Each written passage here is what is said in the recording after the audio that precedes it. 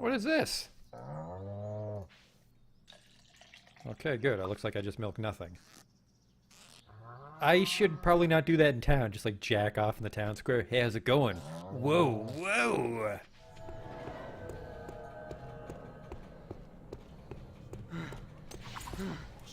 What the fuck is this?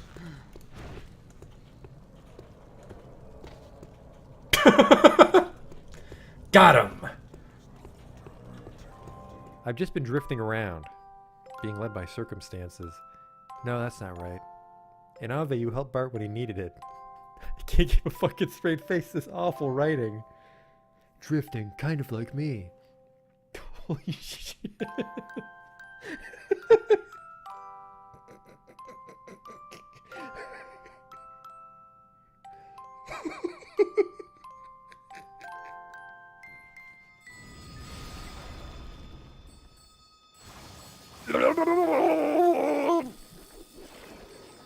Oh no! Oh, we're not quite dead yet. Don't worry though, I have a telescope equipped. The sprite tells me it's a lady, but the face tells me it's a man. Do that Dr. Girlfriend voice. Yesterday my stove caught on fire. I thought the whole house was gonna burn down.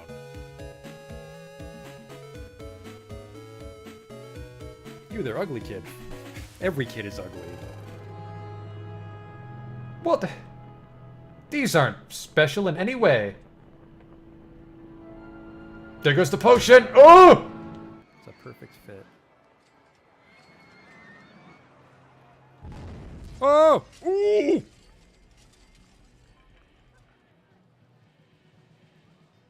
Well, that's gonna be a problem. 24 people have died. We might not finish the campaign now. Oops.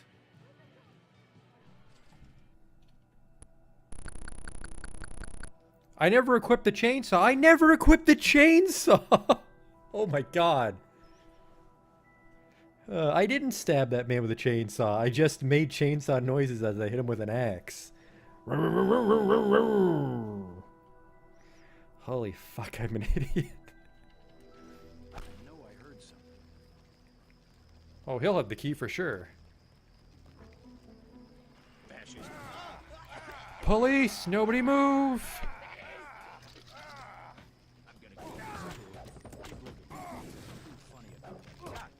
Like I kicked his knee bone or something.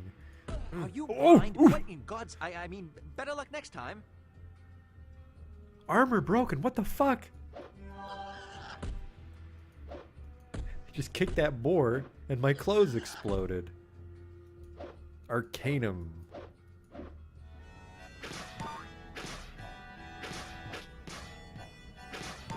Damn it.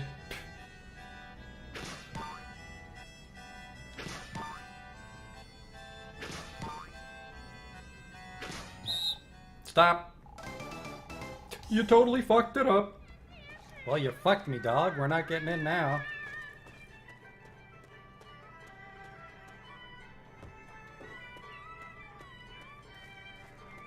You blew it, old man. Holy shit, you blew it.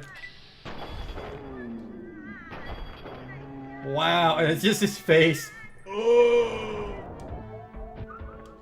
No.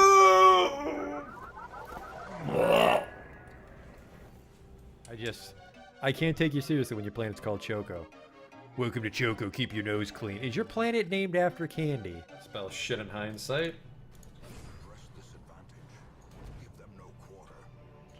That went pretty good.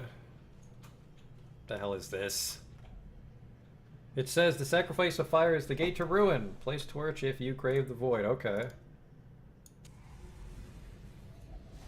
Terrors may indeed stalk these shadows, but yonder, a glint of gold. I fucked that up. A whole bunch.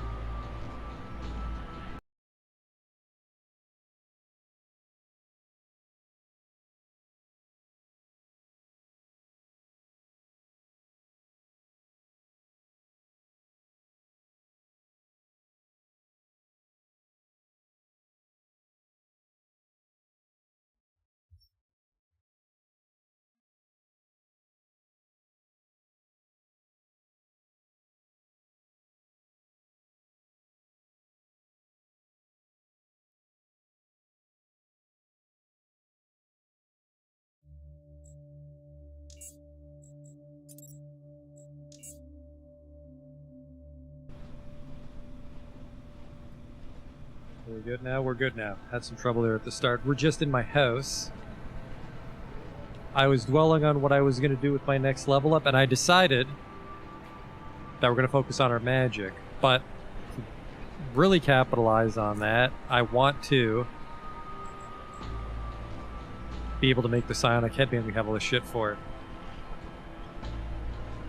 So that's going to give us 35% cost reduction, 76% crit increase. But we can't do it. We need 123 electronics, which is fine. We have 2 levels banked, but I want to save as many points as I can for the actual skill. So we got to go get our crafting benches. But to help us do that, there's a rift down here in our basement.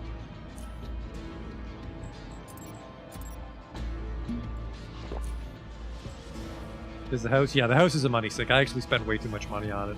I'm not even sure if I can afford the crafting benches once we find the merchants.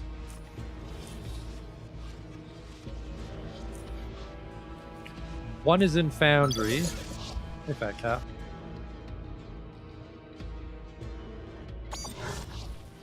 Did I want the feat that boosts the headbands? I think I want to go for Force User, because we have 1 feat right now. Because if we go and grab a lot of... What is it called? If we grab a bunch of Psychokinesis, that'll increase the power of Telekinetic Punch. Force Field we won't use as much. It's mostly for the Telekinetic Punch boost and the Force Emission going down in price. I think double damage on Telekinetic Punch is going to get more value than Headband Power. What's that feat though?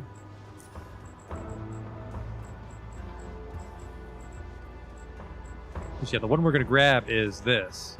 100% bonus damage on Telekinetic Punch and -1 AP, or sorry, -1 PP on Force Emission. Show everything.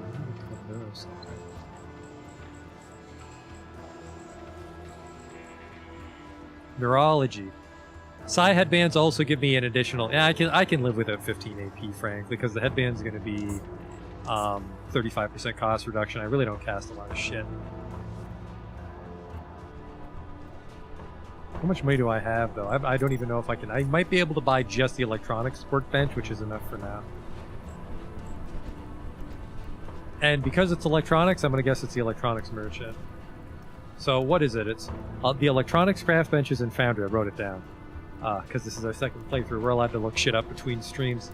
The electronics workbench is Foundry. The tailoring workbench is Camp Hathor. Mechanics is in Rail Crossing. And chemistry is in Junkyard.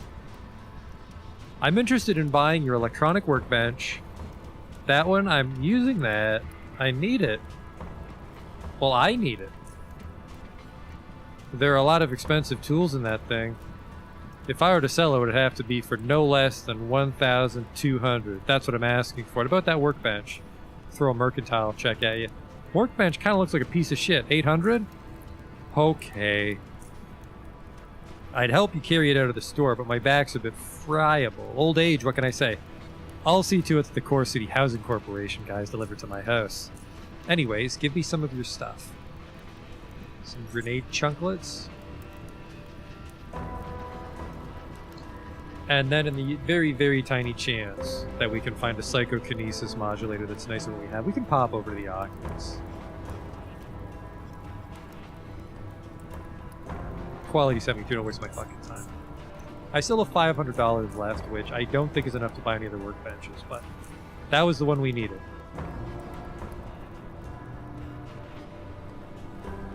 Let's pop over to Oculus and see if we can find some nicer shit. Just cause you never know. Look at that fast travel list grow, though. Travel to your house, Oculus. Is that a flashing journal update to 23? Yeah, I do not read my journal. I am an illiterate, hungry hippo. What we got here? Other? Find more information about the shady dealings operated through the Metro's emergency phones. This might have been broken now that I'm done with the oligarchs. Look for a guy named Elwood, because I killed all the scrappers. Jack Quicksilver. Why are these all lit up? I guess...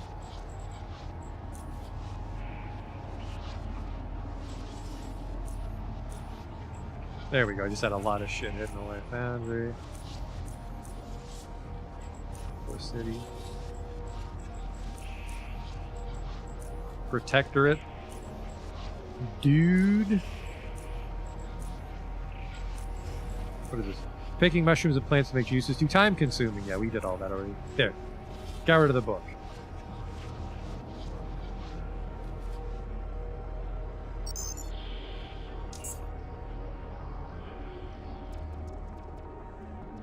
So what am I trying to beat here? So I've got a 117 Psychokinesis, got a 150 Muffler. The Muffler is probably going to last us forever around 150. I think it goes up to 180 now, right? But 150 is very potent. 122, I mean, that'll be nice when it crits. I forgot to check. I don't think I got closure on if Force Emission can crit or if it's considered a melee crit. But still, that'll affect Telekinetic Punch can crit and Electrokinesis can crit. I don't think Implosion can crit by the nature, which reminds me, we have to go grab Implosion because it's in a set place on every playthrough. But we're trying to beat like 120.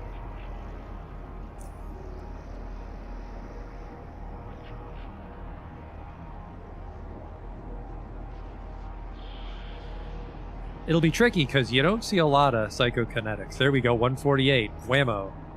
And then 159 on the amplifier. And then you could do this, right? You could go Telekinetic Punch, but we have a lot of dodge. So this is really, really going to fuck up our dodge. So I don't want to do that. Technically, it completely cancels out. I think I took a perk for it, too. I think I have something that's like 30% of my... It's deflection, yeah. If we took a... Magnifying Neuroscopic Filter. If we took that, that would completely cancel out deflection, so that's a waste. But I will take that. So this will require us to go like 127 electronics with the workbench. Should be pretty cheap to get that high.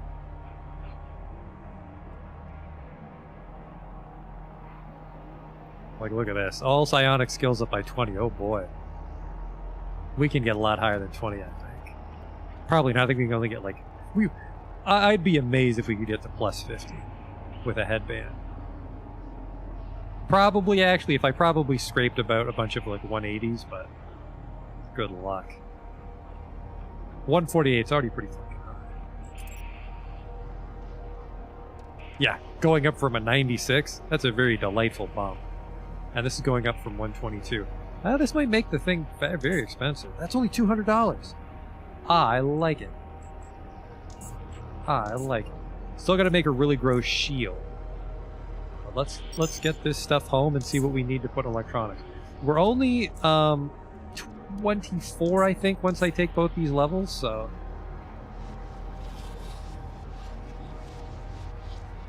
That still leaves us 6 more levels to tidy up our build if we need more crafting points or something. So where's my fucking crafting bench? Jesus Christ, don't tell me I gotta pay those bozos to install it. Maybe I just have to tell them to go get it. Burger time, Southgate Station.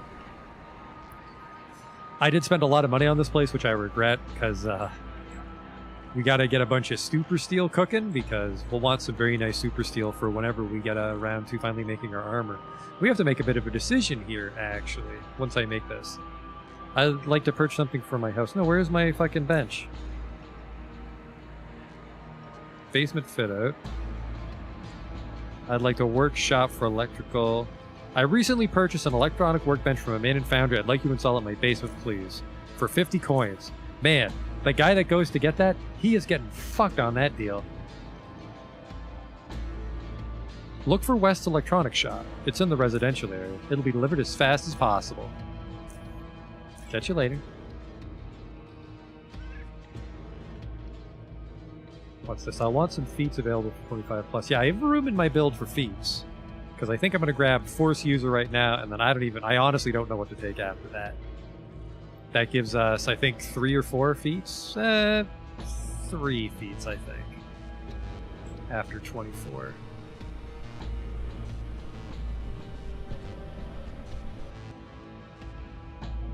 There you are, electronics bonus. Electronics is increased by 15%. Beautiful. Alright, that's 5.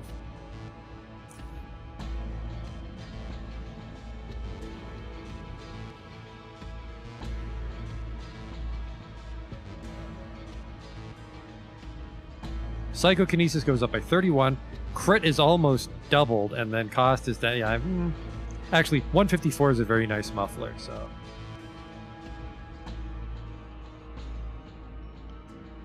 So we just have to make sure that I get up to 127 effective. And right now I'm at 120 effective, so that was easy. There. And then, I should be responsible and keep my melee up. Oh, yeah.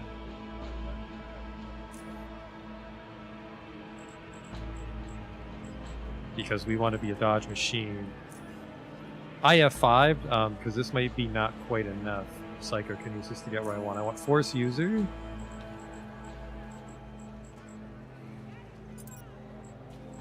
And then for specialization, I forgot to check this too. I forgot to see if expertise was an absolute waste of my time.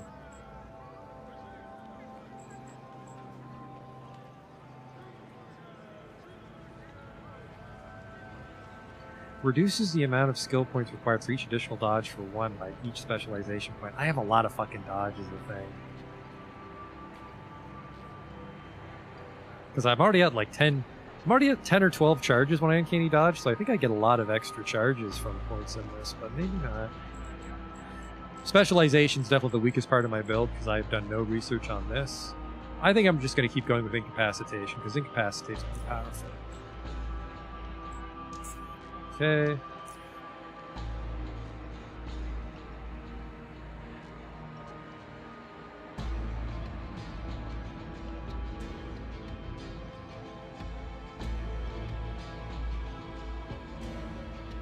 $31, $94, $35. Beautiful.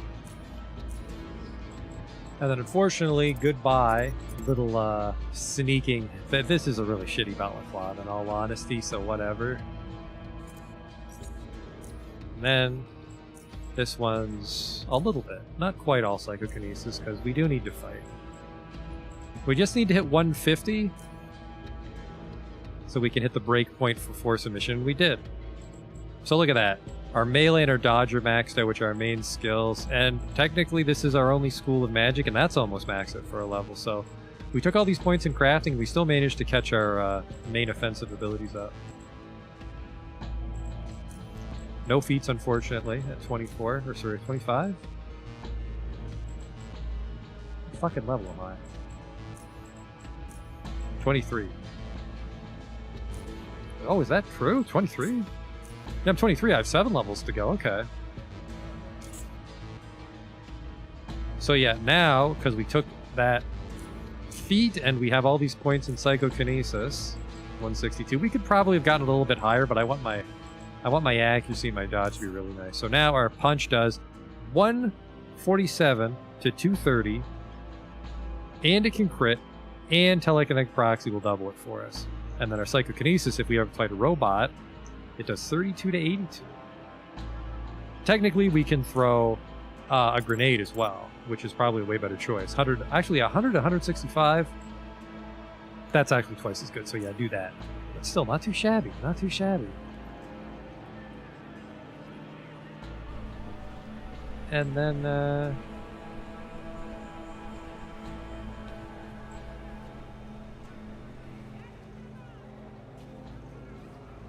I can afford to heal myself. So what's my force emission do at 150?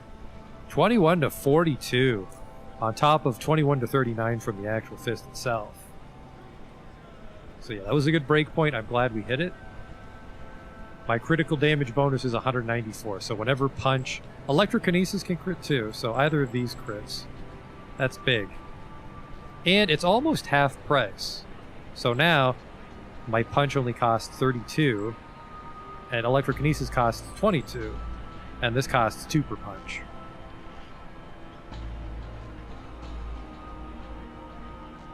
Two per punch is pretty good, because my full... Like, if I only force emission, that's 50 punches.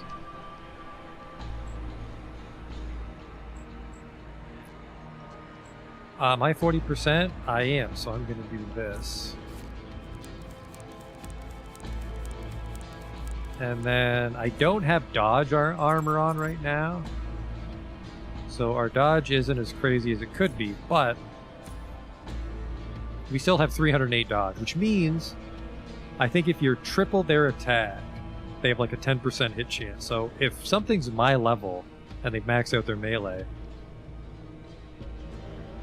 they'll have a very, very bad chance at me, which is really good. Like, I basically have to be in over my head as far as melee enemies go. Range is still going to be a nightmare. The eel sandwich as well. That's a good point. Oh, what did I just eat? Pickled mushrooms. Ugh, wash that down with an eel sandwich. So now I do 21 to 42, but then my fists do 21 to 41, but now I'm down to 6 AP. I really would like to get all the way down to 4, but I don't think that's possible. I don't think I put enough points in my Dex and character creation to get down to 4 AP consistently. Oh, I forgot I could also eat under pie or a John's special to craft in my house, but... speaking of crafting in my house, I would like to get a really nice shield. Another thing when I was reading about it is this whole time I thought that crossbows were medium, but apparently crossbows are low. And then, like, pistols are medium, and then assault rifles and sniper rifles are high, and then I think very high is a special attack. No, sorry, these are assault rifles, so this is high. I think a sniper rifle is very... No, this is a sniper. I'm not sure what very high is, but yeah. So technically, the things I hate are low. I want to deal with low and medium.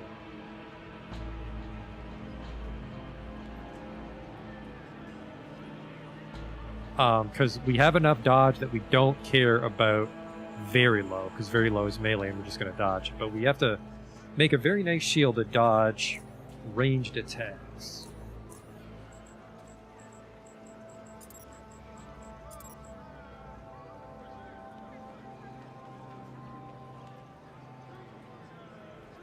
Like, this is not a good crossbow per se. It does 24 to 45, so if we can get up to like...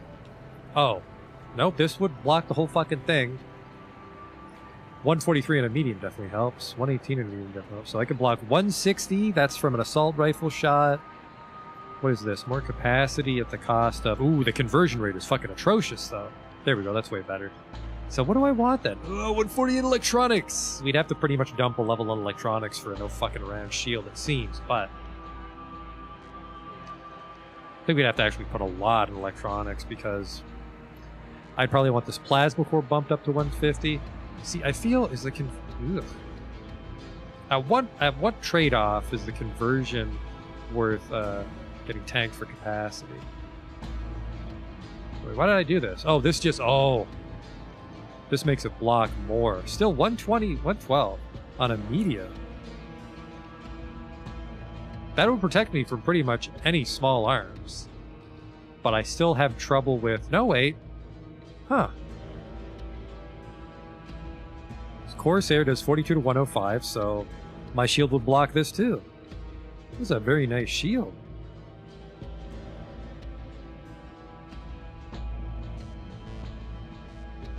I just need to get my capacity up. Yeah, I don't care about... I'm sure there's a few things where we'd want our shield to be super juicy. Because it's like low 83 is that's gonna... Well, low 58 would stop the regular attack on it. Like, that might be enough to absorb a shock bolt, but an aim shot would go through. And very low would also block a decent chunk of melee, considering I also dodge. But yeah, I'm mostly concerned about the power output for... Actually, I can't remember if the core impacts the capacity. Let's go upstairs. I've lost my juice, but I want to pop over to the Oculus real quick because I forget what the other shield accessory is.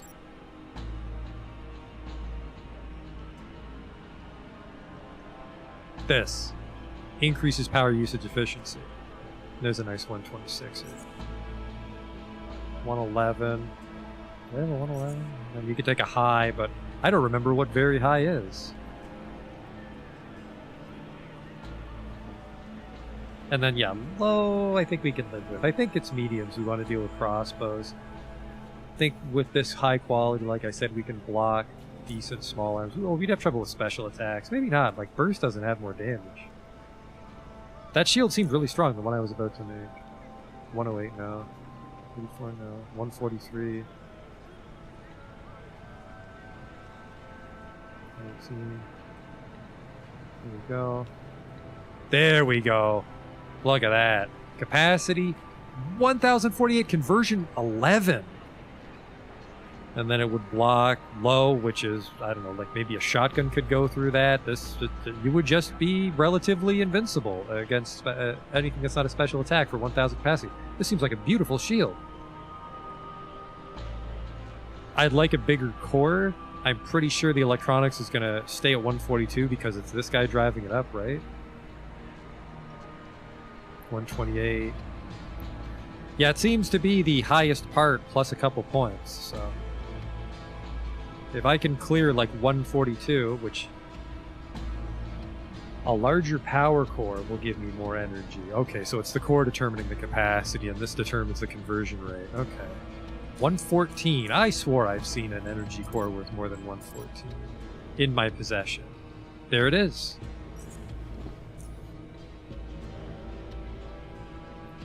Now, which order do you go? I think you put the nicer one in the not auxiliary. 115. 154 is what it puts us at, but then capacity 1400. And then, yeah, wow, energy 128.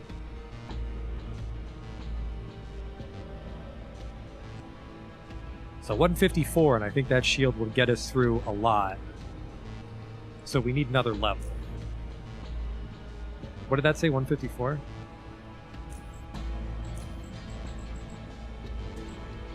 I'm at 127, I think, in there. Then you could take some intelligence food and a John's special, which might give us a little extra effective. What modifies my electronics? I don't even need to worry about this right now. Intelligence. I need intelligence food. What's my offhand now?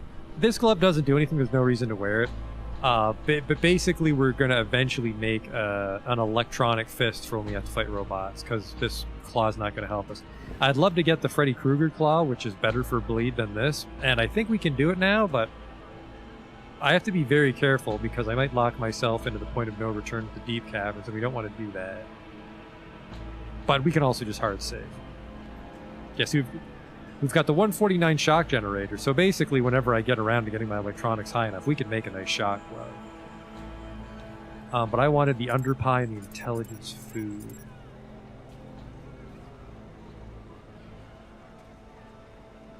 Oh no! You can't stack it, can you? Because John's special replaces the stat food.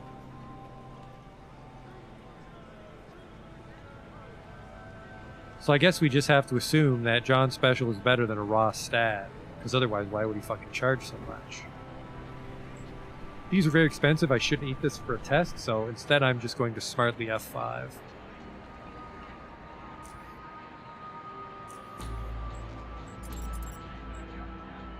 Let's go 5. So John's special plus the electronics bonus gets us up to 133, so I only got to put, well, not even 20 points. Because we're deriving almost 40 bonus points from just synergy and bonuses. So not even a full level should get us to the 150 we need for that really nice shield. And a really nice shock glove. And I think 24 will also be another feat. And then apparently there's some really wacky DLC feats we'll get at 25. How am I doing for weight? I'm a little chunky.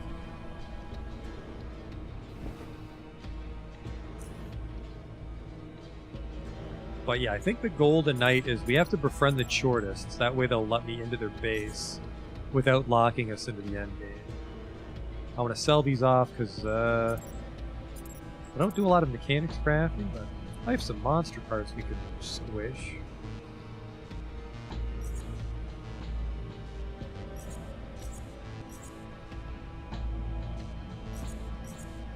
$111, $143. If I could get an even nicer medium, that'd be good. I also need a nicer power core for my shock glove. So I would like to get another core in the 140 to 150 range. These are for grenades. I guess I can spare those. I need some thin cases. A lot of insectoids alive, right? Because I'm waiting on. I'm waiting on a part for the advanced typos.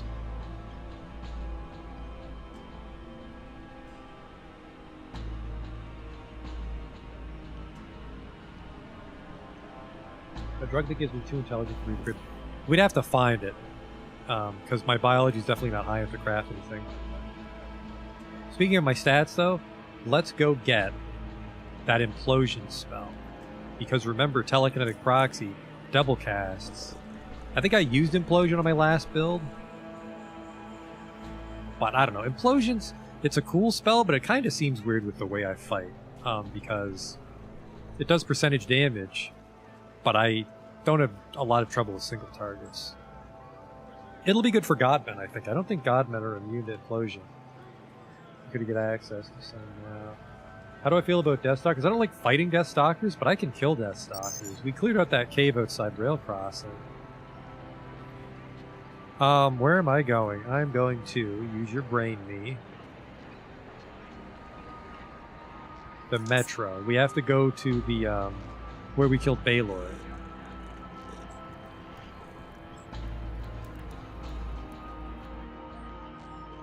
The main reason I want to befriend Tchort is I think I have to be friend with the Tchortists to get the Freddy Krueger glove.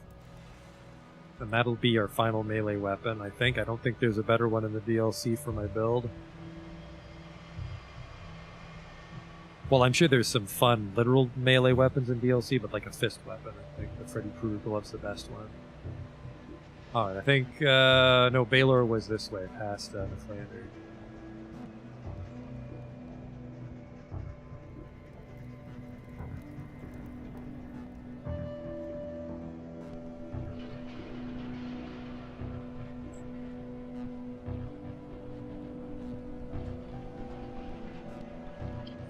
There might be a brand new area underneath Oculus where you provide... Did they add something? I remember being told that there was something near Oculus I should check out.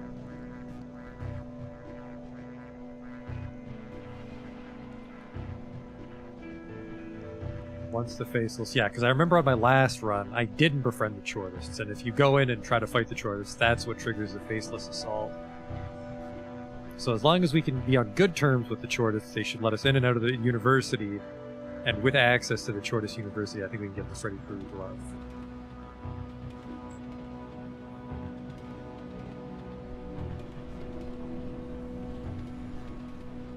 Yeah, I don't know how I missed this implosion spell. I guess I was too busy killing everybody. Should be in a desk.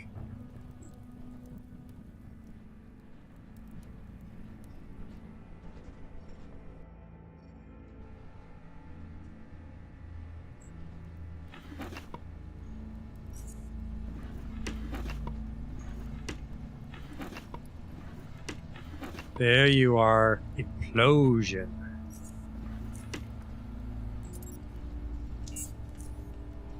Okay. Let's see what these do now. Yeah, 151 to 237. My force field now has 421 health. LMAO Blaze It, +1. 33 to 84. 21 to 43. Ooh, creates a disruptive field around the target that reduces their chance to hit you with ranged and thrown weapons by 75%. 4-turn cooldown, only 6 psi. That'd be really good if you could do that on a guy trying to cast aim shot on you. But I guess I die to aim shot because they get to go first. 60 to 94 if it hits people, but I'm not going to do that. This is Implosion. Deals mechanical damage equal to 53% of their current health, and they can't resist it. Nope, sorry. It looks like it ignores their threshold. Maybe they can resist the oh, fuck. If it still hits their percentage resistance, that's not too hot. I like that it goes through shield and the raw threshold, but... And it can't crit, so our only source of crit is punch and electrokinesis. Which is a shame we put such a beautiful crit module on our headband, but it wasn't increasing the skill check, it was the other stuff. I do want Implosion, though. Christ, I really wish I had an extra point.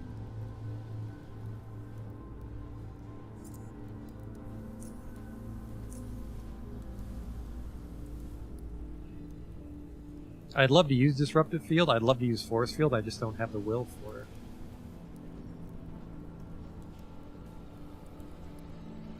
I technically could, I could unequip that, because we have EMP grenades now.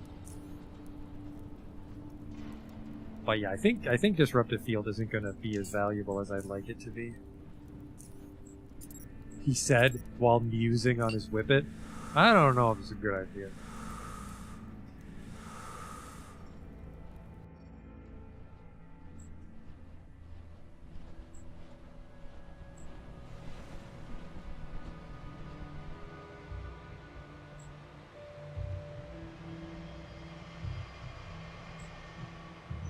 And then if we're fighting Deathstalkers, we want this.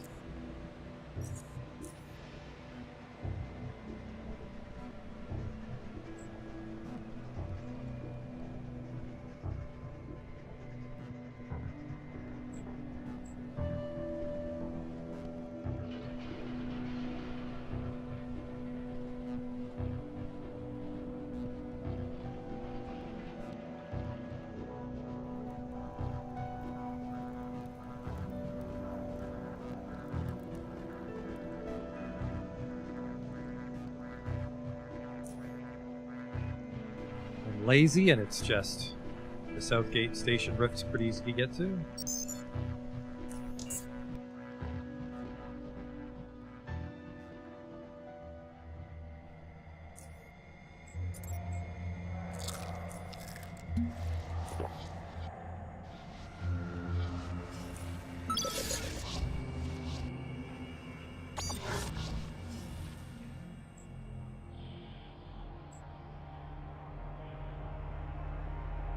Psi seems to... No, it's just that particular school. The other schools, if you went pure Psi, you wouldn't want to be in melee range at all. But you could go Thought Control, which is a completely different set of spells. You've got Pyrokinesis and Metathermics, just set people on fire.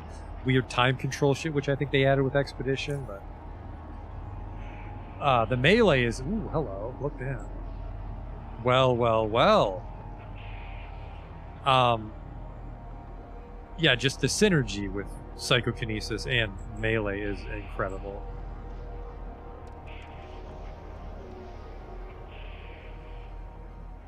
Brilliant idea alert. Neat.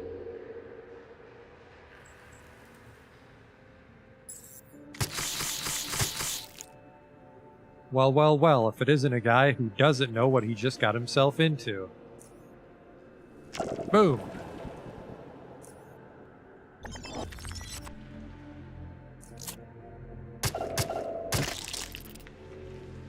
Man, I am really fucked up.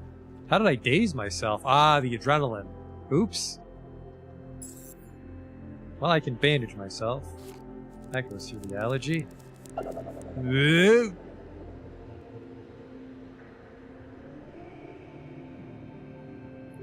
Yeah, if I spread myself a little more thin, I could have probably grabbed some cool time manipulation spells, but I just wanted to go all in on the monk.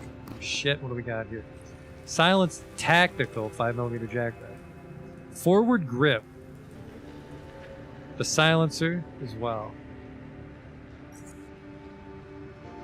High Explosives 4. Man, this guy did not have a good run. Now, can I still climb up? I don't want to quick save here if I can. I can. We're safe.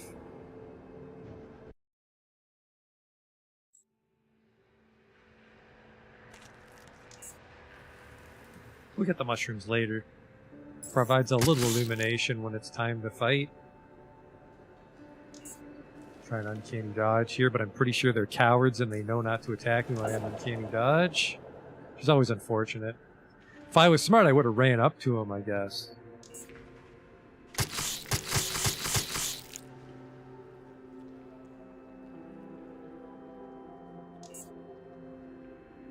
Darn. Made a break for it again. I have second wind at least, so.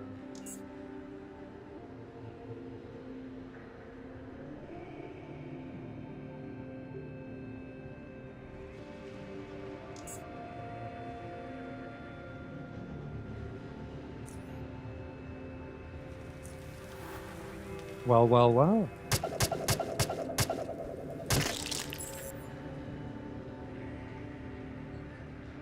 Oh no, my weapon! I think I have another patch kit on me.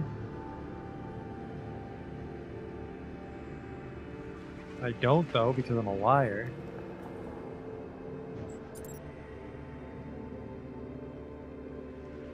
Man, I do not need to carry these pipes around.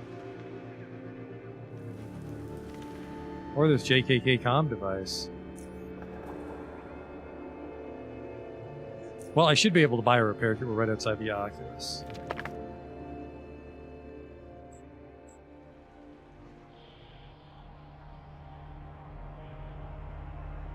Yeah, I probably could have dumped Constitution and Strength. I'm just already spread a little bit because it's like I love the dex. And then we needed a little bit of agility for Uncanny Dodge. I think my agility might be... No, I think we needed 8 for Uncanny Dodge, and I love Uncanny Dodge. Maybe not, though. I mean, with Uncanny Dodge, I feel Uncanny Dodge and Deflection are at odds with each other. Because I dodge so much even without Uncanny Dodge. So I maybe wasted a feat there, I'm not sure.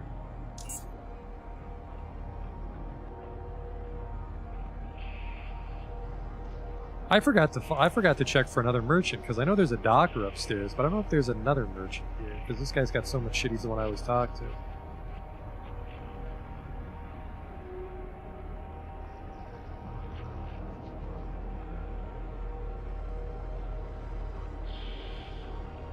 Got any nicer tabbies? Because these ones are 45. The answer is no.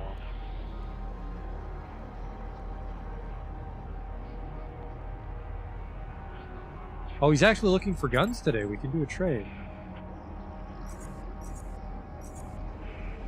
You possess enough coins? He's only got 500 coins. I would need to buy some pretty fancy shit to break even on this one. You got plasma grenades today for me? You fuck. You still owe me a pretty penny, my friend. Why am I even here? Repair kits. Thank you. Well, I mean, let's not kid ourselves. I only need 2.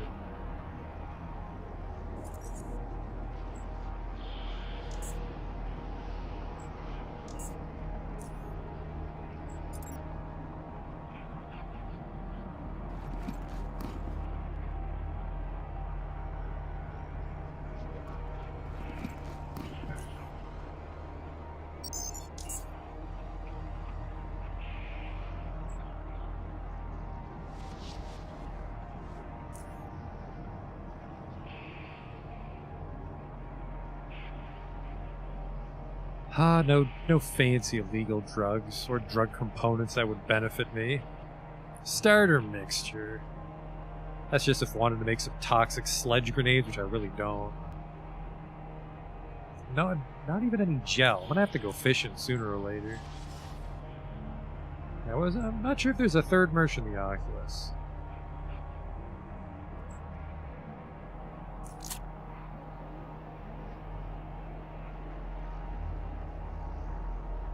I have enough agility that I know how to wear flip-flops. I don't make a mess. One thing I hate is I don't think you can ever sneak up on a Death Stalker. I've never been able to, I think.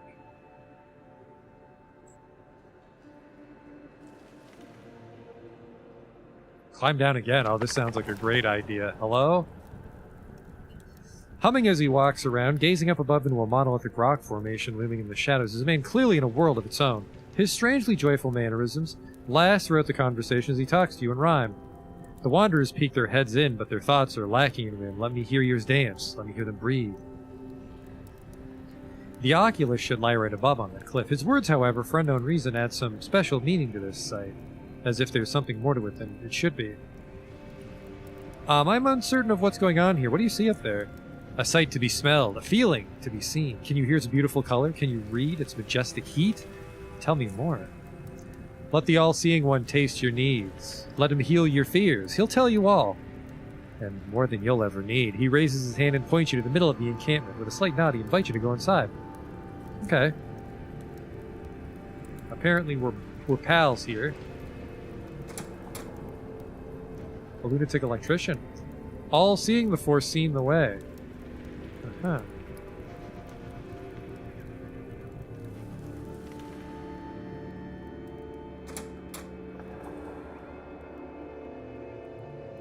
The Formedicator. A gush of thick air ridden with dirt envelops you as two purple glowing eyes peeking above a charred mass of his stare in your general direction. Loud grunts in unison with his rattling teeth produce an unnerving sound, altogether forming immense pressure on you. This whirl of madness starts to escalate quickly, only suddenly stop as the dirt scatters away from you and silence takes over. A smell I don't remember. A new mind ready to be cleaned? I've got just the things to satisfy that precise need. Let me see the stuff. Well, if it isn't a drug I already have. I already have this drug too. I'll take this though.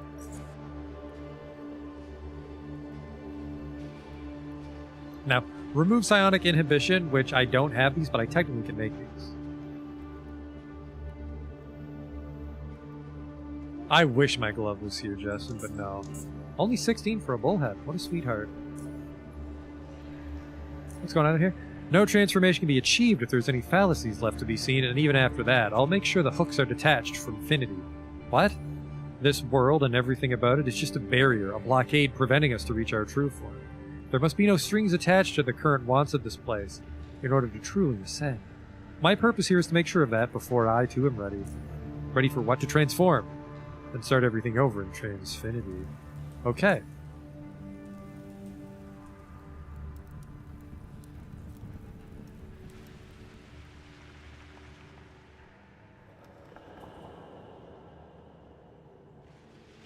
This is just a rock. Nope, it's the bottom of the Oculus. Okay. But only I'm allowed to see it because I did their special Oculus Gang quest.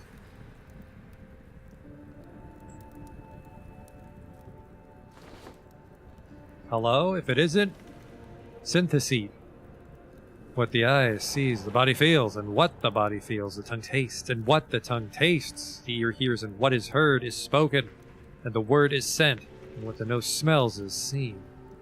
And what the eye sees, body feels, tastes, hears, smells, feels, smells, hears, tastes, sees. He shuts his one visible eye. His hands are convulsing but remain close to his body. The pentagonal gem on his forehead begins moving, inching, as if seeking the perfect position, which apparently is not the center. The pentagon rotates slightly. His hands relax before his eye opens with a new shade of clarity.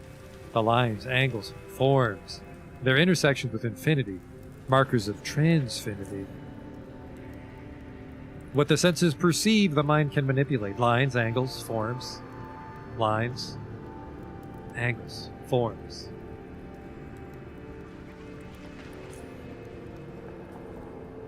He once again closes his eye and takes a few steady, serene breaths. Is it that yoink?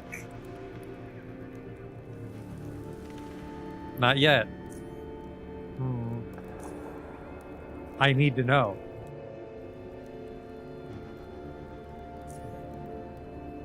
You grab and pull the entire headband off his head. He wildly reaches for it, but you're faster. No! He stumbles backwards, his eyes zigzagging in linear chaos before spiraling into a state of approximate focus. You sour, colorless shrill. He shivers as if freezing, all the while regaining his balance. Give that back to me. Never. Burger time. Get out of my way. He's only dazed, so we gotta go fast.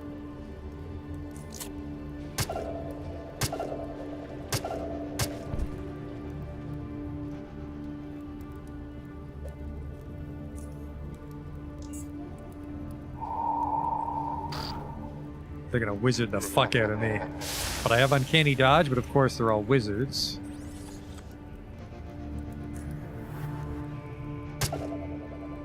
Get out here and help me, Proxy.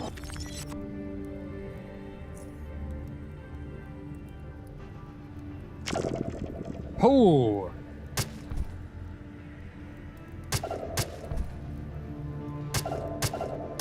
Burger time.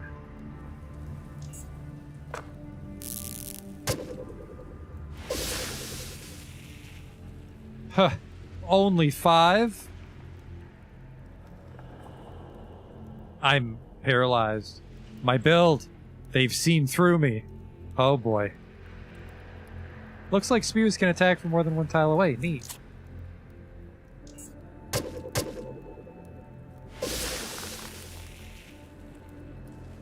Still rooted. Oh man, what a way to go, Burger. I thought the cryokinesis doesn't go all the way through the shield. We had a really good run there. We were completely shut down by a fucking net. Ah, classic. Classic Burger. And I could solve that problem if I would just take Escape Artist, but I refuse to, because I'm an idiot. I feel like this is a merchant, but she won't talk to me.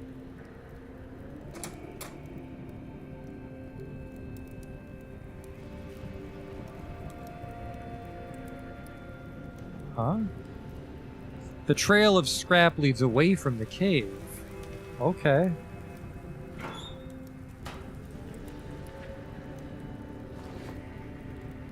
Is this where you guys shit?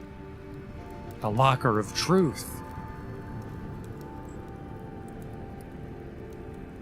So there's just a merchant down here. He just didn't happen to have any nice medical shit today, I'm guessing. What do the crawler stingers give me? I can't recall. Is it poison or is it crawler poison? Yeah, we're not a poison character, so not over the moon about that one. Hey, wait a second. Oh, can't open that. I mean, he might have it later. Merchants are random. That was pretty good, though. We fought a lot of lunatics in one go. Apparently, though, that cold damage is the problem.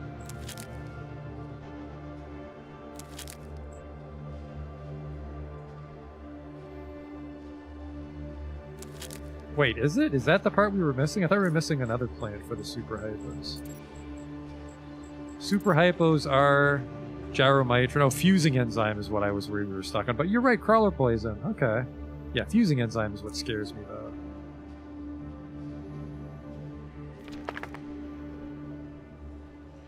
Oh, it is? Oh, yeah, it is time, is what you would say. I mean, I already stole his headband from him. What could possibly go wrong with another F5 adventure?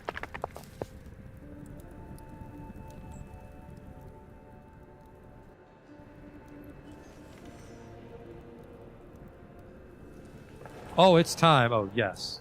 Then your transformation may begin. Follow me. We'll gather the rest. Okay.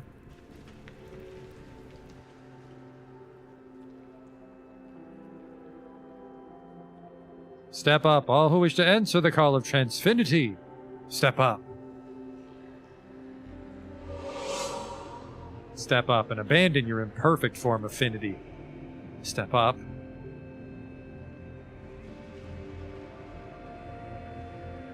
Cast your mind and follow the lines, intersecting their sharp angles, directing.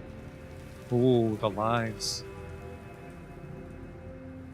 Up there, invisible, but if you unify your senses, it's reachable. I can see it. I can see it! Oh! You're not supposed to touch Oculus. Another transformation. Pick it up. It is done. It's your turn. Do not be afraid.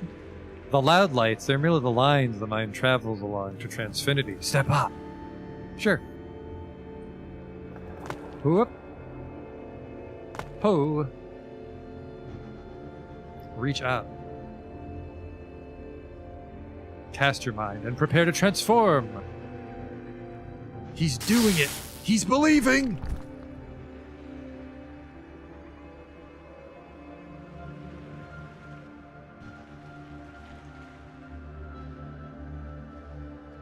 I didn't believe enough.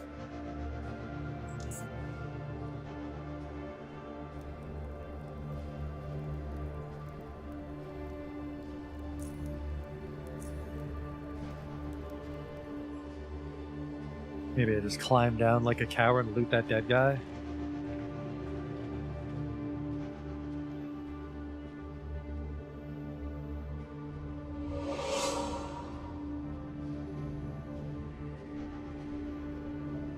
Probably the most animation I've seen in this game.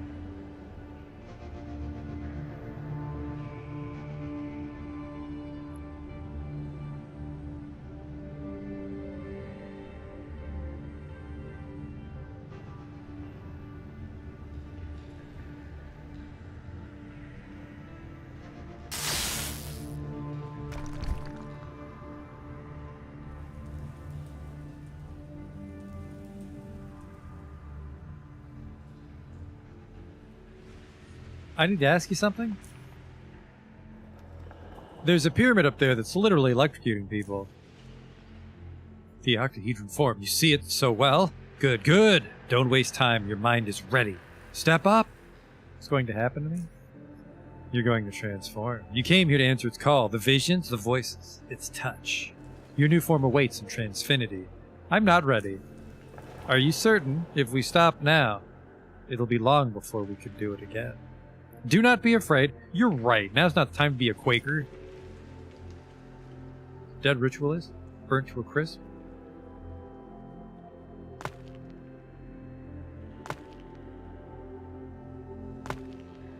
Ow! I forgot to see how much damage that does. I guess it just kills you outright, doesn't it?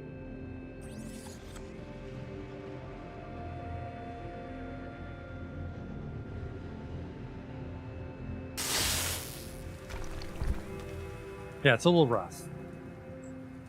Burger time suffers. Yep, you just die.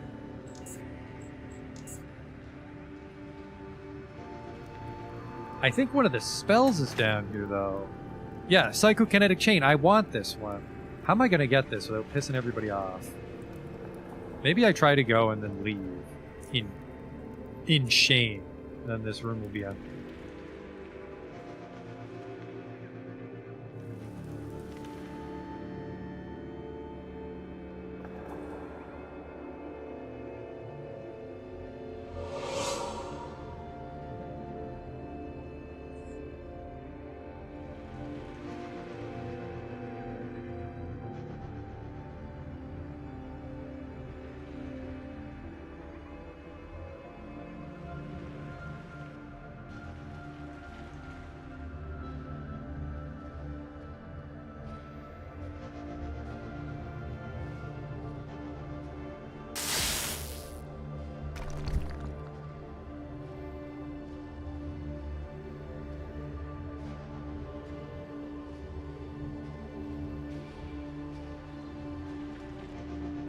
I'm not ready.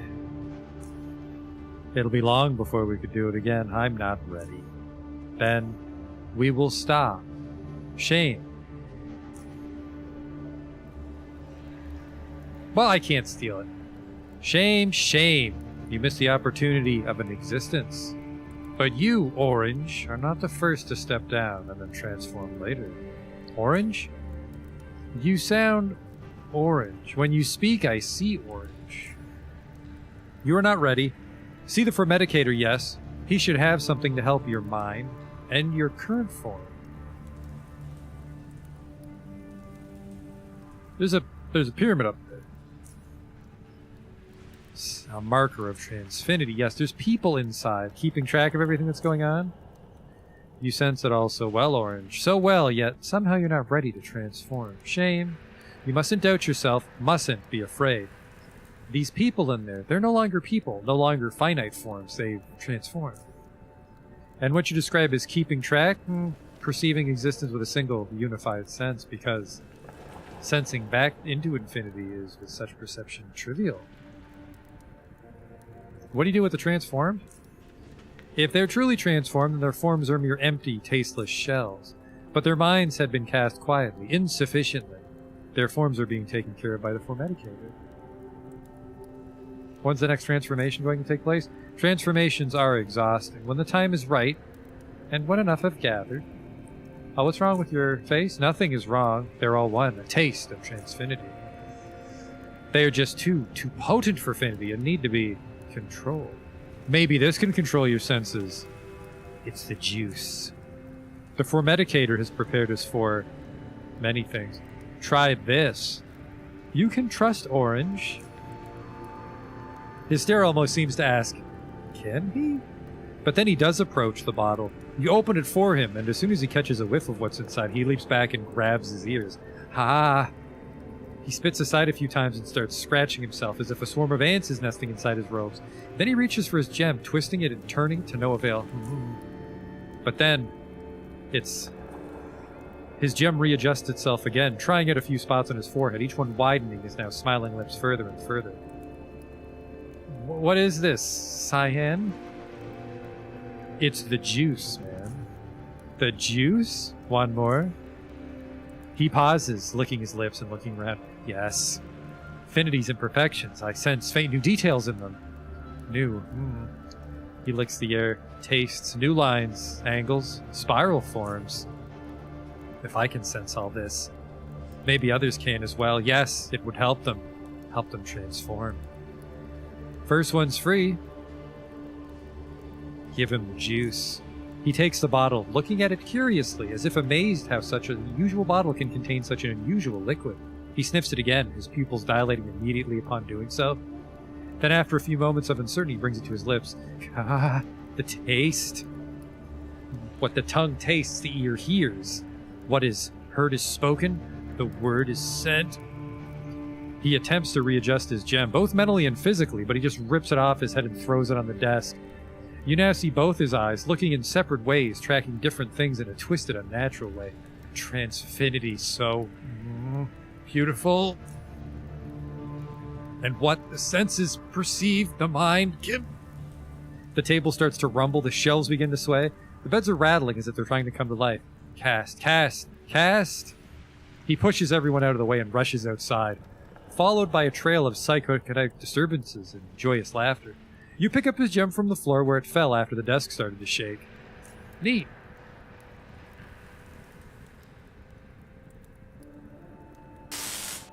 Oh! What did I steal from you, my dude? It's a unique... Oh, Psi headband. Psychokinesis increased by 25. That's worse than mine. I'm 31. Fucking lightweight. Psi ability cost decreased by 20%, but only when focused. And then my perception and detection goes up. But then when I'm unfocused, So this just doesn't do anything when I'm unfocused. This is... Mine's better.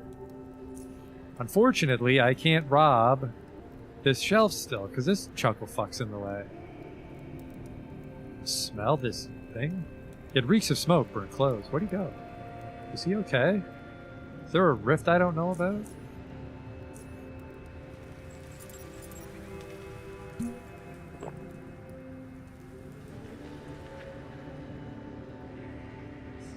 Tension can be felt in the air as you witness the unusual autopsy. Chanting quiet and audible words with his right hand hovering over the charred corpse, the physician channels a thick mist which envelops the victim. Swarm of moving particles is tearing up the robe piece by piece, chunks of cloth getting spun in the air before disintegrating into the whirlwind. Every last piece. There's no hiding from me. Scars left by the lightning strike leave a remarkable shape colored in red, featuring a pattern closely resembling plant roots. On several spots, these wounds rupture the body, further revealing the devastating damage caused by the impact. From time to time, the physician would gently touch the corpse with his left hand in search of signs for life. As he moves from one spot to another, the mild mist of dust perfectly makes its way so that it wouldn't make contact with him. Malformations, colors of doubt, stench of foul regret, a pulsating weight of any temperature. I must find it all and cleanse it. Only then the transformation is complete. Well, have you found any? The cold and empty feeling of doubt still defiles my vision. Countless times have we found insidious incarnations of malfunctioning transformations, personalities born out of the tiniest of doubts one can have during a moment. Manifested into beings of their own wants and hideous wishes, elusive, stubborn, ferocious. Such monstrosities would never back down to stay afloat, swiping anyone or anything in their way. He pulls his hands back, finishing the examination. In doing so, the levitating dust settles down, making a mess in the process. It'll take a few more of these, over several days, too. Any unexpected outcomes so far? The hooks to affinity are too many to count. Perhaps the worst one would be a total rejection of transformation. Most likely caused by false belief, he scratches his head. Getting reformed back here, violent and consumed by madness, forcing us to take extra measures to correct their futile convictions. Only then would we truly know that the form has made it over. Now leave me be. I must make sure to contain our brother's discarded husk. He picks up a rug and starts to clean the autopsy table. Do you have anything for trading? Same shit. Okay.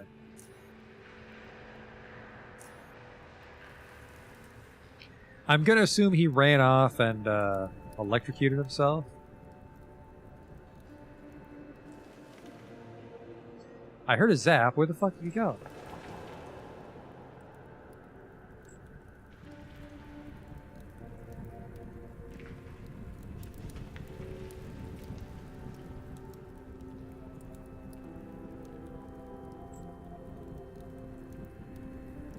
It is just one dude, but I'm pretty sure that he's looking right at me, so I'm not gonna be able to steal it successfully. Like I am.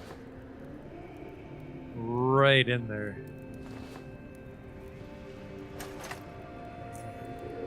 Oh yeah, that's 100%.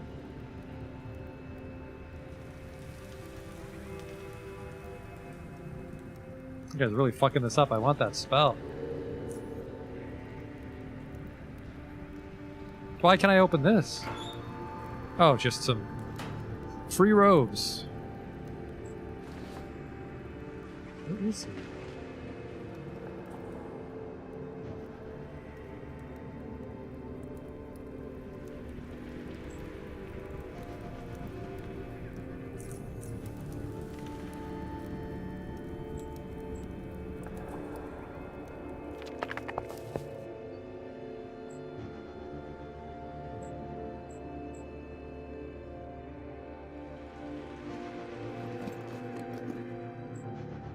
Stealth behind him and then walk to the shelf? Yeah, I guess if he saw me stealth, that would give up the game.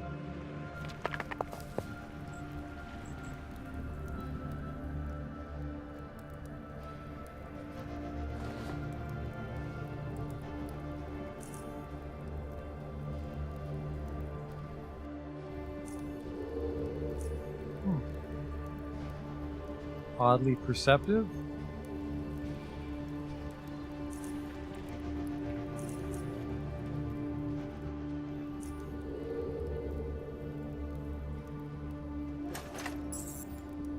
I need some help over here.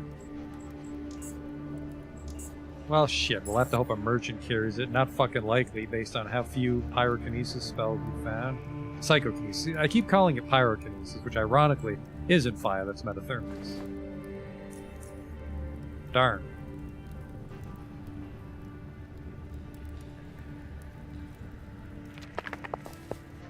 I don't think I can get at it without killing that guy. Although, I guess I don't have to waste my time. He was the one that killed me, wasn't he? He was the one that killed me. I might be able to drop him while the door's closed, now that I think about it.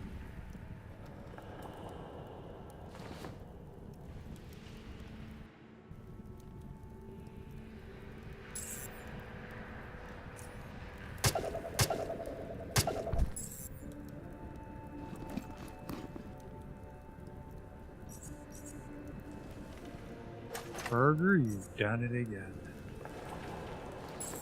Oh. There's no way you knew. There's no way that thin cloth curtain didn't conceal my crime. Oh, is the spear dude that netted me? Oh no, yeah, he did net me, but this guy really chunked me down with the... I mean, we lose access to this guy, but he just sells drugs every now and then. I think it's... At the same time that we use those for the soup, I don't know. I don't know if I want to nuke this entire town just for that spell. It's a cool spell, but I don't have spell slots either, do I? Problem for later.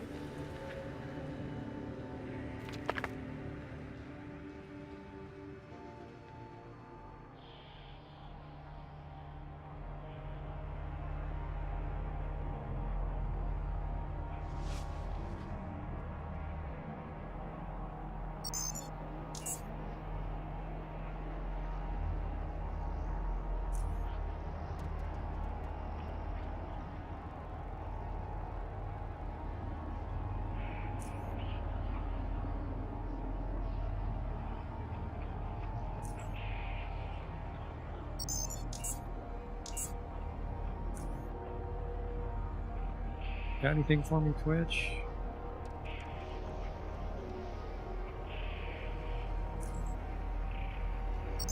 Ah! The robe figure quietly assesses you. That's fucked up. What's with the robed ones? Colloquially known as Whisperers, the deadly Psy warriors belonging to a clan called Kazumurakat.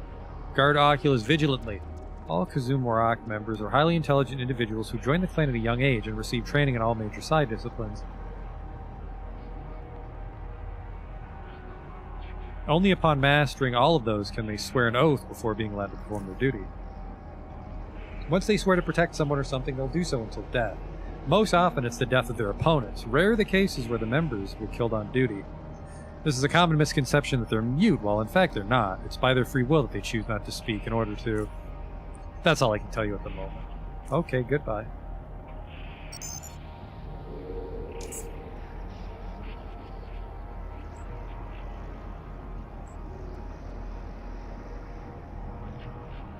So, I mean, that was a small lunatic encampment, but we did okay against them, which is good, because I'm pretty sure lunatics are guarding the Freddy Krueger glove. But like I said, I think we have to chum up the Tchortists to get access to it, so let's do that. Let's go to the university and see if we can bamboozle our way in.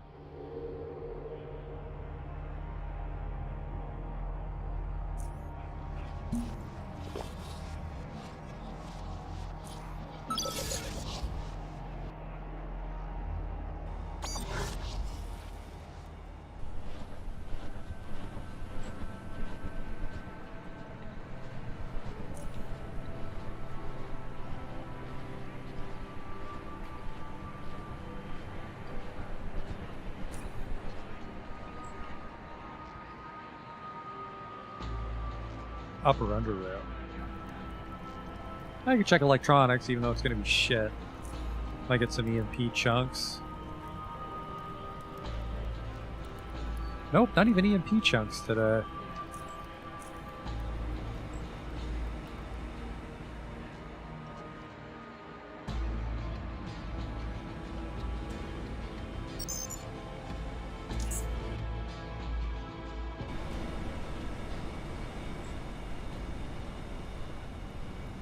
I don't have my United Stations dollars on me, do I? I suppose I could just... Nope. I was about to say, let's go and see what they're selling, but that means I have to listen to the fucking drill if we do that, so no. Right, we'll do a hard save here, because remember, if we botch it, fucked. 20.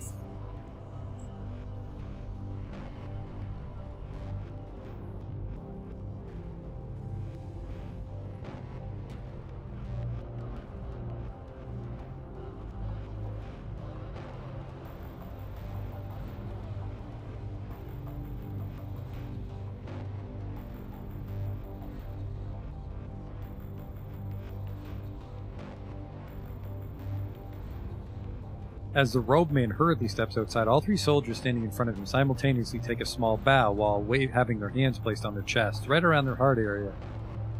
Once the salute's finally over, the middle soldier takes a single step forward and addresses him. Tchort is evolution, Afrader. Evolution is Tchort, brother. Tell me, did you manage to find everything? I'm afraid not, Afrader. We scanned the surrounding area but found nothing other than a handful of isolated groups of bandits and scavengers, and no one who possessed what we see.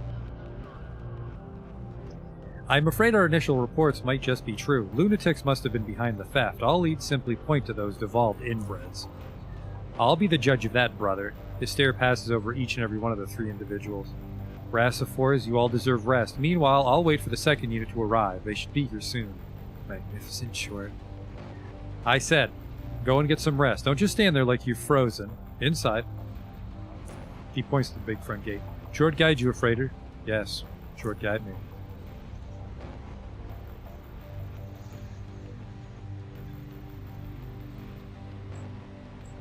So is this the cult? The man seems somewhat uneasy as you come near him, even though you're unable to see his face. What you are able to notice is how his body language expresses his apprehension. He's unable to stand completely still. He either taps his foot or crosses and uncrosses his arms, or nervously looks all around him. When you near him, you notice a symbol on his uniform, a circular eye with two tentacles sprouting from it, similar to the symbol on the large doors behind him. Soon he speaks with a voice that sounds tense and hasty in one moment and cold in the other. What is it? Who are you? Are you one of the Tchortists? I'm Afrader Denzel, and yes, I am a Tchortist. In case you haven't noticed, you're standing at the entrance to the Institute of Tchort, and all these robed guards, Brassifors, are its members as well. We're here to preserve safety of the Institute, so be very careful of your actions during your time here. You got your answer, now leave me alone. I'd like to join your cult. I'm sorry, but we can't accept new members at this particular time. We are full, so to say. As you can see, if you were to look around you, all these people here are willing to join the Institute, but alas, I've already mentioned we can't accept new members. Still, that doesn't stop them from waiting, which is to be respected. Tchort might reward their wait, but not at this time, unfortunately. You don't understand. I need to go inside to advance the plot. What's the matter with you? Are your ears vestigial? It's like you can't hear me properly. We do not accept new members. Now buzz off. I think the longest one's the right answer here. I never suspected that a representative of such a grand and enchanting organization such as the Institute of Tchort would say something so foul to me. I was willing to dedicate the rest of my days to Tchortism and to happily to spend those very days surrounded by men and women, brothers and sisters, who were above all the low-life scum inhabiting the rest of the Underrail. Magnificent Tchort! You must be some inbred bastard who lost the ability to understand human language several generations ago. Look here. You don't want to be disturbing in a freighter. I can order those Rassifors here to cull you instantly and they wouldn't even flinch. I'm standing my ground here. I want to join the Institute and I'm willing to do anything to achieve that goal.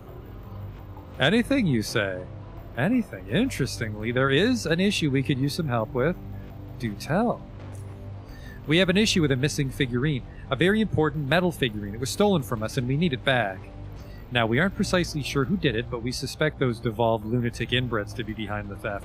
They taint everything they touch with their filthy hands. The metal figurine depicts a man reaching for the surface, he points up there. If you can find it, we might make a deal about you joining us, brother. Where should I start looking for it? Well, our Rassifor scouts have learned some time ago that large groups of lunatics were seen in the vicinity of the Emporian shopping mall that's west of here. If the lunatics are the ones who took the figurine, that would be the best start. What can you tell me about them? Culling material, no question about it. They're as mentally derailed as one can be, and therefore extremely unpredictable. Their motives, patterns of thought, or anything about them is impossible to figure out. They're powerful psionics, mind you, and that's pretty much the only thing we're sure about them. Okay. I'll get the figurine. Don't speak to me unless you have the figurine. Tchort bah. Bit of a cunt. To the west.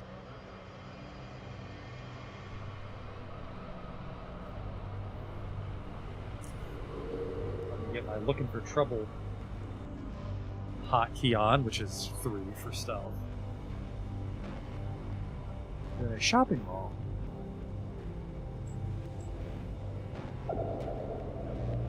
The fuck was that?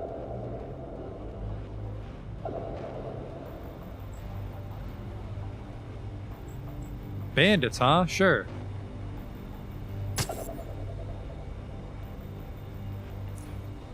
Howie!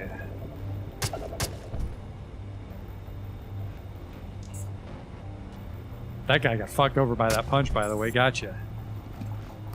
What we got here? $10.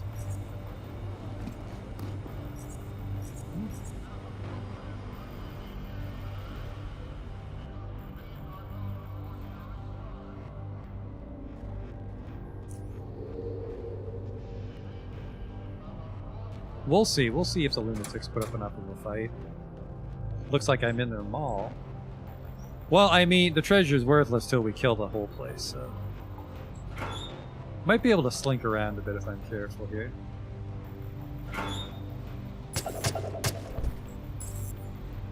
We're closed. Oh, nope.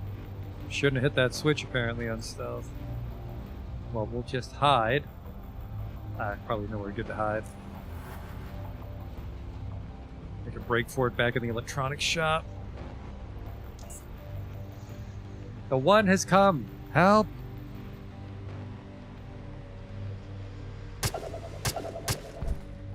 Make my escape.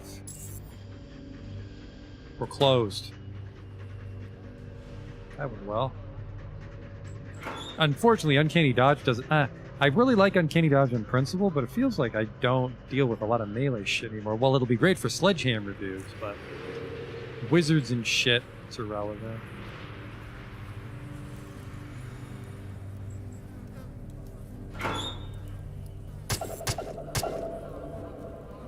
Ooh, bad time to run out. What are you, a freezer? Fucking Christ, I hate the freezers. The Chili Willies?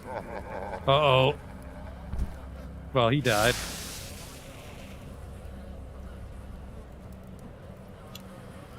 Tell you what I'll do. What's this? Every time the character suffers a melee attack... Oh, I can stun you through that. There you go. A barber. Not no more.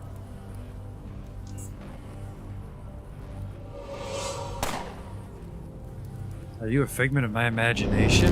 Ah! Christ, wizard shit. Alright, well.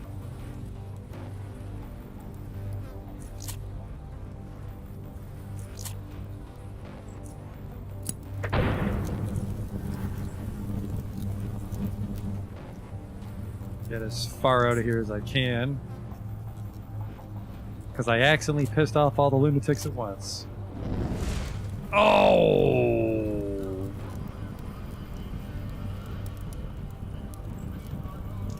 I think I'm still gonna cook off here. 29 per turn? Yeah, I think I'm done.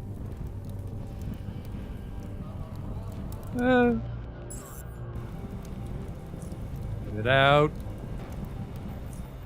Whew.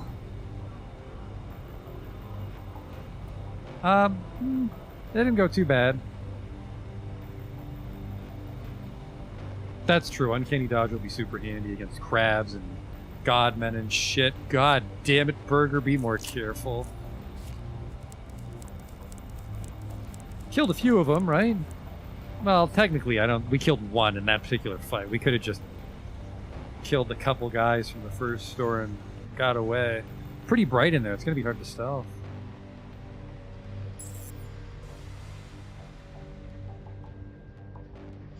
Huh. That's a doppelganger.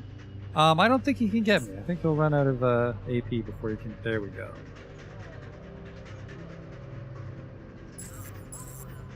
Jesus Christ. Ah! Again with the fucking fire. Man, that is a lot of damage. I mean, I had my shield off, but...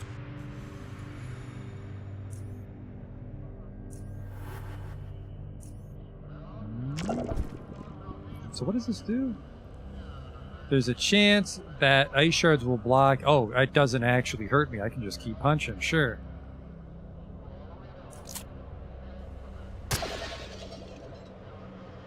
I just wait.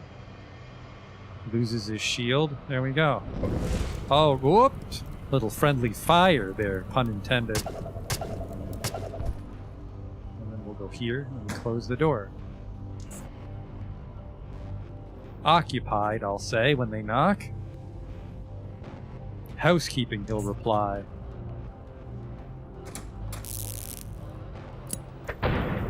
Again with the fire. Ah. Actually, I don't think the taser will work. Oh, fucking needed that to go through, by the way. Beautiful incapacitation. Ooh, we are fucking closed.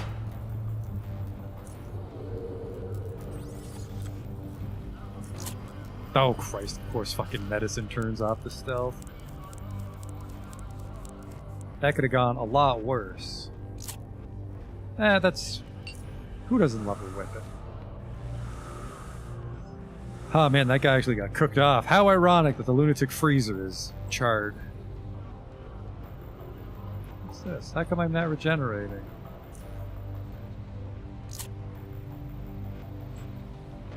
Because I'm inhibited?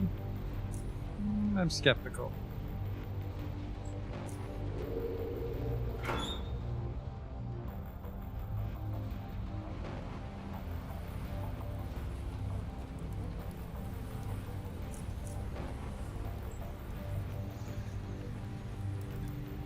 I really do need some side here. Oh, that's my shield. I'm an idiot.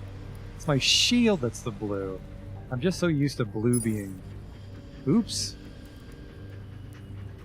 Now, it says 6 intelligence, but you might be surprised to know that what happened here? Just a dead guy. Only a couple shops left. There we go. A brawler. I don't care about that.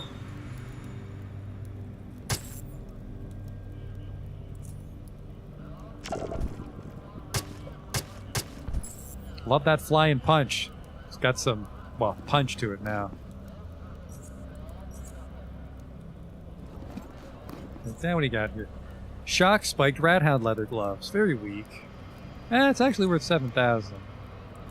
Maybe some United Stations dollars in this cash register. No, that can't be true because the U.S., the United Stations are new to South Underrail.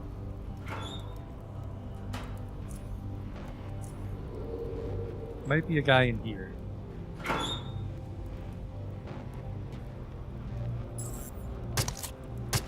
Well, well, well, if it isn't just some guy. Oh, fucking perfect incapacitation.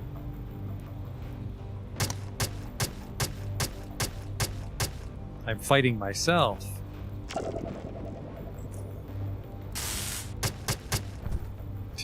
Resisted the telekinetic punch, did not resist the electronic punch from my taser. Got him.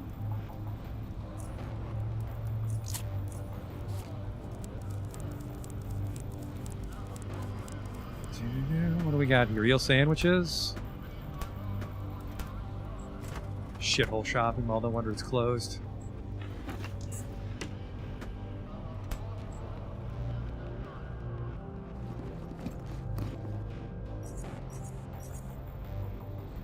I was about to say a lot of psi boosters, but they are lunatics, so it makes sense they'd have them.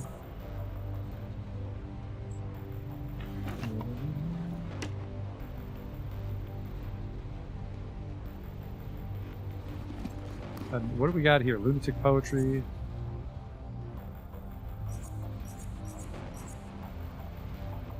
Ah, it's kind of a shitty shield. No thanks. Hang on. What do we? Yeah, 7,000. Well, 6,500, but who's keeping track, right? There we go. Like this. Psi circuit extension. Oh, ooh. More efficient innervation. Because we don't crit. We might have been better off putting a psi circuit in. Darn.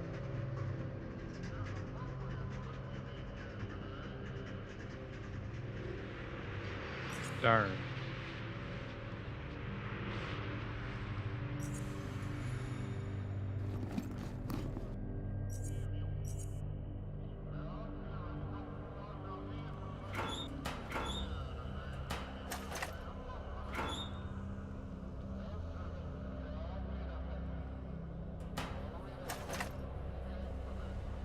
I wonder if there's actually anything in this weapon shop.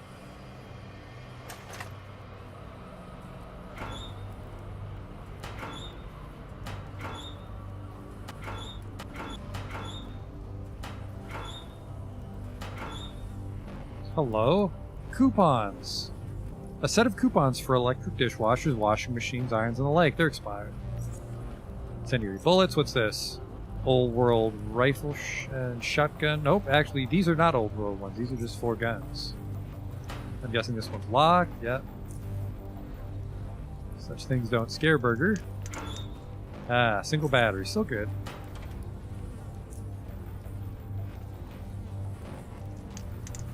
The extension gives me a bonus spell slot. That would...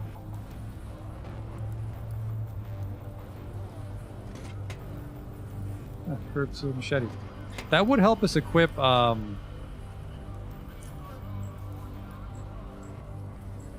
do we need? Force field might come in handy every now and then, but also... we could equip the chain if I can ever find it. I don't think I'm leaving behind money. Am I leaving behind money? Like, I'm leaving behind things because I have trouble finding merchants and, like, shuffling around trading off handful of guns. But I'm taking their $10. But, you know, something like that's actually a really shitty trench coat.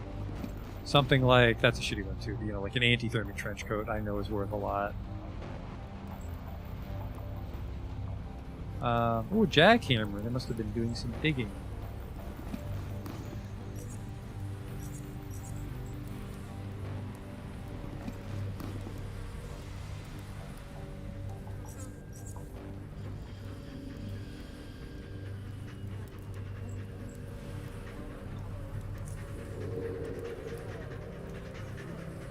How much did it leave?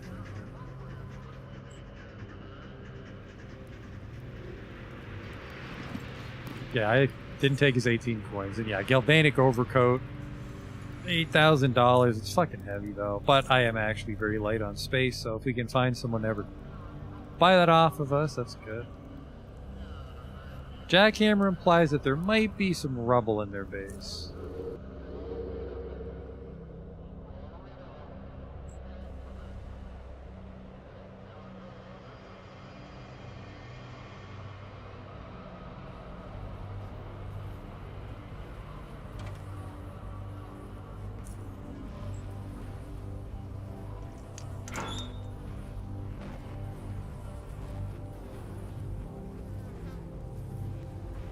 few traps. Think I can make that run, or do you think I should? Whoa.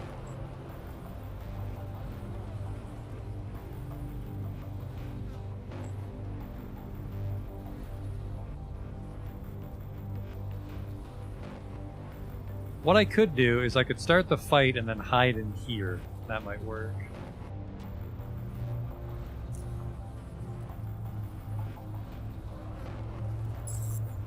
Burger, you don't need to get that close for TK Punch. That was a very fucking powerful fireball. Holy shit. Burger, just fucking cast your goddamn spells. Look what you've done. Now we can't get inside in time. Doesn't help that I'm chilled. I think they can line up a shot there.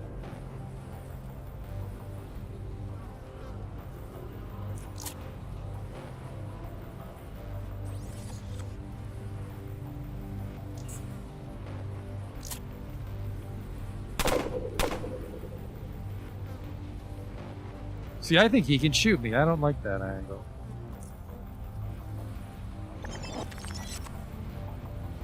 Just shoot him. Can't line it up because he's behind the door? What the fuck? This is awful.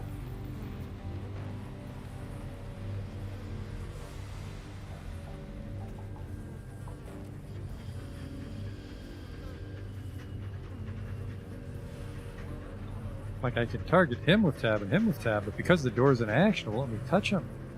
Oh. There we go. We can just disable interaction on the door.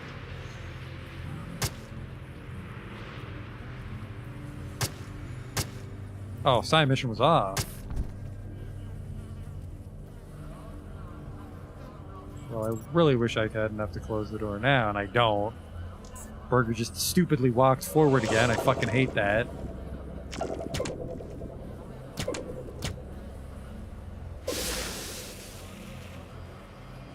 I'm done. It's a lot of guys. I don't even know how to handle a group that large without being greasy. Because, I mean, yeah, just throw a grenade, whatever. Baby's first ambush.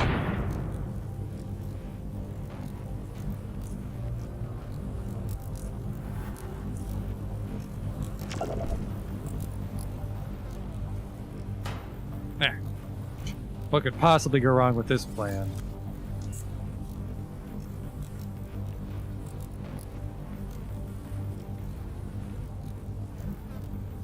Force mission is on.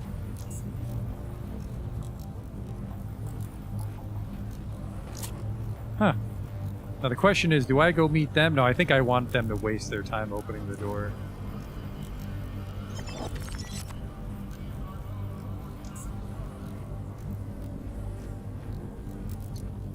Is my proxy blocking the door? Is he a coward? What the hell's going on? What am I looking at here? There we go. That was weird. Thank God I blocked the punch. Frosty!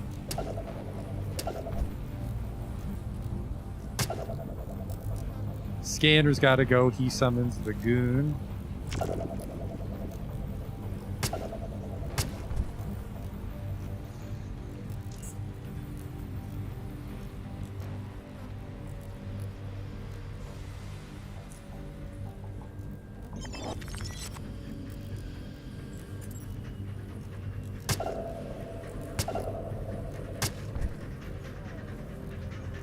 Okay, I don't have enough to close the door, so the scanner can come get me now. And that'll be a problem when Doppelganger stands in the way.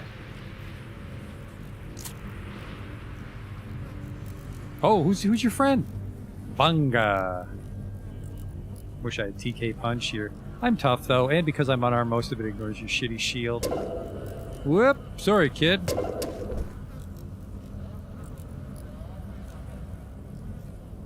Adrenaline for the road. Scan that.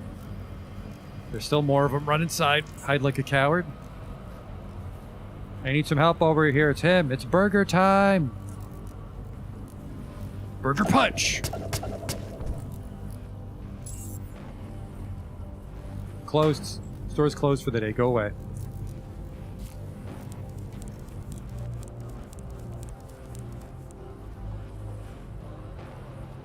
It's really draining my... Oh, that's my shield again. I keep thinking that's my... I'm losing mana!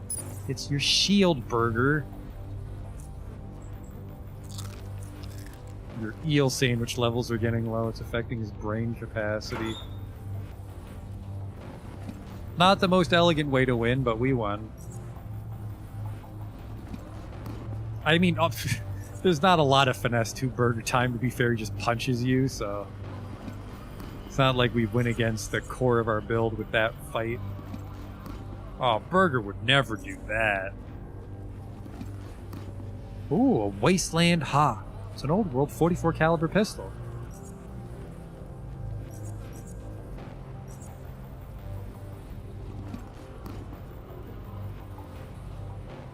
Not the worst. Not the worst shield. Pretty shitty knife.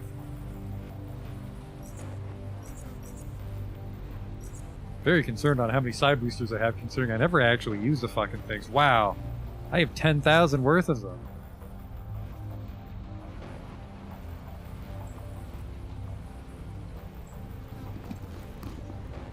Now the only question, what is this? Rathound leather striders. These boots are made of rathound leather no matter how hard you try to wash it. They're padded with soft foam. They're equipped with compact military-grade springs that allow the user to move faster but also make a lot of noise. Huh. Stealth goes down, but you move quicker. But these make me move quicker already. Right? Yeah, movement 27. There's just no reason not to wear tabbies. When would you not wear tabbies? Metal figurine, we did it. Take that, enemies we shouldn't have fought at level 23. I think the base game goes to 25, right? Before the expansion came out. Whoops. So we fight the run. Burger punch. Uh oh, who's your friend? He's getting me with the chili willy.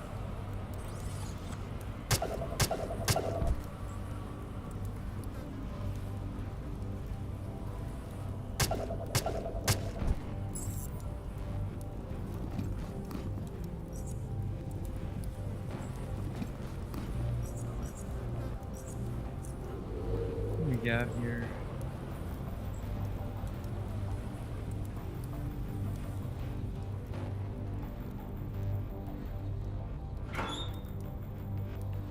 Scan this asshole. What the? Oh. Yoink. Shot gloves are pretty valuable even when the quality's mediocre. Hard part now is just finding people that have money. It's actually hard to just like rip enough coins out of the economy to make my super steel. I'm sorry, am I supposed to be scared of you, man with gun? Burger punch! Then just running haymaker him?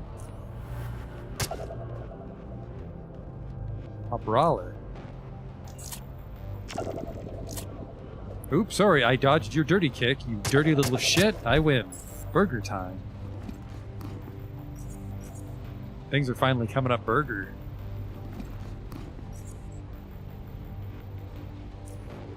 What a coincidence. I have low health. There's the dock door. The B is for bargain because I'm stealing everything.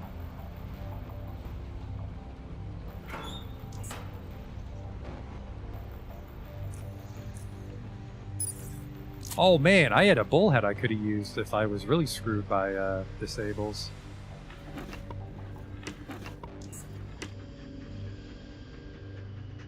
No, I didn't loot this place yet.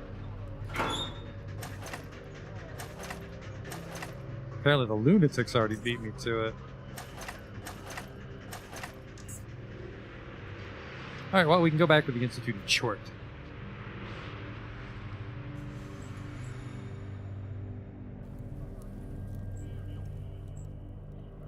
High quality boot springs are faster than tabbies, okay.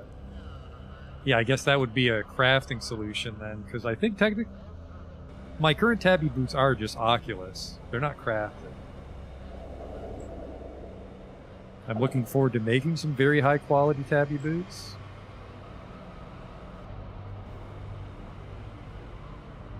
Make some tabby boots out of siphoner leather. Make some high quality siphoner leather armor. That should be like 100 free dodge just from our equipment. I'm actually curious if I think we might be able to clear. Huh, where'd all my dodge go?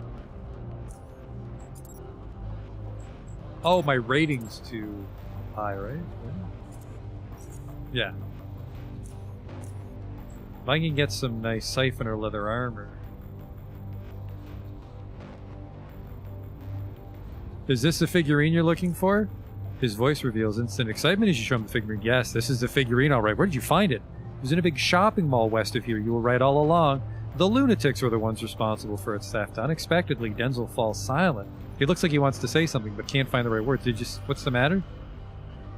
I didn't really expect that someone like you would be able to actually retrieve the figurine, even just locate it, let alone retrieve it from the clutches of whoever stole it. Whatever. I got the figurine as you asked. Now let me in. I want to join the Institute of Tchort. A deal's a deal. Hand me the figurine, and then I'll go inside and discuss your request with my superiors. It stays with me until you come back. You go talk to your superiors first, then you'll see the figurine again. The Rassifors around you turn towards you, and you feel the atmosphere beginning to heat up again. Denzel surprisingly cools it back down with a single hand signal. I suppose that's acceptable, but don't leave the courtyard. I'll return soon. Just as he goes to leave, he turns back to you again. I never caught your name. It's Burger Time. Burger Time from Southgate Station. Burger Time. All right, Burger Time. Wait in front of the Institute here. I'll be back as soon as I talk to someone. Just be patient. Tchort guide you. You wait, and as more time passes, you begin to wonder if Freighter Denzel's actually going to come back. After all, he couldn't wait to get rid of you the first time you talked, but then you remember that strange metal figurine is still in your hands, the one Tchortists want so badly. You begin thinking about this strange piece of metal, about what awaits you ahead. However, your thoughts are soon interrupted by footsteps following a hurried rhythm you've already heard before. It's a Freighter Denzel. Burger Time. I've talked to the median and explained the situation to him. Therefore, the official word is as follows. You will be allowed to enter the Institute building, be interviewed, and if deemed fit, you'll be offered Institute of Tchort membership. All that in exchange for the figurine you possess. Speaking of which, I'd like to take it now. Then I'll lead you inside.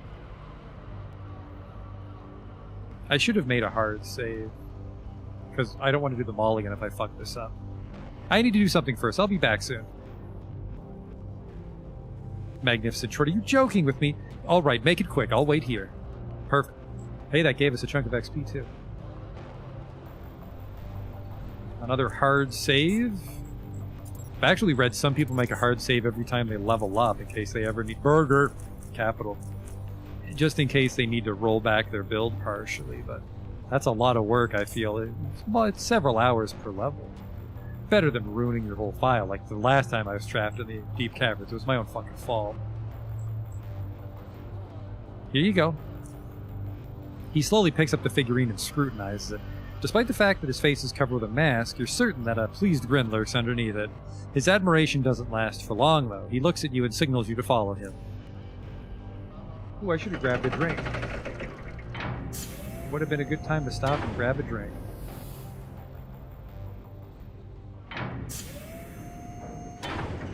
Follow me.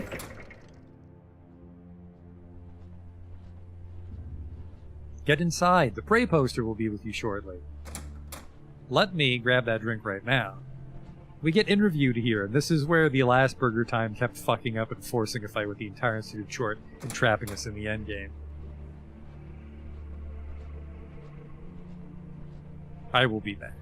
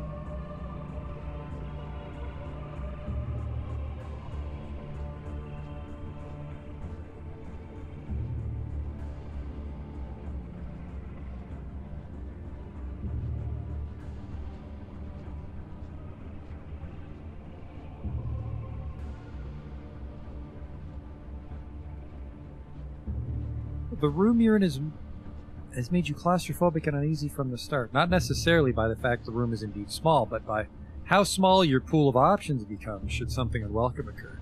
You'd prepared yourself for the worst, knowing that you'll be in an unfamiliar place where anything's possible. It can go awry. No, I didn't.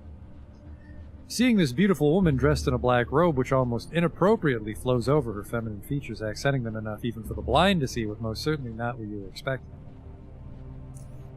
The deathly robe envelops her arresting face like black oil being spilled over a shiny lump of gold. Her striking olivine-covered eyes immediately meet yours.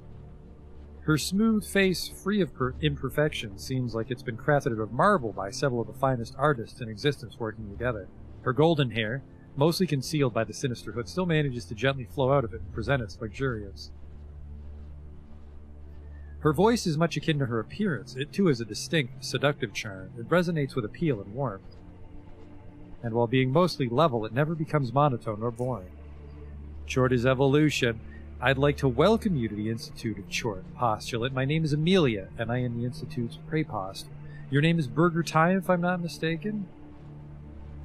It's whatever you say it is, damn. It is. The pleasure's mutual, Burger Time. Despite the current situation, you've somehow managed to find yourself before me. The Affrater was very convincing when he spoke to the rest of us about your deeds. Know that we're making an exception for you, just for you, for I am sure the Affrater told you our institution is not accepting new members. Now, I'd like to ask you several preliminary questions, general in nature, before we advance this interview. So you're interested in joining the Institute of Tchort and becoming a Tchortist, is that correct? I'm delighted to join your organization if you're willing to accept me. Tell me something of yourself, Burger Time. Where are you from? I actually never sleep. I'm from Southgate Station. Can you tell me what guides you through life, what motivates you? Try to give me a concise answer.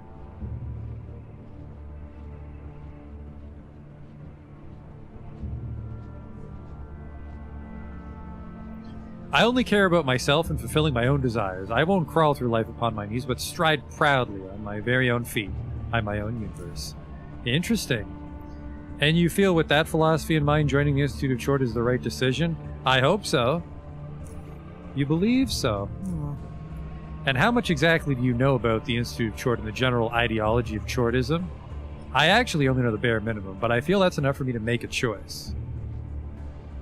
So far, nothing I've witnessed here made me second-guess my original decision. You've seen very little, Burger Time. In any case, allow me to elaborate on our ideology. Afterwards, you'll have to make one final choice of joining our institution or not, if you're still willing. The Institute of Tchort is an institution dedicated to the study and celebration of Tchort, a primordial being that was discovered in deep caverns nearly 100 years ago by Aiden, the founder of this institution, as well as Tchortism. What he had discovered then and there was magnificent. The creature had been undergoing a unique cycle of regeneration. It was completely formless, changing and adapting to the current environment. Since Aiden was and still is the only person that can communicate with Tchort, he was able to study it and uncover what secrets it holds within its magnificent genome. He learned that Tchort holds the key to evolving the human race to new heights. One day, perhaps, through directed evolution, as Aiden originally named it, humankind will hopefully find a way to adapt to life on the surface and escape this gloomy underworld. Principally, Tchort represents two things, the physical being and the knowledge it holds. Consequently, Tchortism, being guided by Tchort, aims to direct human evolution with its help.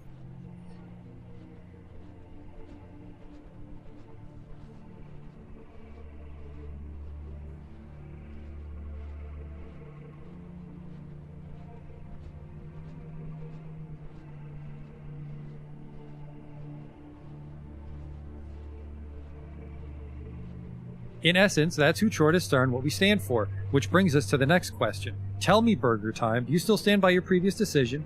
Do you wish to become a member of the Tchort Institute? I haven't changed my mind. We can proceed. Very good. I'm pleased to hear that, even though that is the answer I expected from you. Now, allow me to explain what happens next. I'm going to be asking you a set of questions, simple questions that require no hard thinking, only honesty. You'll answer these questions and any sub-questions that might arise during the process. Don't worry, this won't take long. Let us begin with the first question. She takes a single piece of paper containing the questions, clears her throat, and begins. Have you been sent here to knowingly injure Tchortism? Now, we know from our last playthrough to not tell the truth. No, I haven't been sent here. Mhm. Next question. How do you feel about Tchortism? I wouldn't be here if I didn't think it was worth my time. Very good. Next question. Do you think there's anything wrong with having your privacy invaded? It depends on the situation. Have you ever been a drug addict? I've had some drug-related experiences in the past.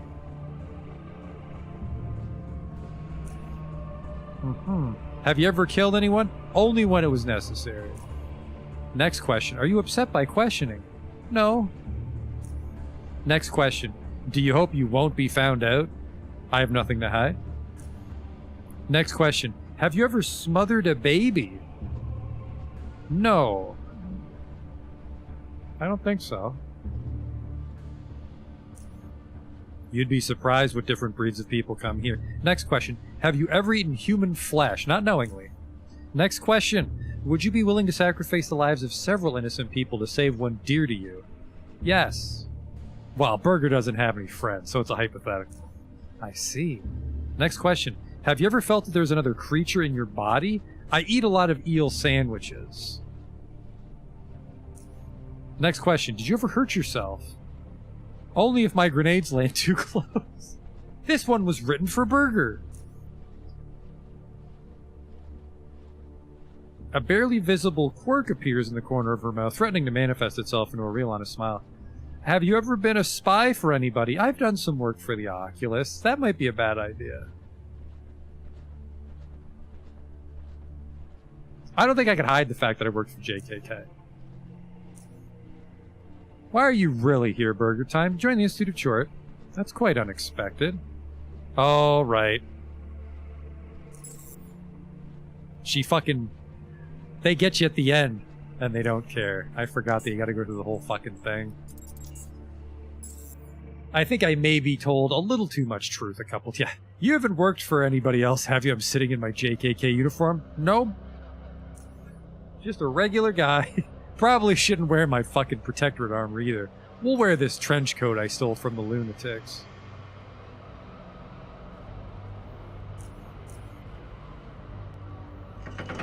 Actually, maybe I should wear the JKK clothes. It's got a lot of persuasion on it.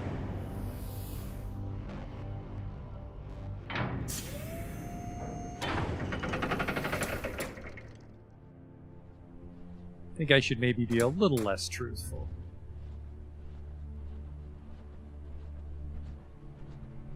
I can't recall though. I don't think your actions taint the interrogation. I think you just have to ask the right, answer her properly.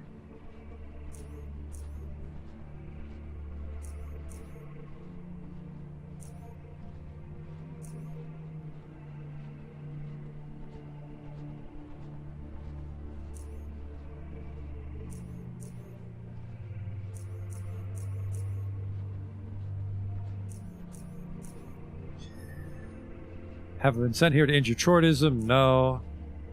How do I feel about Tchortism? Makes a lot of sense. Do you think there's anything wrong with having your privacy invaded? No. Have I ever been a drug addict? No. Ever killed anybody? Only when necessary. Are you upset by this questioning? No. Do you hope you won't be found out? What do you mean by that? Just answer the question. I have nothing to hide. Have you ever smothered a baby? No. No. On flesh. Would you be willing to sacrifice several innocent people to say no? We'll say no to that one. Have you ever felt there's like Tchort? Yes. Do you ever hurt yourself? No. Been a spy for somebody? No. Very good, Burger Time. There you go. You just didn't have to fucking say you're a spy for Core City. Now I'd just like you to ask for a sample of your blood and wait patiently for you to return. Of course. Preposter Amelia pulls out a strange device. It looks like a large black ornamented syringe with a see-through tube and has tiny metal tentacles climbing towards the needle, twisting around the device. She inserts the needle into your flesh. Externally, you feel but a little sting. Internally, you feel your heart pounding faster and faster. Fortunately, the procedure is over quickly. She pulls out the needle with a smile, and the syringe is now full of your blood. She places a gauze on the wound before stepping away. That's all I need. Please wait for me while I return, Burger Time. It won't take long. Congratulations, postulant, or should I say, novitiate. You've been selected.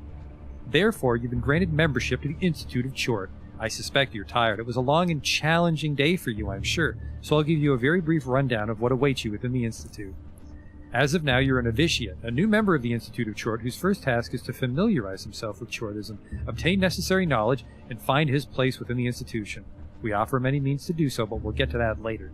The next thing I must tell you about is the three main divisions of the Institute of Tchort: preservation, investigation, and propagation.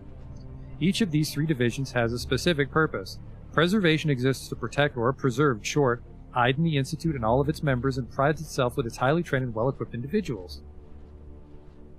Investigation, on the other hand, concerns itself with obtaining, organizing, and applying knowledge, studying Tchort and the world around us with the ultimate goal of directing human evolution towards a better future. Finally, propagation exists to educate, propagate said knowledge, both within the Institute of Tchort as well as beyond. I hope you're following me so far, Burger Time. I am. Novitiates are free to select what suits them best. After they've studied enough and made up their mind, they can select anything they like and perform their part within the Institute of Tchort. Currently, since propagation is undergoing an internal restructuring phase, becoming an acolyte at this stage is highly improbable. So investigation or preservation are the divisions I would direct you to for the time being. Of course, if you're really patient and willing, propagation too will open its doors to you at some point. A few more principal things before I finally let you go and rest. As a member, you're granted your own bed in the Institute's sleeping quarters and a personal locker for your belongings. Also, your medallion and your robe have already been placed in it. Now you can find the quarters by going down the right set of stairs just after entering the main hall. Opposite of that, left from the entrance, is the refectory. I think you might be more familiar with the term canteen. The Institute Library, Aiden's library, is at the second floor to the left and is probably the most important place for novitiates. That's where you can read about our history, scientific works, and most importantly, read the original report. Oh? It describes Aiden's first encounter with Tchort, his thoughts and impressions, and documents the beginning of his research. It's an essential read for every Tchortist. Again, Aiden's library should be one of your first stops. While we're on the subject of the library, I must add this. The old destroyed section of the West Wing has recently been reopened by preservation forces. A Rasifor expedition was dispatched there. It is extremely dangerous, and while it's guarded by Rasifors, I must still warn you to avoid it until it's been sealed again. Is that everything I should know? One more thing and we're done. Official greetings and manner of address. When first starting a conversation with any members of the Institute of Tchort, it's a custom for the first speaker to say, "Tchort is evolution," to which the other party replies, "Evolution is Tchort." The meaning of the greeting is clear, I hope. Commonly, you may refer to Tchortists as brother or sister, based on the gender, but if they hold a higher title, a certain notability, then you should address them appropriately. This is already too much information for you. In time, you'll learn everything. You're free to go and get some rest, brother. If you have more questions, ask now, or find me in my office at the top level. I'd be glad to answer all the questions you may have about the Institute of Tchort. Okay. Well then, welcome to the Institute of Tchort, brother, and Tchort guide you.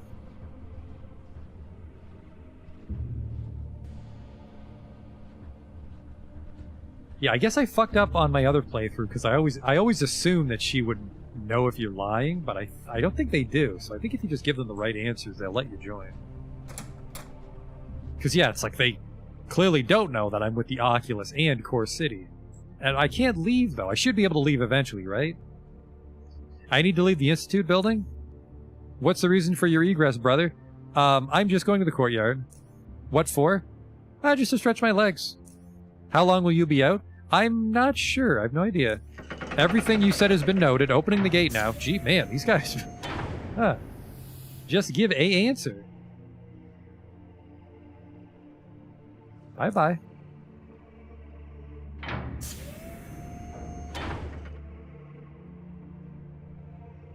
Each department of Tchort gives me a crafting belt.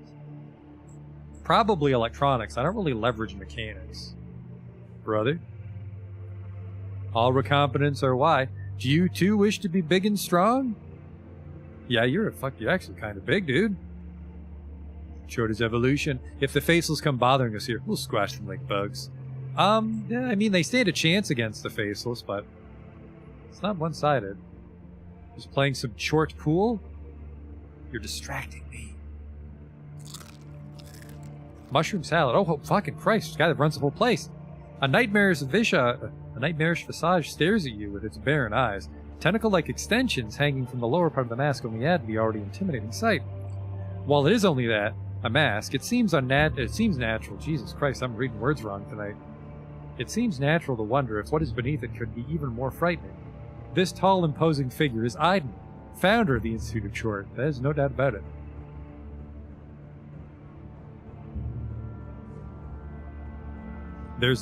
He wears a long, decorated robe that exhibits a ghastly flow with every move he makes, all of which are controlled and deliberate. Also, a symbol of an eye with 5 tentacles growing out of it stamps the robe with the highest rank you've seen any of the Tchortists have.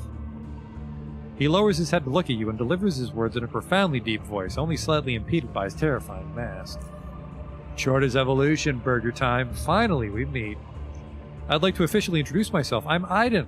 I never had the opportunity to thank you for returning the set piece to Institute of Tchort. If it had stayed in the hands of the Devolved, I would have been greatly disappointed. Well done! Evolutionist Tchort.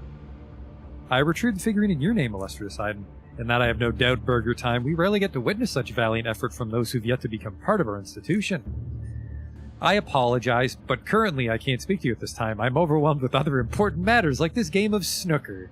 What the fuck? Don't say that in the pool hall. I'm sorry if I disturbed you. Tchort guides you. Tchort guides us all, brother time.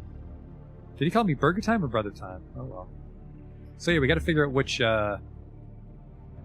Tchort guild we want to join. Whoa! Blistering tentacles, what are you doing here? Just a fellow Tchortist. Investigator, would you please leave my room, brother? You got it, brother. There's a cat here somewhere.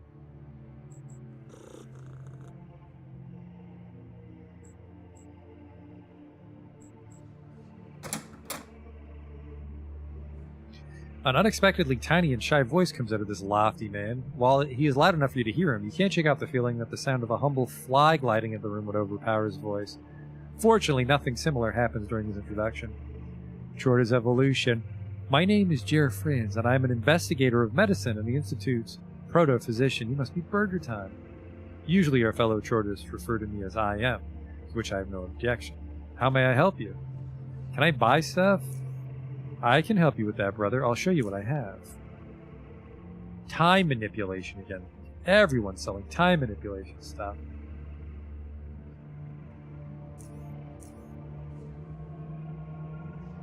Tchort guide you. Tchort guide you too, brother.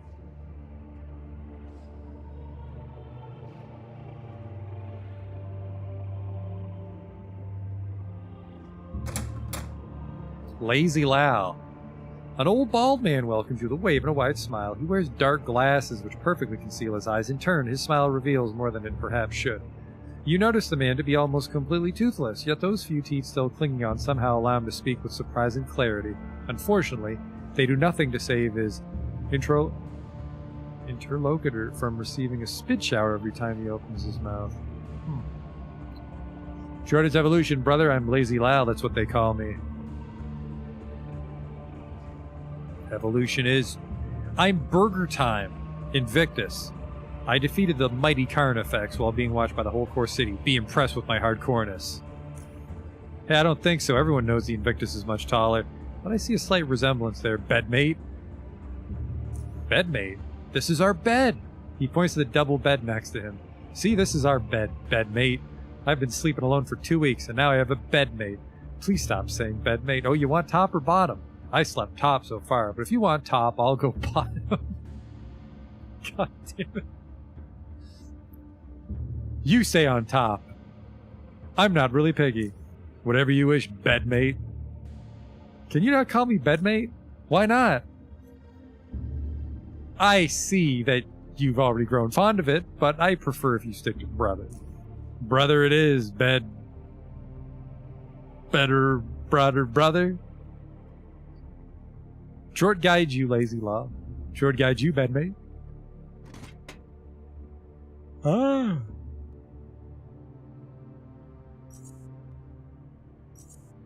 I suppose just to fit in, I'll wear the robe.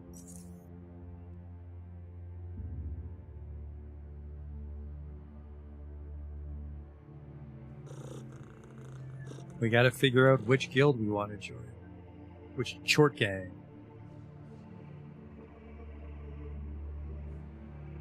I don't know, maybe down here? I don't actually know my way around the Institute of Tchort at all, because the last time we were here we had to fucking desperately fight our way to the elevator. You got eel sandwiches, brother? Tchort is evolution, brother. My name's Theodore, often called Theo by almost everyone. Evolution is Tchort. I'm burger time. Welcome to the Institute of Tchort, brother. Our institution is very different from those on the outside, I'm sure, but you'll get used to it, don't worry. Show me what you got, I'm starving. Today we have eel sandwiches. I like this place.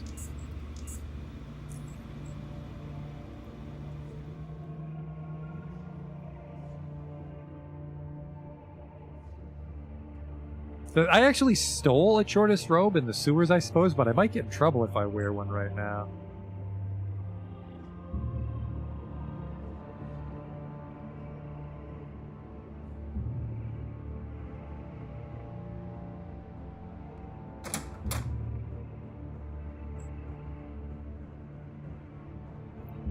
The woman, upon noticing your approach, puts her hands on her chest and salutes you. Her voice is quiet, almost a whisper, yet it sounds perfectly clear and understandable, thanks to the almost unreal science within the library.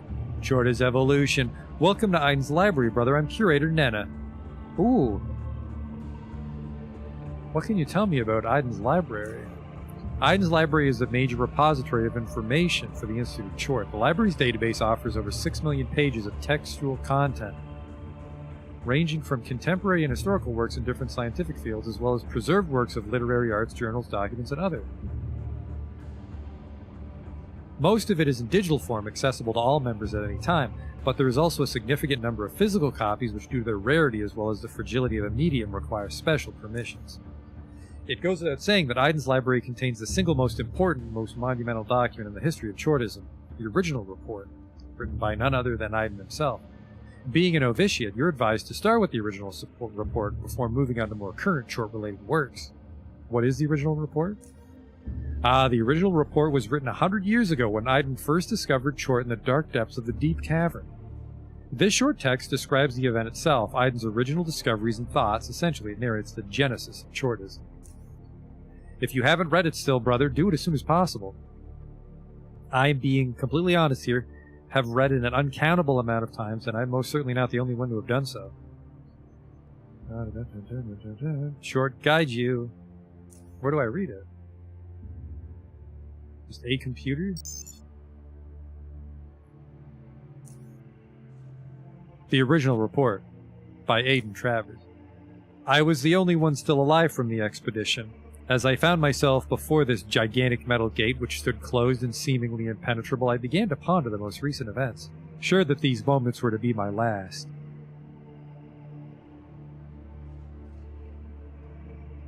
For the whole expedition was doomed from the start.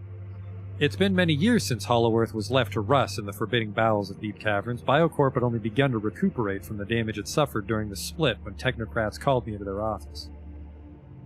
They explained to me that they wished to unearth, pardon the expression, several abandoned but not forgotten projects from Hollow Earth, the salvage that which can be salvaged from the once impressive research complex.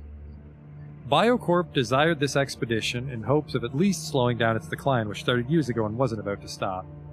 Internal struggles only worsened the situation. Of course, due to the severity of the task, it could not be entrusted to just about anyone. A senior scientist of my qualifications and experience was to lead the expedition, since only someone like that could be allowed to lay eyes on some of the most sensitive information Biocorp has ever possessed. I accepted. I was truly excited to be going into deep caverns, and despite being familiar with how hostile the environment was, I very cared little for that fact. On the contrary, I viewed it as a new opportunity, a new high point in my career, and entrusted our survival into the hands of Captain Sagan's men without overthinking it. Few of my scientists' colleagues were also to follow me on this mission, and once all parties were ready, we made our descent. Into death, at least for most of us. Environment had changed significantly between the Hollow Earth incident and the moment of our arrival, even more than we expected. Environmental hazards, natural predators in form of horrid and surprisingly alien creatures, as well as other unexplained phenomena were quick to decimate us. Bullets can stop beasts, but for how long? Hazard suits can save us from toxic fumes and corrosive liquids, but for how long? Reaching the main complex soon proved to be mission impossible.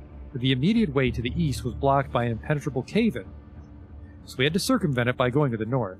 After taking the first few steps toward our goal, we already found ourselves under siege by death itself, and it sated its hunger quickly, luckily before it got to me.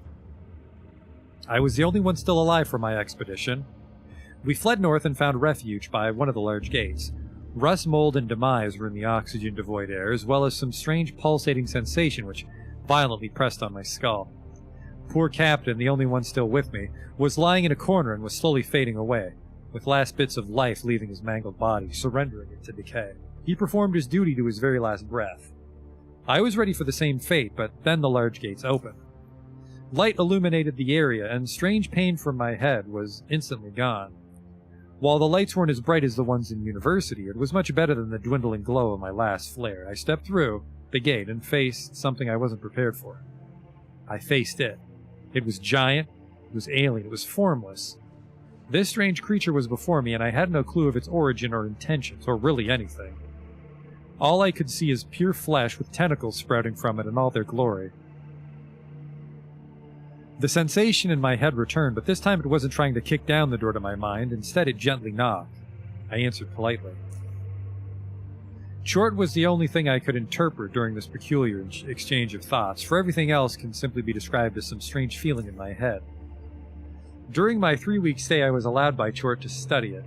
Leftover equipment I was able to find in those old labs I combined with some of my own utilities, and was able to set up an improvised laboratory, which was most excellent. Regarding nourishment, I still had my own personal supplies, up to a point in time. Afterwards, I had to rely on natural sources. This is what I learned during my stay before I finally left Tchort and returned back, certain what I had found was an extraordinary discovery of unimaginable importance. Tchort can be defined as a large multicellular organism of unknown age, but judging from its genetic makeup, it's primordial.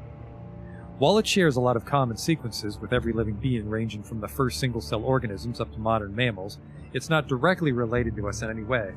We don't have a clear common ancestor. How's that possible? Well, that I'm about to explain. The creature can enter a unique state of regeneration cycles in which it loses any recognizable form and undergoes genetic self-repair. It puzzled me, and why it does so, but I had answers faster than I thought I would. Tchort has a remarkably similar cell and DNA structure to us. The number of chromosomes and genes is indeed different, but a lot of recognizable sequences can be found there. The part of its genome that was non-coding was larger than in humans, and by studying it, I've learned the answer to those two questions I asked myself previously. Whenever the creature begins suffering from any form of mutations, chromosomal deterioration, or even cancer, it can enter the aforementioned state of regeneration. It might do so in case when the environment changes drastically and new traits are necessary to survive. I was even able to pinpoint the gene responsible for this. Now, what happens when the creature begins regenerating is this. Its non-coding part of the genome, which can be in Tchort's case considered something of a genetic backup, begins coding for proteins, which in turn change and rebuild the whole chromosome, even up to the telomeres. How it knows what sort of adaptation it needs to survive in the new environment is not yet clear, nor how is it able to recombine or even create these new sequences. But even this was a magnificent find and raised another question. Can this be applied to humans or other living creatures as well? Due to the similarity of the DNA structure, the answer might as well be yes, and with that, many other questions sprang into my mind. Could we too use what we learned from Tchort and adapt ourselves at will? Could we live infinitely? Would we be able to control our own evolution and strive towards a goal unimaginable before? Could we finally return to the surface world? I wanted answers, and for that I was going to need time and support. As I'd given Tchort the final look before I left, hoping that it weren't going to really be the last one, it became clear in my mind what I must do. My return to university as a lone survivor turned out to be quite interesting, and can best be described as an end to one thing and the beginning of another. Interesting. That would have been very useful if I hadn't killed all these people in my other playthrough. Goodbye.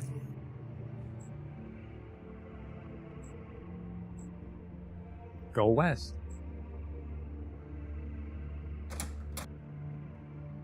Oh, this is the part they fucked up. The Rassifor duo seems to be guarding the entrance of this gloomy corridor. The smell of mold and staleness emanates from afar. The few lit flares thrown around do nothing to erase the feeling of consuming darkness dwelling at the end of the hallway. You're stopped by the female Rassifor, and the conversation begins with an already anticipated warning. Stop, brother. This is the Institute's West Wing. I would highly recommend turning around and going back, unless of course you have a death wish. What's so dangerous about the West Wing? What isn't? One moment you could have a piece of ceiling drop right on your head and smash your skull. The second, a deadly creep might jump straight from the shadow and cull you on the spot. We don't go there, brother. Well, except for a freighter Matteo and a Rassifor unit that went with him, but they still haven't returned. I can't stop you from going there, but I can warn you. The rest is up to you. Why do you bar the doors? They were barred before, brother. A freighter Matteo and his Rassifors were the reason we opened the cursed doors. Now we have to stand guard in case they come back, but that's very unlikely by now. Still, orders are orders. Truth be told, with all the strange things happening, I mean stranger than usual, I personally think it's better to have Rassifors here until the situation is clear. Plus, I'm sure Aiden and His Excellency, Harmos Stavros, know best. You like being here, is that what you're trying to say? I met Rassifors that aren't us. Sorry for the confusion. Oh, brother. What can you tell me about the West Wing? Well, it's the West Wing of the Institute building, and it's been in ruins long before most of us were even born. We guard the entrance to it so that no creeps can sneak in and, well, cull everyone. Why don't you just clear it out? It is in very, very bad condition. Everything is in ruins, and there's always the chance that something might come crashing down on you, and that's an unwanted as triple lady. Also, there's just no use going there. The other parts of the Institute offer enough space as it is. Those few who dared go there haven't returned. Truthfully, we don't even know what resides there anymore, and I hope we never have to. Can you tell me what to expect? I'm just curious if you have any clues as to what creatures are there. So far, the only creeps we've seen are coil spiders.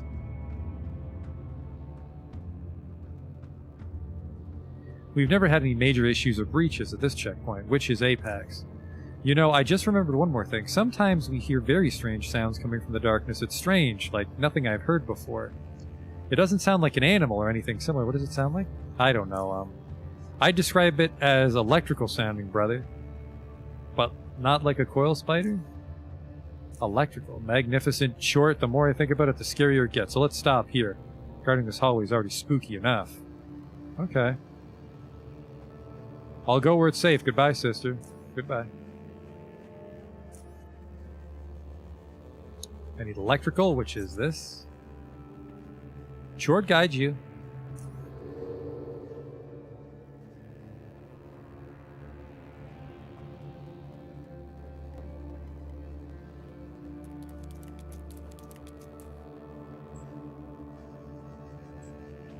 I hate coil spiders just because you get stunned on that first turn.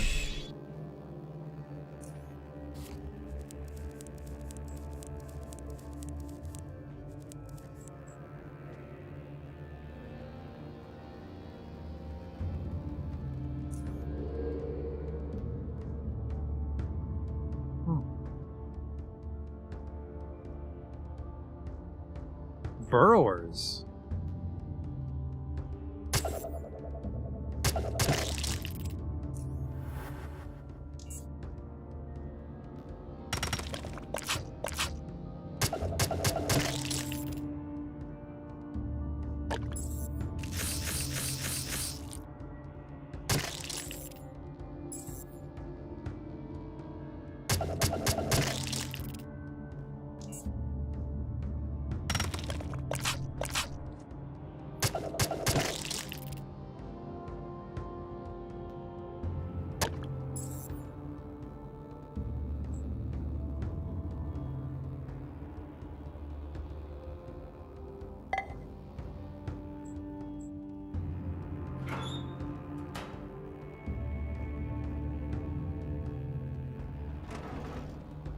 A ruined textbook.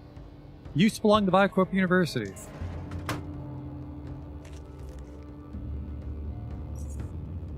That's a really shit quality burrower carapace too.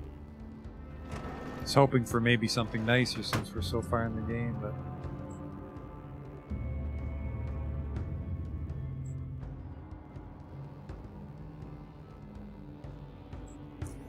There's the coil spider gangbang. Let's not go in there.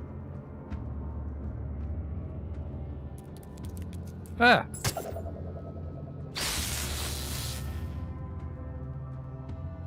How did I get that punch off?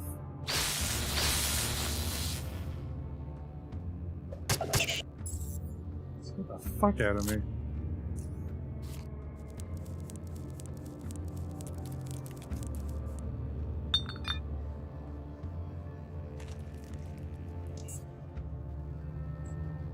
Not even anything here, really. I'm gonna have to go down that fucking hallway, aren't I?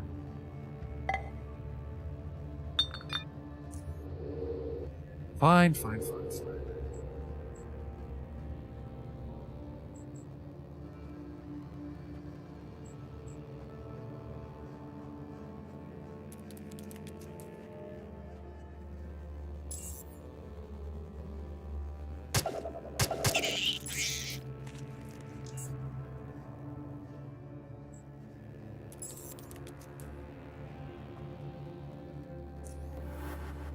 Oh shit. Ooh. I'm pretty sure that other greater coral spider saw me though. Yeah.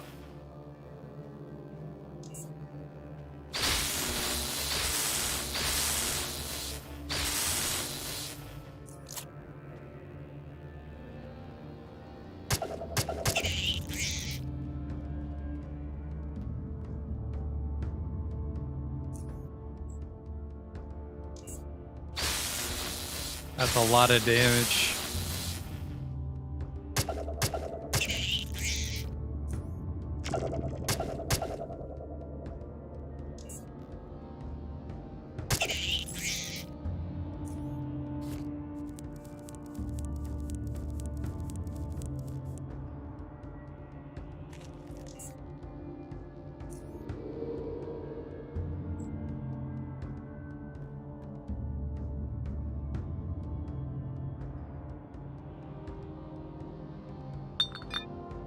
This part has electricity. Jesus. Hello? Oh, Freighter Matteo. A casual glance could easily fool one into thinking that this stock still Rasfor is actually a mind-bogglingly realistic statue. His gaze is fixated at the enormous glowing crystal, and the only motion you're able to notice him making can be attributed to his unhurried, shallow breathing. His masked face gives away as much as his first words uttered after he finally acknowledges your existence. The truth. Are you alright, brother? Matteo, a freighter, preservation, Tchort. That's what I used to be, at least, my old self, but no more. How long have you been here? Not long enough. I see. Do you need some help? I must be left alone. That's the only thing you can do. The monolith holds the truth. Oh, that sounds like mine shit. What's this crystal? The monolith, it holds truth. It holds power. It gave me power. What? The truth about everything. My whole life I was taught Tchortism. I was taught that Tchort is the key, but it is not. I was taught that we'll reach the surface, but now I don't wish to. I believed we can become a better race, but now I know the truth. How do I know that it's the real truth? The monolith closed my eyes and opened my mind. My experience was twisted and falsified by others, as well as myself and my own beliefs. I wished for something to be true, so my mind made it true. But the monolith showed me the past, the present, the future, and beyond. It showed me the truth. Yeah, it gave you powers? The power of sight and foresight is now in my possession. I close my eyes and look through someone else's. My minions, they're everywhere. But when I don't wish to see as they do, I can close my eyes and open others. Like right now. Burger time, I see events from different eras happening at the same time. In my mind, it's all... Where'd this thing come from? I can't describe it. It's difficult to comprehend. And our language can't describe it. Only those who learn the truth from the monolith learn that fact too. Can I learn the truth? You may not. What the fuck? Two people cannot absorb from the monolith at once. And it's currently my turn. My need... Do not touch it. Do not touch the monolith. Why aren't the monsters fighting you? My minions. They're my minions now, in my power, protecting me, while I absorb the truth. He faintly repeats the last word before becoming silent. Alright, well, Tchort guide you. I don't need their guidance. Leave. But what if I were to touch it? Oh! That's how we're gonna play it, huh?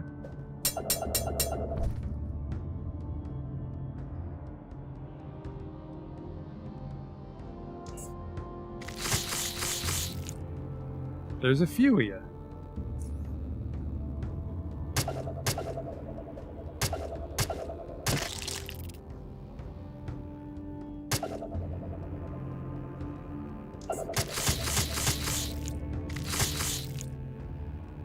There's too many of them, actually.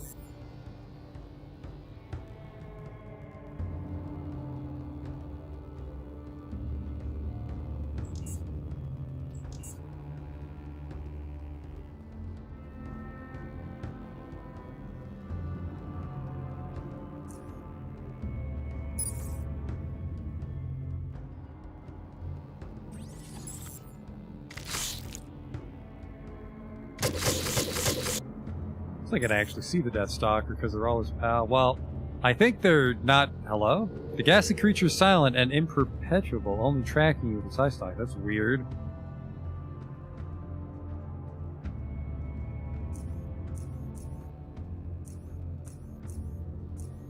A specific answer?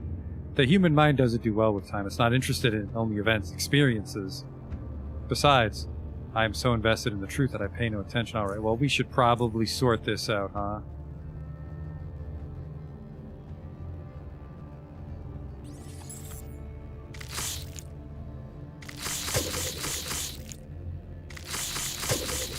Oh, hey, they can't poison you through the shield. Cool.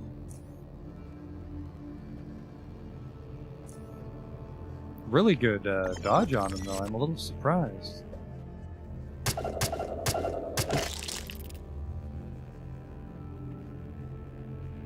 You're gonna go through my shoes, so probably he's a problem.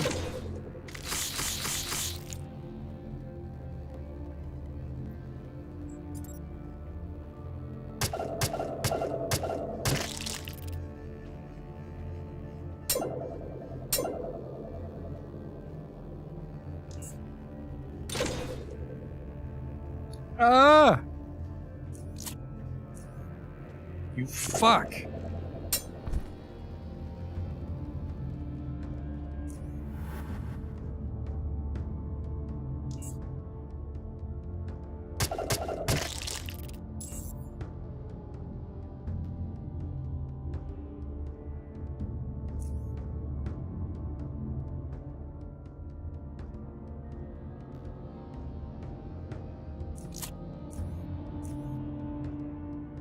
Can't I bandage myself?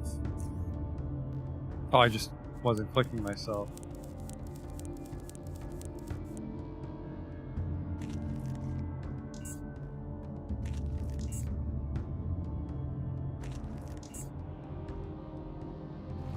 Homeboy went rogue, but now I get this sweet Rassifort armor. What is that? That's a unique crossbow. Though not particularly heavy, this metal crossbow is very long and unwieldy. It is a powerful string that, if stretched far back over its large frame, could fire devastating bolts. Not devastating enough, but it gives a free ability. Piercing shot. It's only worth $2,000. What the fuck?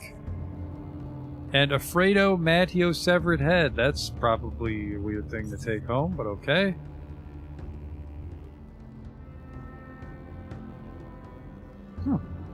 It's actually got some bullet resistance on it.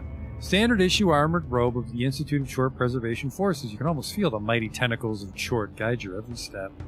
And that's a really shitty shield, all things considered. That's a pretty heavy robe too, probably because it's got armor plates. Alright, let's do this. Suspended in the center of the room, surrounded by cables and various electronics, is a half-shattered crystal monolith. It's dark and rough on the outside, but from within the cracks emanates enticing blue light. Like watching bonfire, there's something primal that drives you to stare into its depth and listen to its humming. The last time we did that, we got attacked by doppelgangers, so maybe later. Considering that I was allowed to cut his head off, ow. Oh, it's probably filled with Death Stalkers now that a Frager Matteo is not protecting us.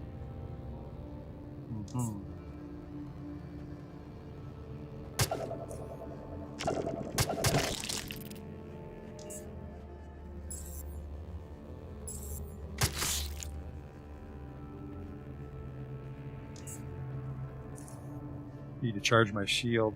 Apparently shields really shit on Deathstalkers. You just have to know that they're in the room. Uncanny dodge protects us, I suppose, until the, Huh. I guess not.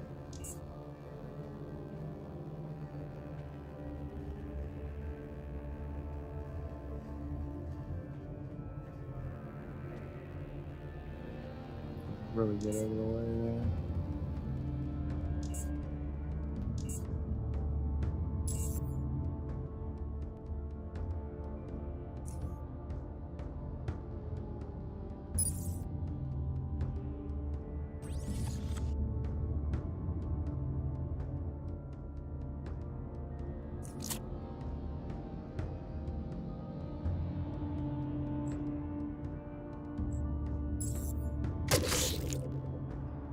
Oh, it went through that time. What the fuck?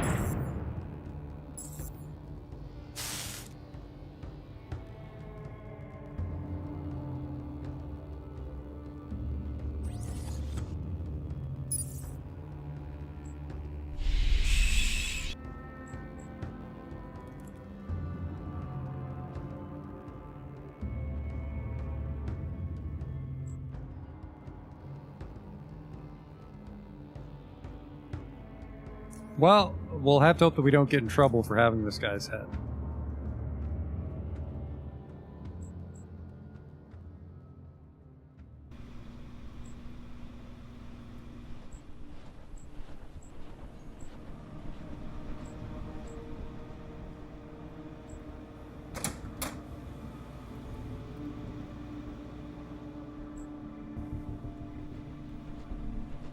Oh, stop, brother. The area behind us is blocked off due to earthquake damage. How much damage did the earthquake do? Before the earthquake struck, there was only a small room behind the door at the end of this corridor. Now the wall fell down and revealed an opening into an abandoned station. It's all ruined. Nothing of use there. We've locked the door to keep someone from going there by accident, but it also serves as an obstacle should something try to come to us. Do you think a locked door will prevent something from getting in? By Tchort, no, but slow down enough for us to summon reinforcements, yes. In any case, we're ready and alert. Also, we're in a lot better position here, I believe, than our RAS-4 colleagues guarding the West Wing entrance. I shouldn't be laughing. Well, Tchort guide you. Tchort guide you.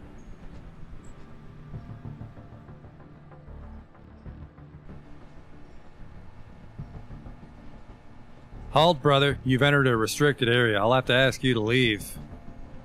Tchort is evolution. Evolution is Tchort, brother. Please leave the area. Tchort guide you. Tchort guide you. Whoa, whoa, whoa, whoa, whoa, whoa.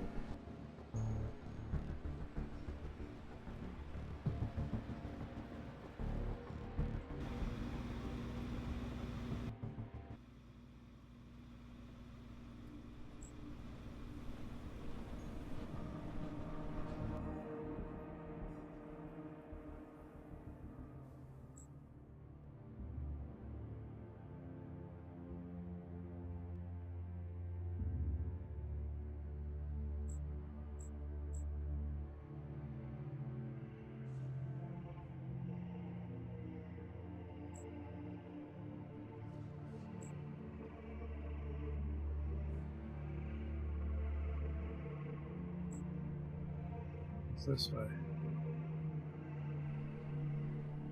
Well, this looks like the place to be.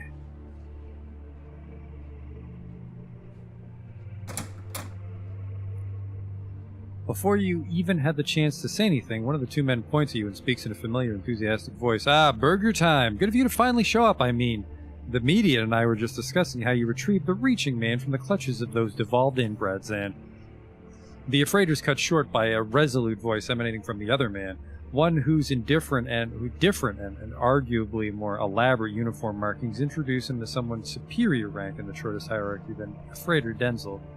One of the symbols, an eye with 3 equidistant tentacles spreading out of it, is similar to the one on the Freighter Denzel's, barring the extra tentacles.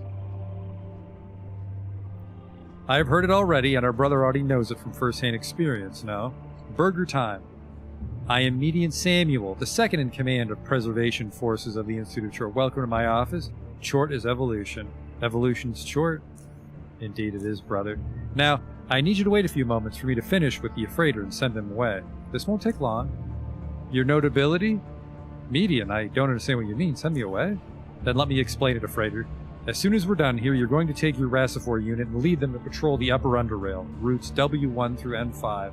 The theft of the Reaching Man revealed how susceptible we are to having our couriers intercepted by the likes of lunatics and other inbred lowlifes. I want the area surrounding the Institute secure at all times. At all times. Infuriation seeps from the freighter's body language reveals it, yet just before replying to the median he calms down as if ice-cold water was poured on his head. With the anger washed away, what's left is but great distress. Your notability, I worked hard with Burger Time to locate and retrieve the Reaching Man. To bring it back in time for the anniversary, as is my duty to the Institute, to Aiden and to Tchort. You realize that, yes, I know you do. Yet I'm rewarded for my hard work by being sent on a meaningless patrol? Hard work? Don't make me laugh, a freighter. If idling away in front of the Institute gate and waiting for passerby, a complete stranger to ask for help constitutes as hard work, then by all means you deserve a promotion, no? Perhaps you could even replace me if that's what you desire.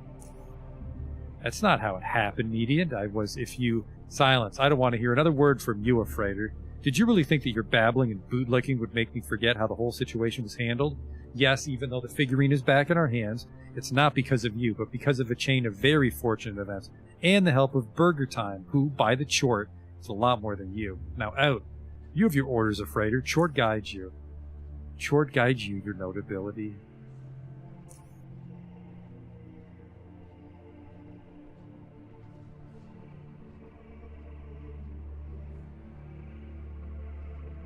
Burger Time. I'm really sorry you had to take part in this. I have zero tolerance for such.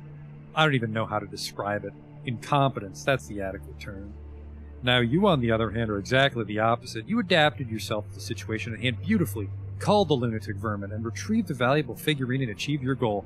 You became a member of our beautiful institution. Perfect. Survival of the fittest at its best, no? Now, I've been dying to meet you. Not literally, of course. Let us leave that to someone else. I have work for you, a test, if you will. But if you had some questions before we start, feel free to ask them. About the work? Yes, I can see you're interested in becoming a part of preservation, no? Yes, your notability, I'm really interested. Excellent, that's what I wanted to hear. Let us begin then. I have a simple job for you. You're aware of the destructive force that was the recent earthquake. It did terrible damage throughout Underrail. Unfortunately, the Institute wasn't spared from its wrath either. One of the walls in the utility section, a couple of levels below us, has collapsed, revealing a passage to the long-abandoned Harpocrates Station. Minor damage, all things considered, which is lucky for us. However, it poses a security risk. As you may have already guessed, it was actually recently discovered, for the breach happened in one of the locked rooms no one entered for a long time. We hadn't noticed what happened until, well, I can't remember who it was, but someone went there and witnessed the chaos. Naturally, a Rassifor unit was dispatched to scan the area, and it was free of threats at the time. When we later checked some of the old plans, however, we noticed that Utility Station 7, west of Harpocrates' main hall, has a long tunnel leading somewhere far away. Pipeline goes through it, so the plans show, but I'm worried about something else coming through. You understand me, no? I need someone to explore that utility station and secure it.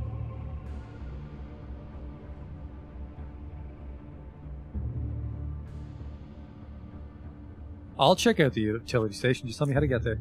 Go down the stairs by Aiden's library and you'll see a kayak. I know how to get there. There's another set of stairs further to the right, but do not go there. It is a utility area which suffered a few gas leaks after the earthquake and is currently unsafe. That's all for now, brother. Tchort guide you, Median. As of a merchant?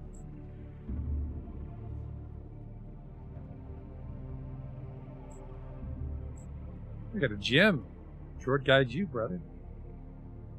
This is probably the merchant. Hello. This young woman welcomes you by putting her hand on her chest and follows with a verbal greeting. Her bright and high-pitched voice sounds pleasant and matches her petiteness perfectly. On the other hand, the full combat uniform that she's wearing, complete with a mask she never removes, a characteristic you notice in all Rassiforce throughout the Institute, creates a different if conflicting visual image. Tchort is evolution. I'm a freighter Hannah, armory keeper for the Institute of Tchort. You're Burger Time, if I'm not mistaken. Evolution is Tchort. Yes, I am. Pleasure to meet you too, Burger Time. Under Median Samuel's direct orders, you're allowed to access the Preservation's armory, despite the fact that you're not a Rassifor yet. Of course, armory access isn't free, so prepare some Chirons before making a purchase. What if I had a really high mercantile score? If that's the case, then let me show you what we got. Really nice shit. Well, sorry, a lot of shit, I'll say. Whoa, 56%, 34. What else we got? Throwing knives. No plasma grenades yet. What do we have here? Trapper's belt, utility belt. Mediocre quality. That's kind of nice. 149 in the ceramic plate. Make a high-level sturdy vest if we wanted to, but we get the dodge if we stick with leather armor. It's a lot of shields. Terrible, terrible capacity. Oh man, I am going to get a lot of fucking mileage out of the homemade shield, apparently. Shotguns, nothing of value, to be honest. Give me this old codex. Armory doesn't want to buy all the guns I found.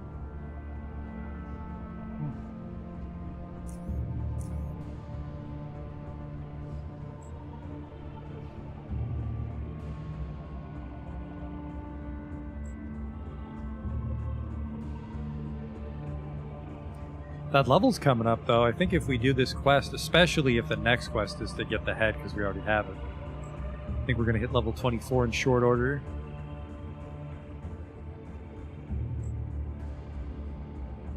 I went the wrong way. Looks like I can come to the cafeteria. Perfect.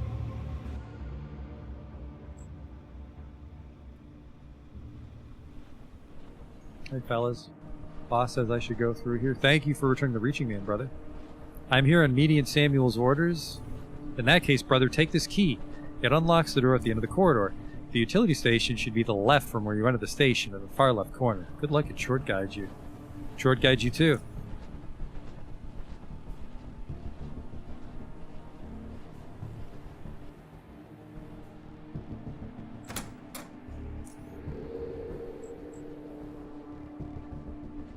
Alright, let's see what I'm in for here. Hopefully it's lunatics, because that would be the Freddy Krueger glove, if I'm remembering right.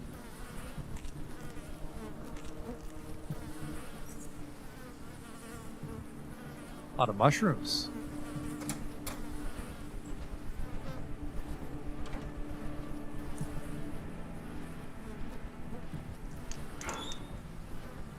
That's it. A high level check. What do we got here? Utility Station 7.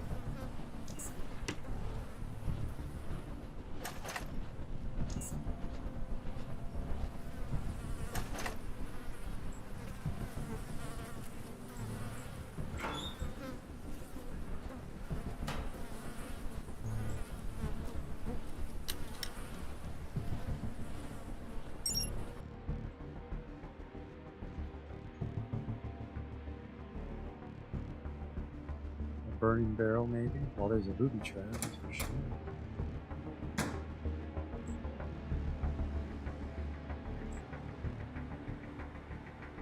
Huh.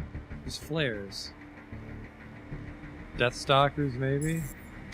Yeah. Fucking things are everywhere. That, never mind, I did not have full health. I was like, that thing really hurt, but no.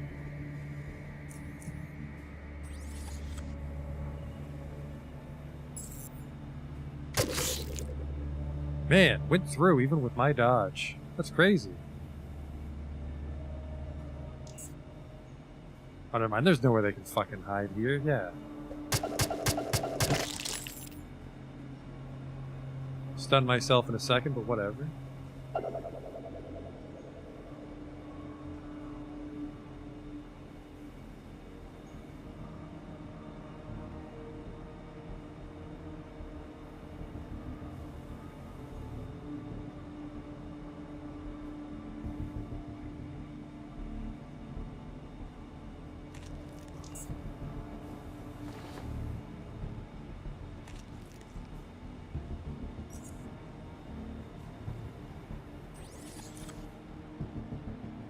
Yeah, it looks like I need to dodge the sting. He must get some sort of ambush or flank ability bonus.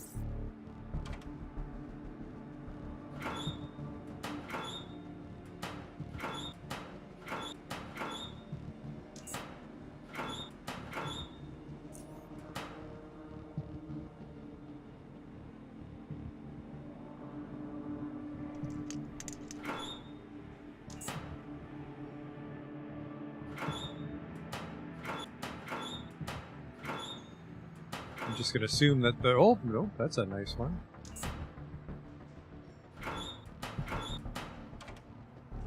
Gonna take a wicked big shit, but I'm gonna put my assault rifle in the locker first, because I don't want anyone taking it.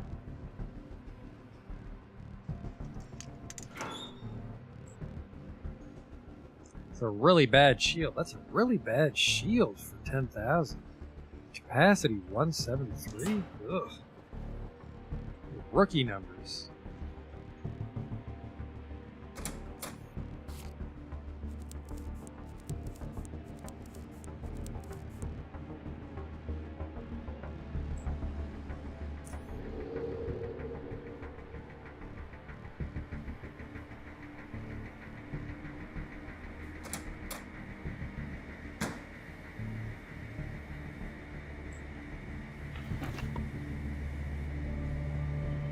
I think I already have a utility station 7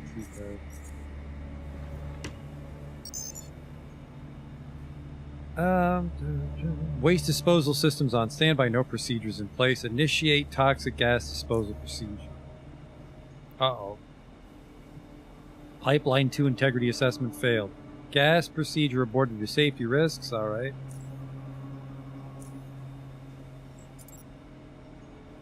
I block 50 and 20. That might be enough to protect me from the toxic gas. Because I'm guessing if I open the shutters, the poison comes out. Oh, lunatics.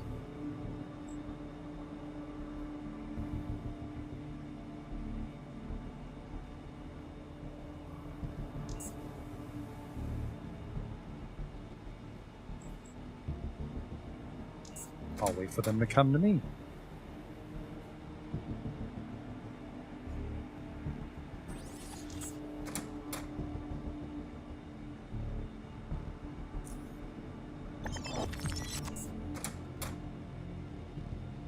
Probably just rats, but let's check anyways. You're wrong. Burger punch. Ah! Scared the shit out of me. Huh.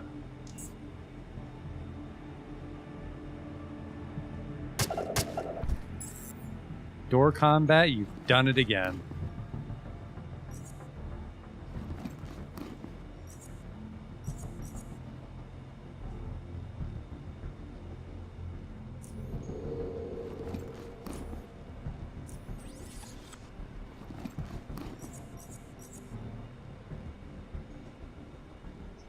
Whippet's getting a little low since we're throwing out all these punches.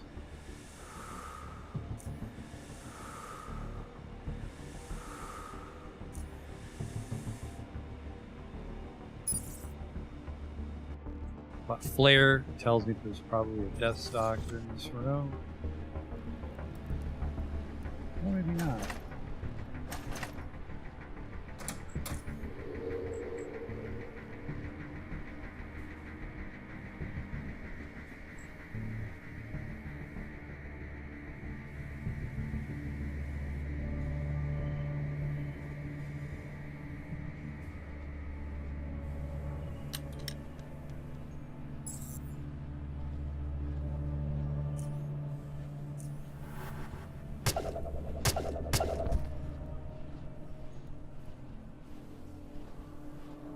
A freezer, this is gonna suck.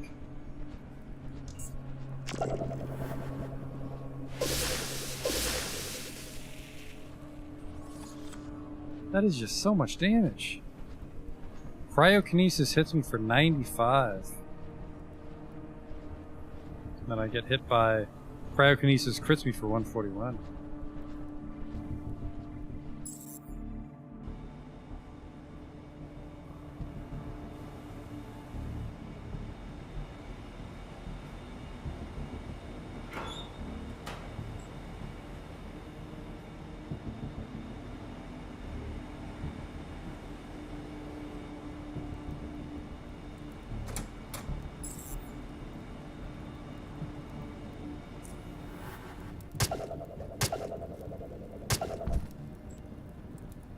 Oh, whoops.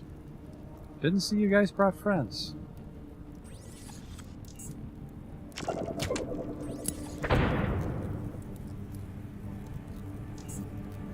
What am I doing? I have bullhead I can take. I have bullhead I can take.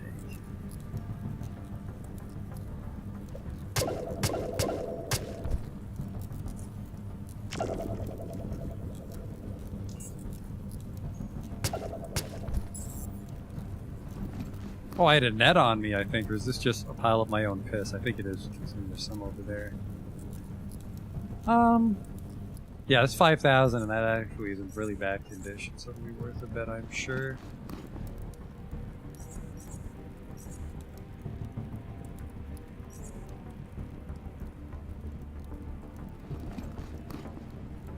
Ooh, what have we got in this pipe? Even though the pipe is large enough for you to crawl through, there's a sludge buildup on its far end, rendering it impassable. Considering the filth and fetor, that might not be such a bad thing after all. Huh.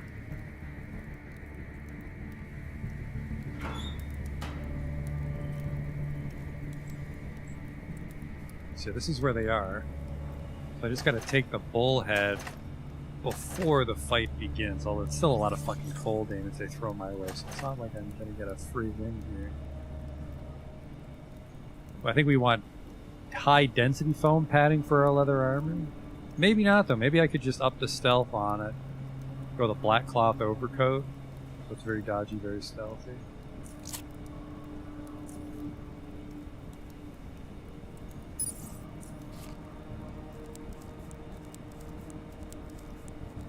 Yeah, I have one bullhead. I'm immune to stun, daze, incapacitation for 3 turns. Won't protect me from chill. I suppose if I wanted to fucking really assert dominance, I could just throw a Molotov at my feet, which I think cancels out chill.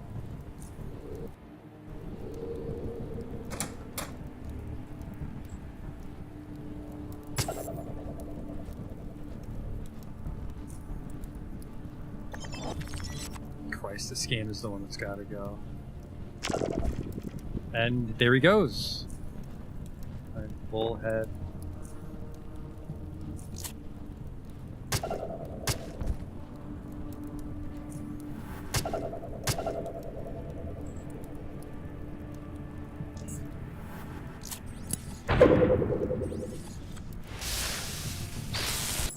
Damn.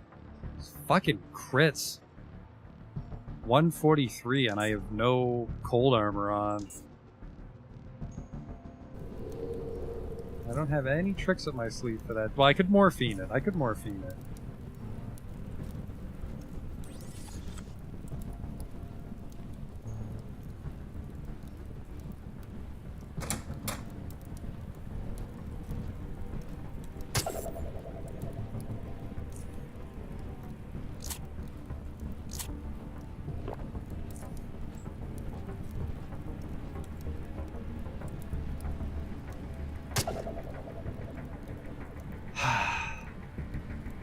I did not say run up to him, I said cast electrokinesis on him.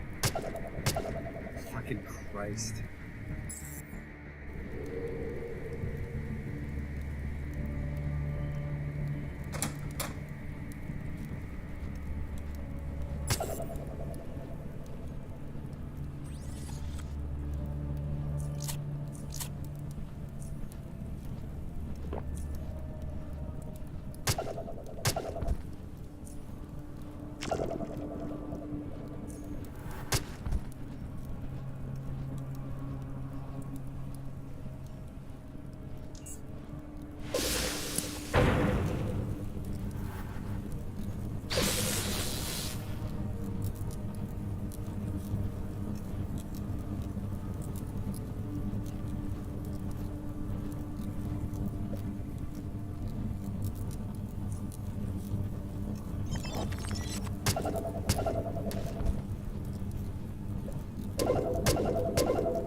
Oh. Had the incapacitate on and I let it go through. Where's my morphine? This one? Yeah. We have to make sure we hypo right as the morphine ends. Which is this turn.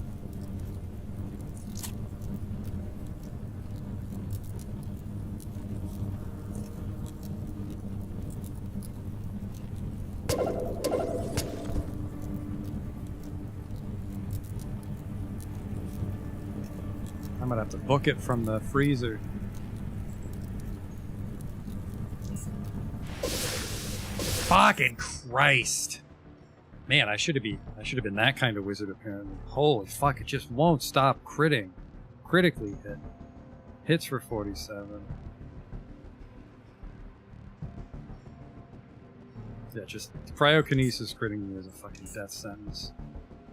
And I can't get to him because he's the one in the fucking middle. I mean, maybe I should just run by everyone and try to get to him. Except he's right fucking there, isn't he? I could try to open with it.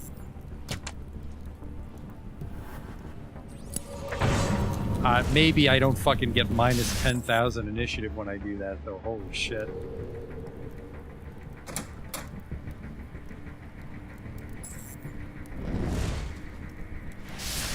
No. That doesn't work if I don't go first.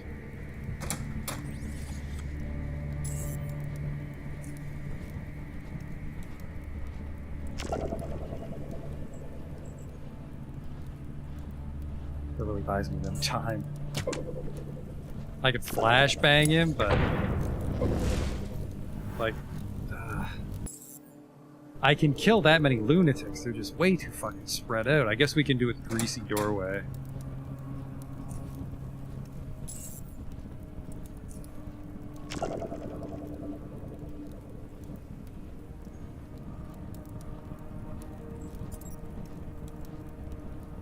Burger!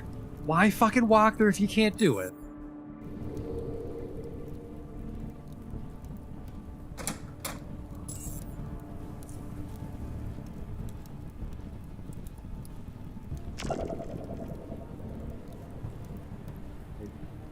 Need to wait a second to open the door.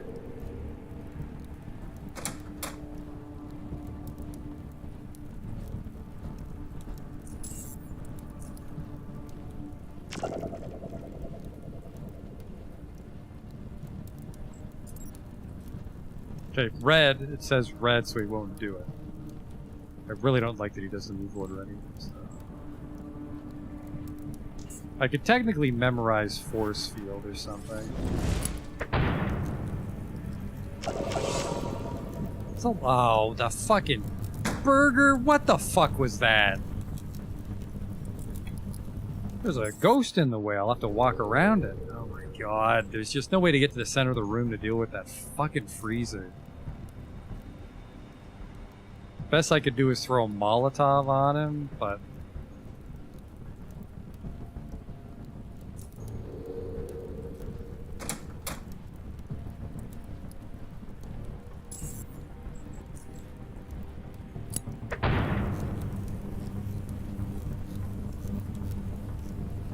just keep running, I guess.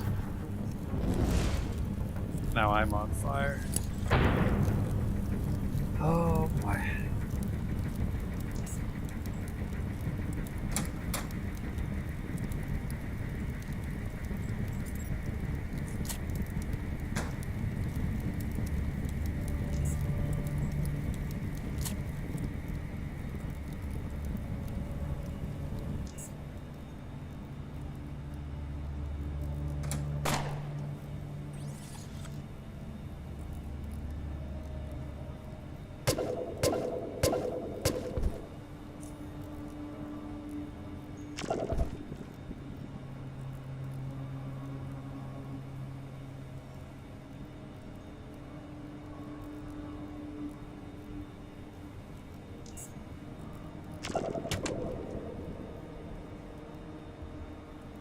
I didn't expect him to split. It's actually good they split up. I just wasn't expecting it. I should have taken a bullhead there. I think he's going to pop through my shield while I'm stunned.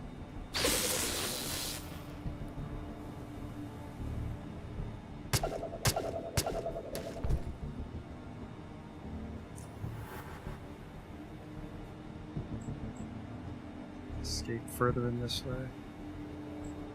Just trying to buy myself some time so I can hypo again.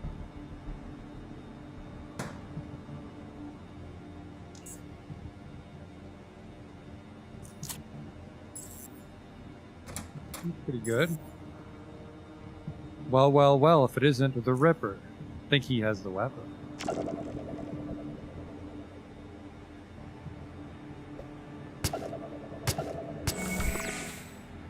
a level. My taser's empty. Oh, that's lucky.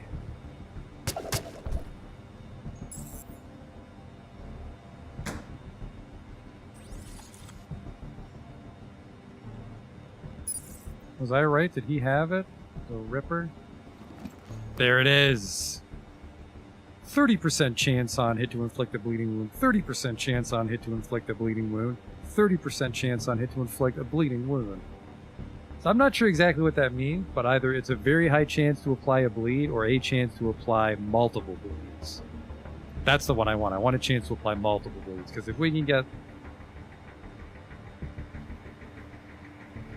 up to 3 bleeds per attack, we attack like 10 times per turn, that's a lot of fucking bleed adding up.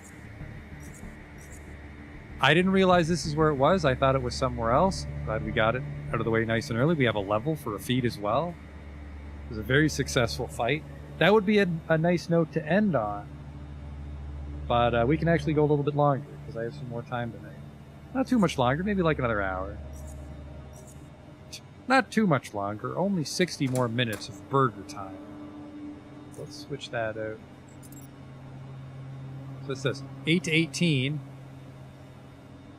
Yeah, this does a little bio damage, which goes through resist, but I really love the bleed because we have the, oh, this weapon's actually kind of fucked up. It's a fabric repair, and I didn't bring any fabric repair kits with me, so we're gonna have to claw our way out. No pun intended.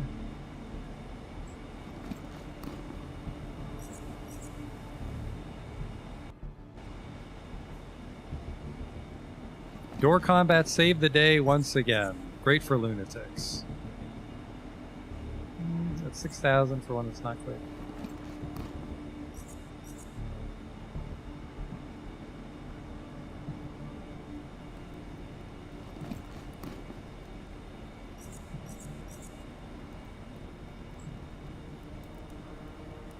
I'm not even sure what they were doing in there other than just causing fucking trouble. Oh shit, the dangerous one is still alive. Well, fuck you. How did you win that roll? How is that allowed?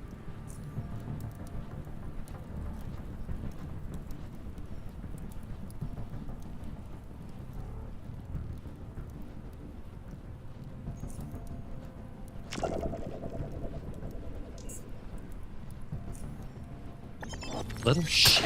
I fucking hate freezers.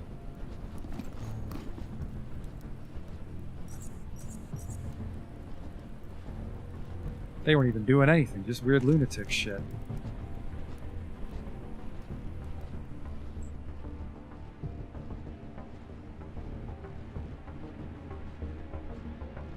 Yeah, I could break down the armor if I really wanted to fix that. It's weird that everyone came up with the freezer.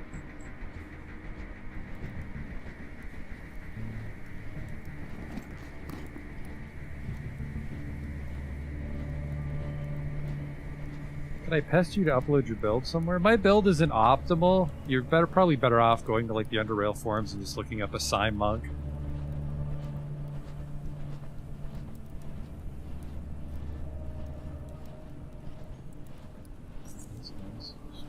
That's a $7,000 code, but I guess.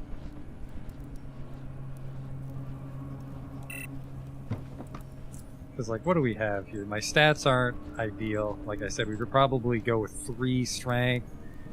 If I want, yeah, probably 3 strength, 3 perception, and then like 8 agility for uncanny dodge, and then just keep getting that dex up.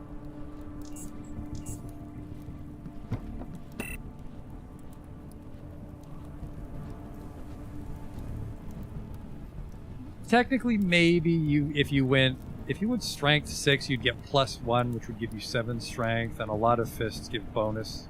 Yeah, I'd do 10% bonus damage if I had more strength. I have no points in traps.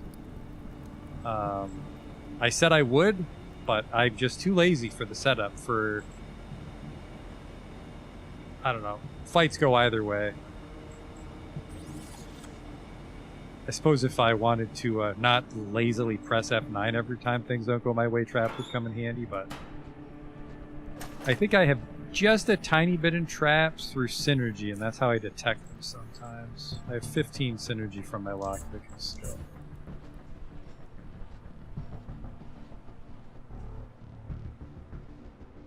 Yeah, I don't regret 5 perception, but I feel I maybe could have squeezed more out of my character offensively if I just dumped more for dex.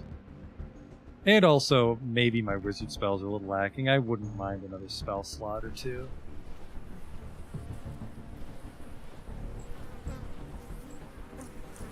I don't hate my build, but there's probably much more optimized Underrail builds.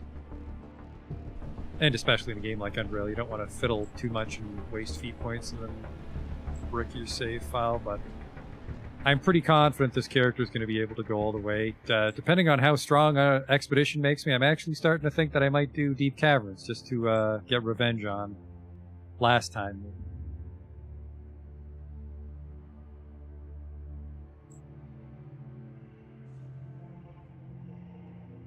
I forget how to go... Oh right, there's another set of stairs up here, and that's how we get to the military wing.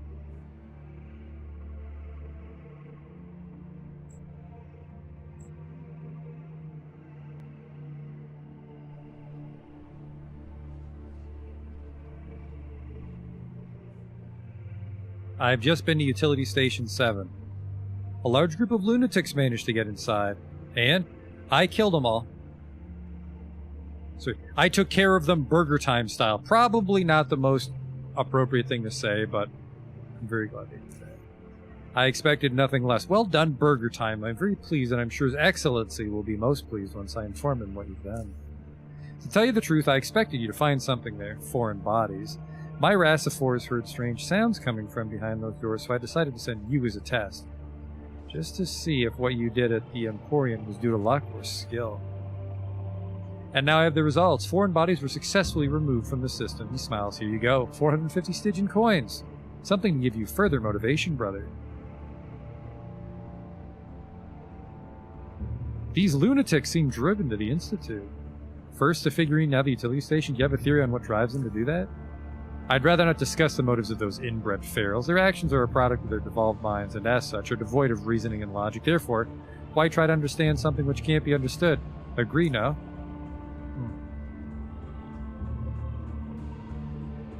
What can you tell me about your department? Preservation is one of the Institute's divisions. The one concerned with preserving Tchort, this institution and all its members. Our Rassifors are among the best trained troops on Underrail. Only we haven't had the chance to show it to outsiders, you know? He laughs. How do I become a Rassifor? First thing is dedication to the Institute of Tchort and its ideology. Without it, everything else becomes meaningless. Second is hard work and rigorous training. Without it, no one will be able to perform his duties within preservation forces. Third and final is adaptation to any and all situations that Rassifors might encounter.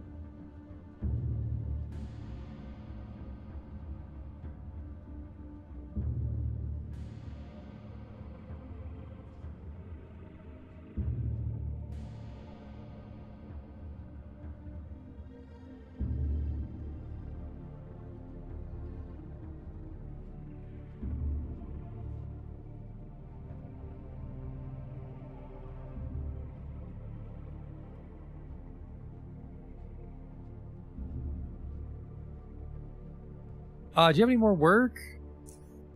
I'm beginning to like you more and more, but be careful what you wish for, brother, for I do have some interesting work which could again expose you to great dangers. I fear nothing. Tell me of it. Great.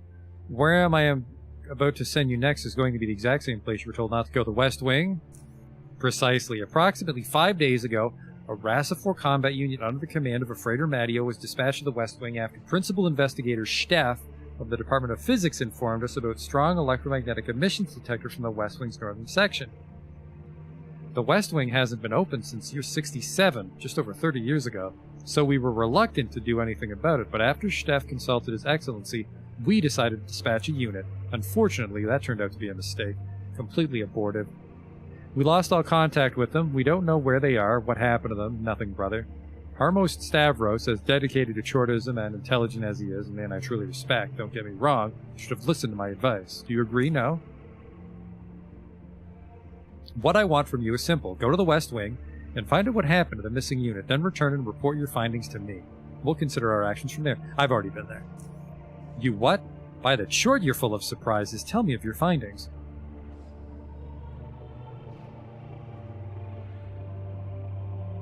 I talked to him, but he didn't tell me what happened to the rest of his unit. I don't understand any of what you told me. A crystal in the West Wing? What is it doing there? Let's put this aside for just a moment. He's dead. He turned violent and I had to kill him. Magnificent Tchort! If culling was indeed the only option, then you did the right thing. By the Tchort, it makes no sense. I suppose that strange crystal you mentioned could have something to do with it. What do you make of it? Is it a potential threat to us? I'd say so.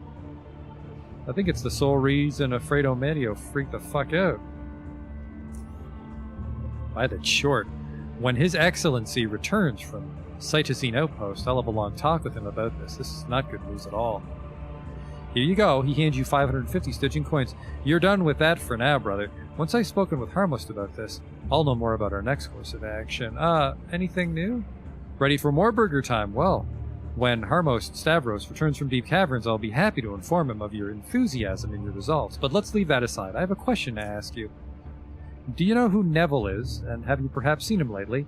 I know you're new here, Burger Time, but in the off chance that you've met him, I'd like to know about it. I don't remember meeting anyone like that. I see. Neville is one of the Rassifors. Young, Institute-born, average in height, black-haired, skinny in the face, and with a medium-sized beard. No? Well, we have trouble locating him. Allow me to clarify. He's disappeared. He was, as far as I know, a highly dedicated Tchortist who's had solid performance within preservation forces.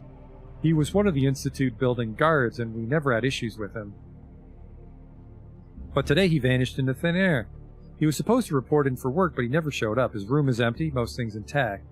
The last people who saw him, which was a mere few hours ago, said he was in his robe, walking by, and said he was going to Ida's library. From there, just like him, his trail disappears. He never left through the front entrance, as far as Pallium claims, but he's nowhere else to be found. What I need from you is to snoop around and find him. By the Tchort, I want to know what's happening around here. You'll do this for preservation, no? I'll keep my eyes open. Excellent. Tchort guide you, Burger Time. I'm looking for Neville. As I've already reported, I haven't seen Rassifor Neville today. The last time we spoke was 2 days ago when he came to the armory with a request for ammunition for his rifle, but that was all. He got what he needed and walked away. He's not a talkative man anyway, so that's how our interaction usually goes.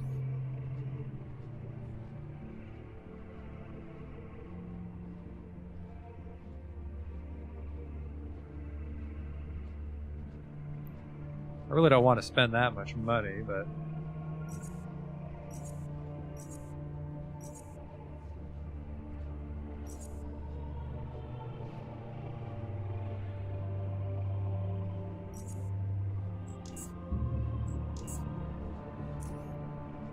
now we can get our shit-kicking glove on.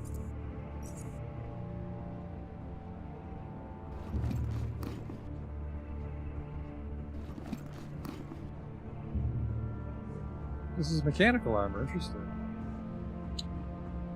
Huh. I don't know who wants Coronel's head, but I still have it. And, nobody wants this.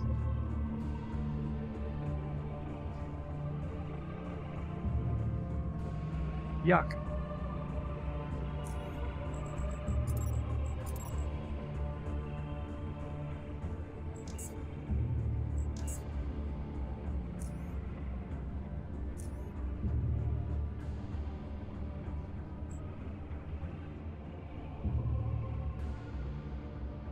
Yeah, they don't have that random head inspector. Well, the, Medians seem to have my back on killing him, so I think I'd pass the head inspection.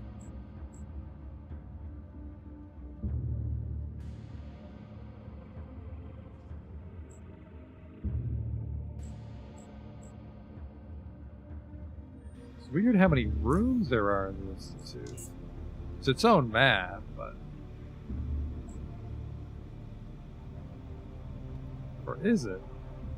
Oh, it looks like the Institute of Tchort doesn't have its own map, which is weird because Foundry has its own map. Oh, speaking of Foundry, these might be spin-offs of Tchort based on what Ezra said.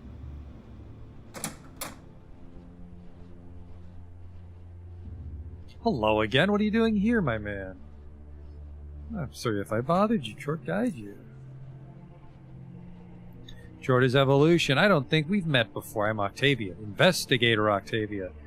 Evolution is Tchort. Name's Burger Time. How may I help you? Is there a way I can acquire some chemicals around here?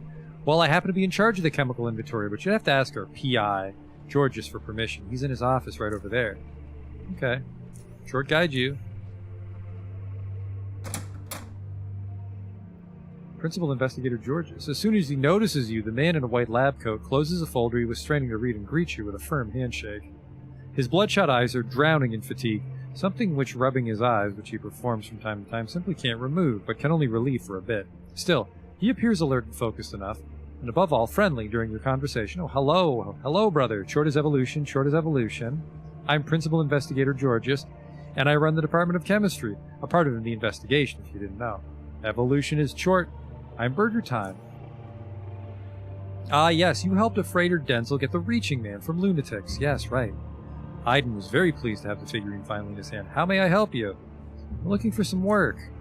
Interested in becoming an investigator? That is Apex. Excellent.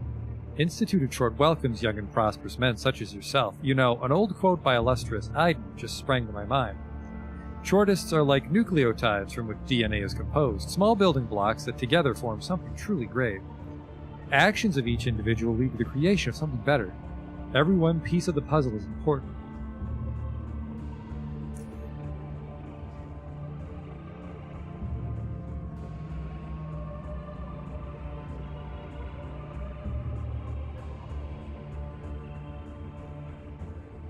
If you're willing to become a piece, just like the rest of us, then together we will complete the puzzle. In any case, I have some work for you. I'm ready as I'll ever be. Yes, right. I'll need you to help me with two things. First is related to an experimental chemical weapon, a pistol to be precise, that needs some combat testing. Judging from your recent history of lunatic decimation, you shouldn't have trouble with this one. It's feral creatures. Anyway, the second is related to the matter of locating and retrieving research data our department would find incredibly useful. It would require you to leave the Institute building. I haven't left the building since I got here. It was around 85, if I remember correctly, at the time of the Core City riots, so I don't know how much outside has changed, and therefore how much will my directions be accurate. So, brother, are you still interested? If you are, I can give you the details. I'll get the data. Right. Let me tell you of an old Biocorp facility by the name of Hakade Research. That's over by the foundry. It's the one we didn't go inside. It's a small research facility which usually wouldn't be worthy of our time. We, Institute of Tchort, have recently acquired a document which suggests that some interesting data on protein design can be found. Oh, wait, I've already been there, haven't I? Neat. As a matter of fact, I have it right now. You what? Oh, that is Apex, brother. I'll send this right through to my assistants. This is for you, brother. He gives you 300 Stygian coins. That's where we got the super steel shit. I'll mention this to Episcopos Lydia at the next symposium. Have no fear. Listen. If you keep this up, you might have a good future in investigation, honestly. Something about the pistol? Yes, right, the chemical pistol. Somewhere around year 97, we were approached by Preservation about us helping them design a more advanced chemical weapon than what was available at the time. Something truly Apex. You see, Harmos Stavros desired all Rassifor expeditions in the deep caverns to be equipped with several chemical weapons per combat unit during their time down there. The reasons for that were of logistical nature. A combat unit could use naturally occurring caustic chemicals, acids, which are abundant in the deep caverns and can be obtained from living or environmental sources, and be self-sufficient ammunition-wise, therefore maintaining constant combat capability. Go on. Which brings us to the XAL-001, that's short for Experimental Acid Launcher. It offers a great improvement in terms of fire rate and ergonomics over all available models currently in use.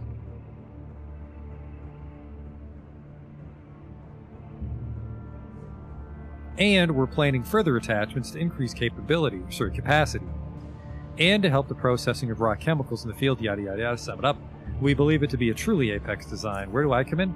Yes, right, listen now, Burger Time. We're pleased so far with how the prototype turned out. It still needs more field testing before it can finally enter production. That's where you come in, brother. I need you to test the weapon, preferably on lunatics or the faces. You'd successfully dealt with the form in the past, so I had no doubt that you'll enjoy the work. Bottom line is, if you're interested, I can give you XAL-001 right this very moment so that you may test it, with Tchort's guidance, of course. I'll test it. Apex, here it is in all its glory. He hands you the pistol. There, and some ammo, almost forgot. I would like you to abuse the weapon, that's the goal of this test. Also, if anyone bothers you at the main entrance, tell them you're performing weapon tests for Principal Investigator Georgius. How long do I need to use it for? The longer the better, really. Remember, the weapon was designed for use in extreme conditions, so abuse it appropriately. Once you think the weapon is up to par with the task, let me know. Well, I don't think I've ever fired a gun in my life. Not just on this character, but in Underrail. Tchort guides you. Alright, well that's the chemistry department. What the fuck is this?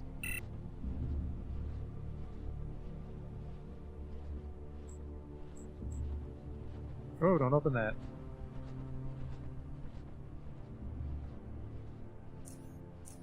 I don't want to buy anything from him, but let's see if he sells stuff. I need to get a hold of some chemicals. It's rare for someone to come with that request, but I don't see why not. Go talk to Investigator Octavia. She can sell you some of the chemicals we have in excess. Just tell her I gave you permission. Okay. Tchort guide you, brother. He said I can buy stuff. Oh. And then I should be able to mercantile you now? Oh. I guess not. And, not gonna lose any sleep over getting blocked out of this merchant. Magnesium, but I mean we can make napalm grenades. Now what's this? Oh right, your successful chemical pistols attack increase the amount of damage taken from the pistol's damage types for 2 turns, but I think the acid hunters gave us a better belt that lets us reload quickly.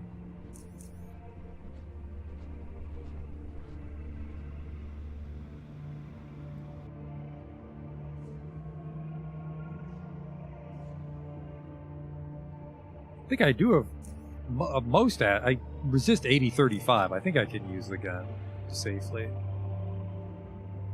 And then what? I'm guessing I just use it till it runs out of durability.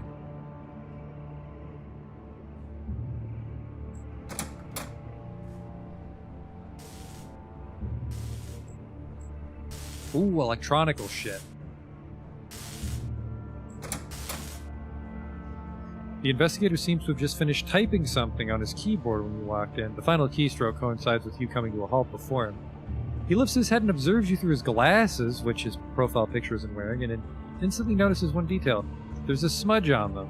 Naturally, he removes his glasses, picks up a handkerchief from his drawer, and begins wiping the lenses clean.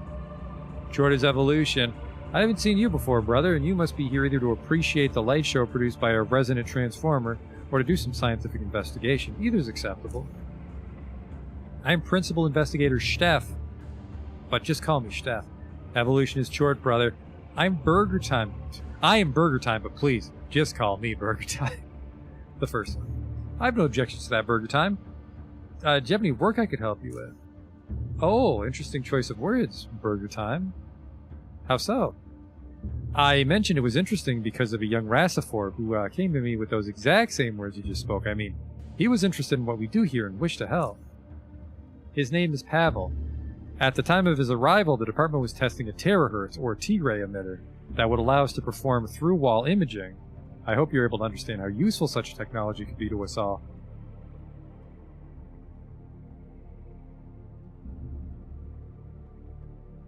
Better leave the long talk for later and return to Rassifor and Val. He was a man who clearly missed his call. A member of the preservation forces who had more interest in scientific investigation than anything else. He would often drop by our lab and was no doubt about it genuinely interested in all the wonders of physics. Some 2 days ago, he dropped by the lab and found out the full possibilities of through-wall imaging, which made him even more interested and excited. I told him about needing to somehow test the emitter in a very active environment, and since the West Wing had been reopened, he personally volunteered to go there and plant the device. I thought it was too dangerous. Well now, asked him how he was going to do it without me and Samuel finding out, but he convinced me he had a plan and everything was going to be Apex. Well, I guess I sent him to his doom, for he hasn't returned still, and I regret ever accepting that risk in the first place. I'll go find him. No, I'm not sending anyone else there. I made that awful mistake the first time. Aiden pardoned me. He just insisted so much. He really wished for the technology to work. So much, in fact, he was willing to risk his life. I don't want to risk yours or anyone else's. I've been there before. He's probably hurt. By the Tchort, this is also messed up. Go then. Go to the West Wing. Should you find him, bring him back. If there's anything to bring back. The emitter is not important, but returning it wouldn't be frowned upon. Tchort guide you, brother Burger Time. Tchort guide you. So you a merchant?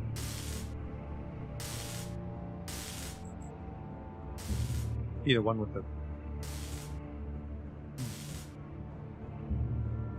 The thin man seems uninterested in you at first glance, as his facial expression doesn't change at all when he notices you trying to start a conversation, and his body language doesn't differ. What you also find peculiar is the fact that he almost never breaks eye contact, but maintains it during the whole conversation.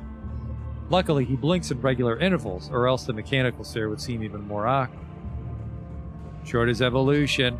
Evolution is Tchort. I'm Burger Time, and I wanted to ask you a few questions. I am in need of some high-tech gadgetry and components. There are components that I may be able to offer you for purchase, but I must have P.I. Steff's permission. Fine.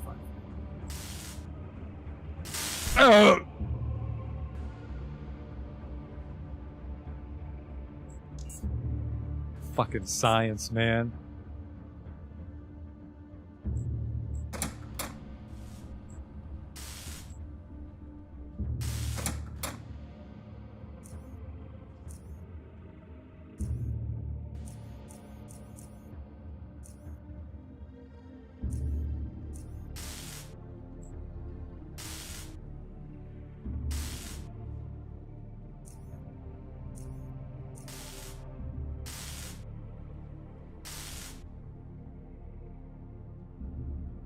Can I buy some stuff? I can respond to positively. Talk to Investigator Cure and tell him that I gave you permission. Thank you.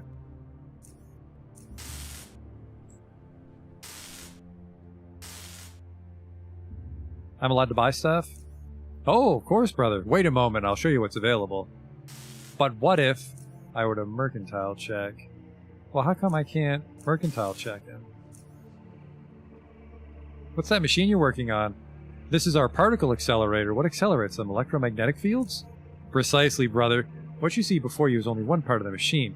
The rest is a 500-meter-long circular track looping through the Institute building. This allows us to propel particles around until they reach sufficient speed. Then we steer them, guide them like Tchort guides us, with superconducting magnets. The particles form beams, and then we collide them or aim them at fixed targets. By Tchort. Apex, is it not? What do you learn from all this? We can study how the particles react during collision, what kind of radiation gets released. We can observe the effects it has on materials and tissue. It can be used for many things. Currently, we use it to simulate surface radiation, or what we hypothesize it could be like. Or, we'll be using it after the replacement supersteel sheets are installed inside the track. We're fortunate to have inherited it from the original engineers of this building. We can maintain it, but constructing one today would be nigh impossible. Do you have any spare supersteel sheets? Supersteel components for the particle accelerator are costly and take time to manufacture to our Apex standards. Since the production is limited and demand great, I can't spare a single one of those, brother. However, sheets are sometimes replaced after a certain number of particular experiments. They degrade in quality and are no longer suitable for testing. We either recycle or repurpose them. These I can spare. You can take a look at them if you wish. He's actually got super steel. I don't use sheets, though. We use fiber. That's still pretty good, though. 114 for free, basically. Well, not free. Like, it's a guaranteed, I suppose, because it's not being crafted. 151 for a plasma core is pretty nice.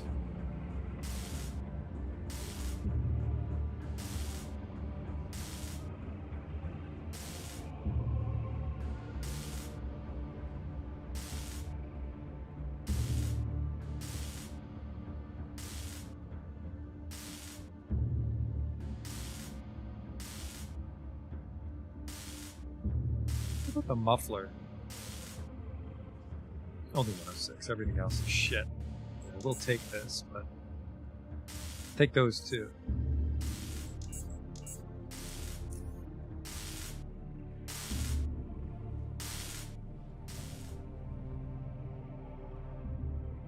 Well, we already cleaned out the West Wing, so this should be kind of quick.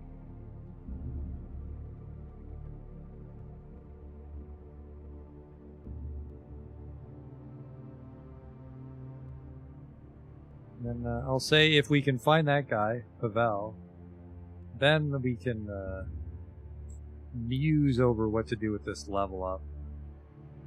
Kind of excited to fight some stuff with... that's not the West Wing. Excited to see how my Freddy Krueger glove goes. Fingertips of this glove are lined with wicked talons, designed specifically to tear skin and rip flesh.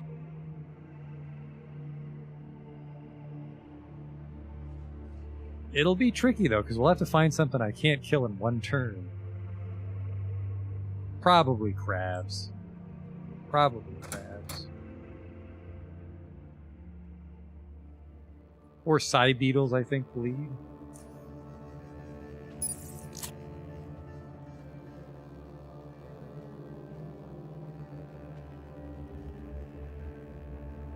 Tell you what, I need to finally remember to charge my taser. There we go. That was my last napalm grenade. I have a bunch of magnesiums.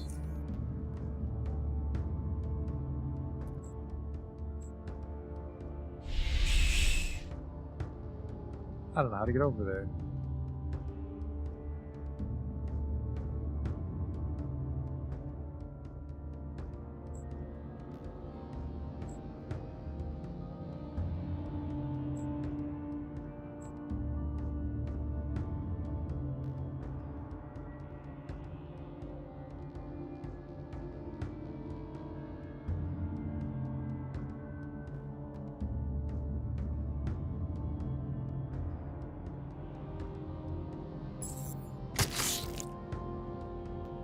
Should have known there was another one of you fucks.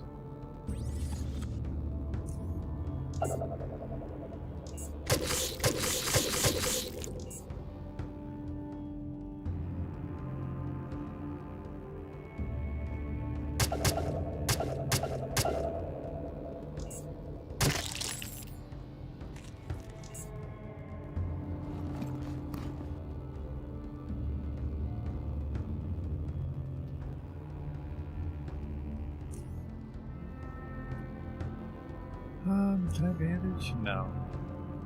Wait for this to go away.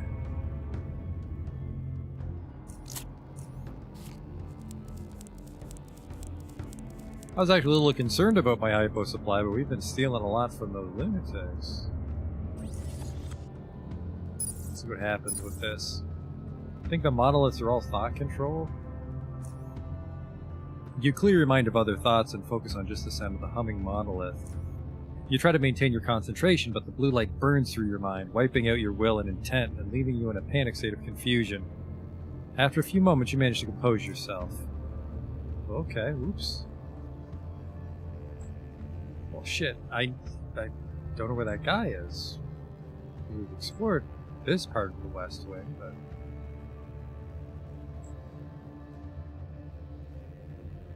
some rubble, and I don't know how to get around it.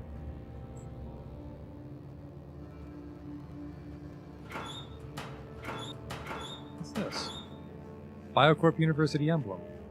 Yoink.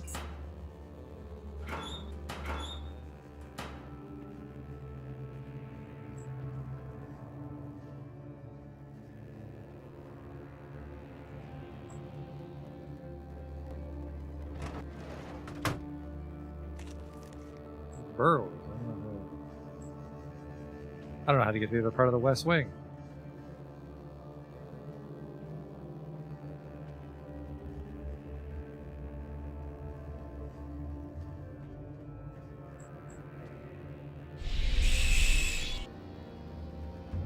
Oh.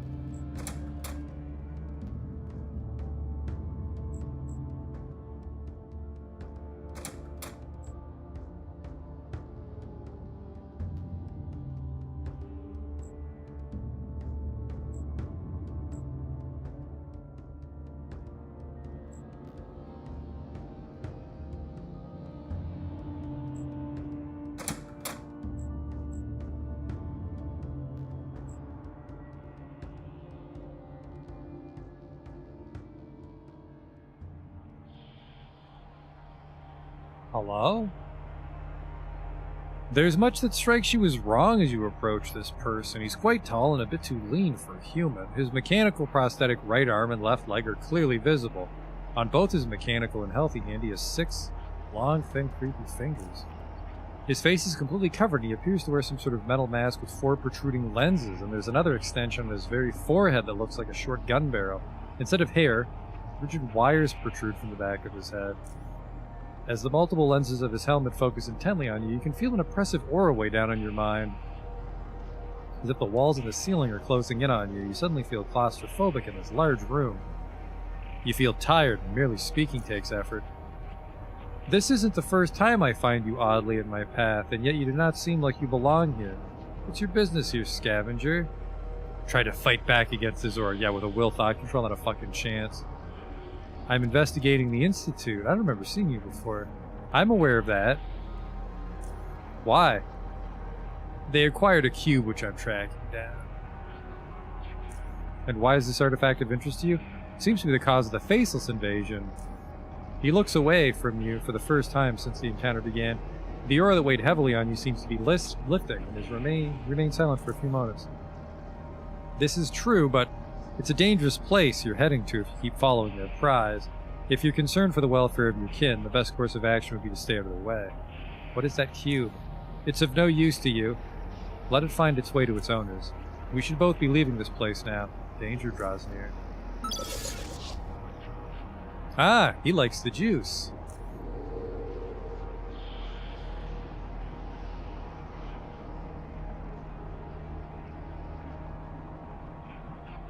Kinda looks like Oculus shit.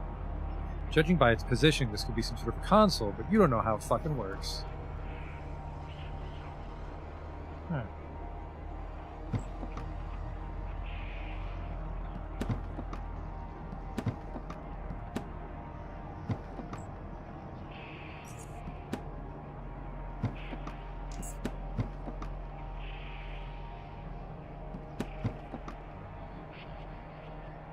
Oh, fucking implosion. Oh god. I made it a point to find a static spawn for it.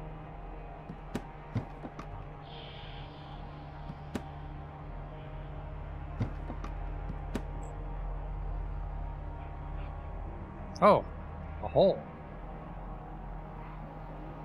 As far down as you can see, it's a 6 to 7 meter drop to the level below.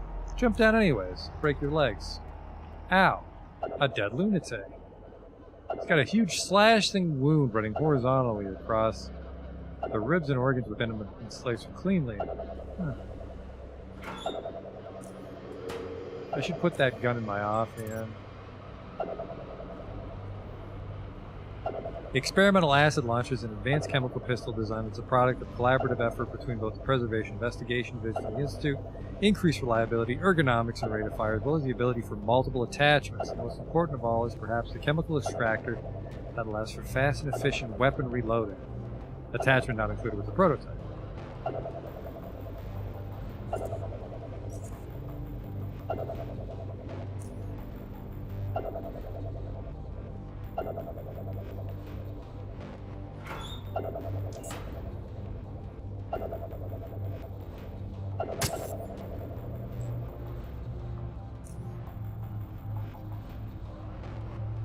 Out of ammo. Fun for later. Oh yeah, look at that.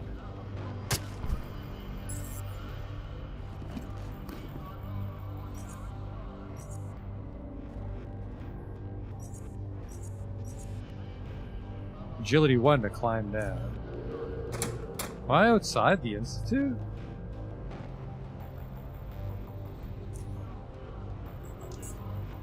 I am. That's interesting.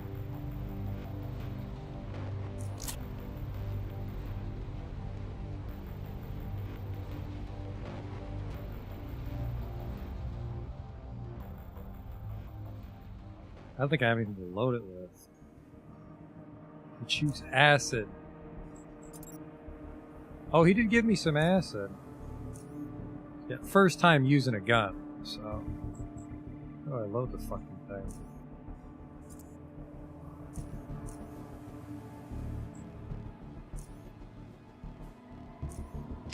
Oh, yeah. It's my first time reloading a gun. Jump agility 9. Jesus Christ. Actually, if I had agility food, I could do that. I don't have agility food, but I could make that jump. That's not the worst check. What happened down here? Ashes.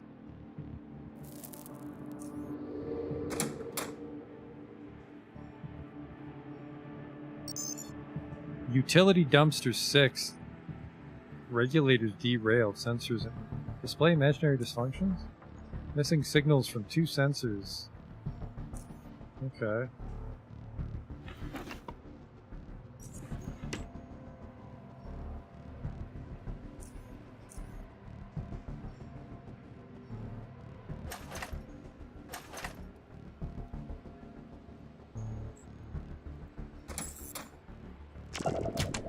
I was gonna say why'd I do that without unstealthing, but it doesn't matter. They probably fucking were looking at the door.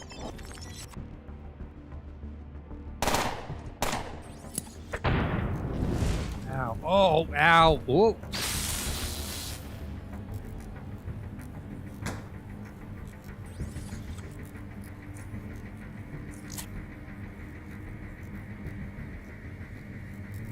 I rooted? Telekinetically grounded. I'm immobilized. Man, a wizard way to immobilize people, too. Poor Burger. 4 turns. Holy shit.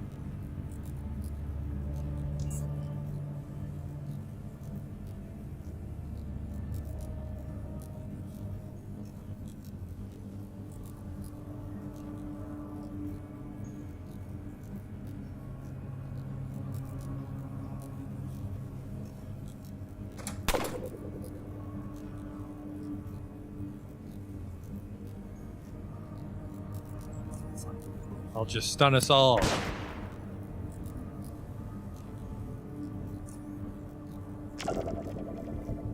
Well, that bought me 1 turn. So fucking stunned for 3 though.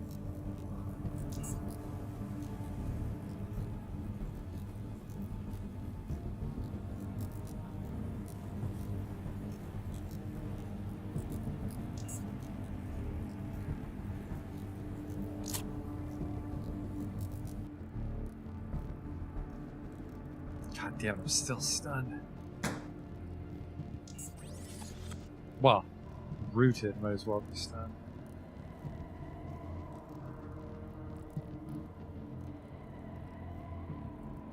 Looks like there's no way to resist that, too. He can just do it again. Well, if I know my magic, the cooldown's longer than the duration. Ah, they might be swinging around on me, actually.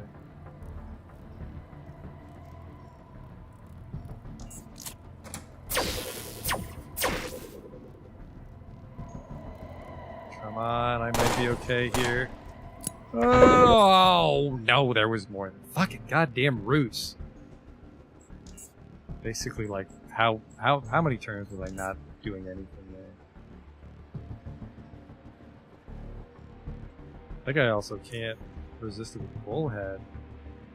Yeah, Bullhead doesn't work against immobilization.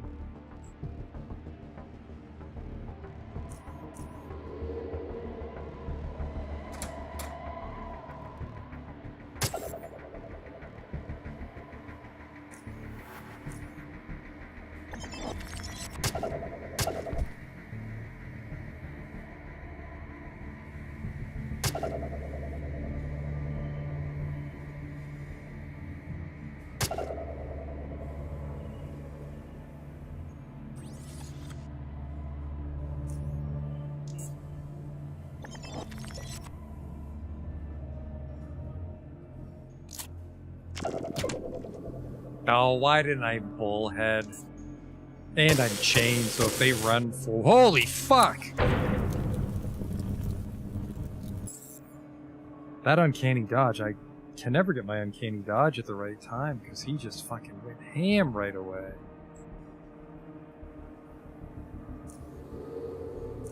I need the Bullhead here, I keep forgetting. Who's the troublemaker here?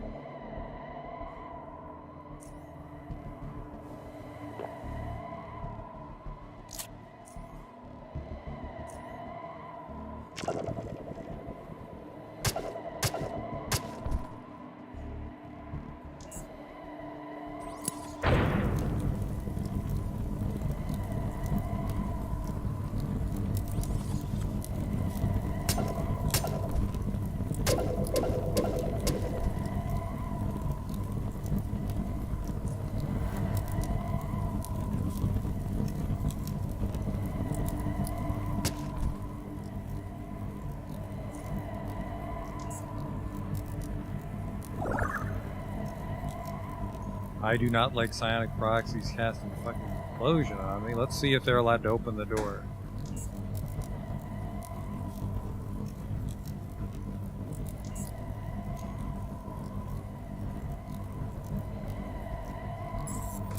Ah! Uh-oh. He, kind of just keeps going. I don't see a timer. Am I gonna fucking die to this? I'm gonna die to this fucking invincible...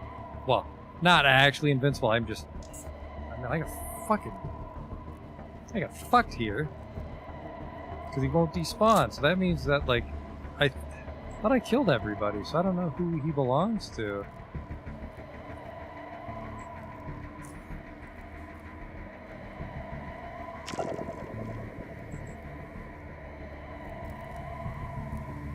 Like, who is he the proxy of?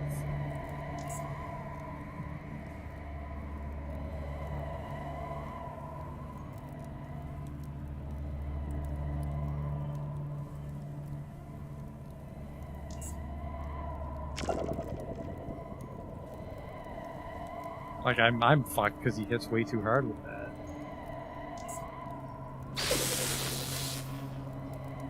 Who the fuck do you belong to? He won't despawn.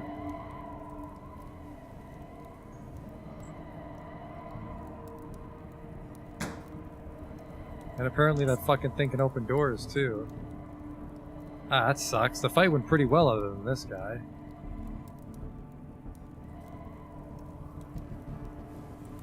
A freezer. This sucked. I walked right by those guys, then wasted my turn. So they're gonna delete me here. Yep. Let me guess, it crit. No, it didn't crit that time, to be fair. Man, I want to know who the fuck summoned that proxy that never went away.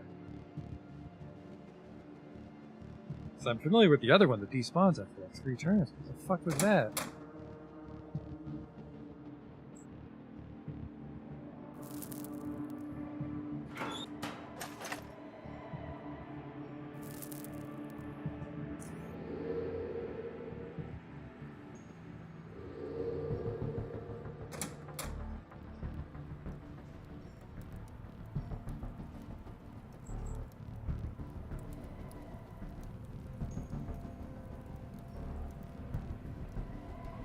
$11 on this. What a weird screen.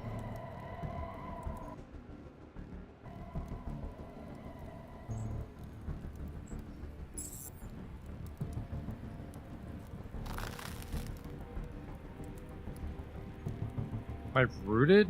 Fuck that. I can't tell if that's the proxy or some invisible. Nope, that's the proxy. What the fuck do you belong to?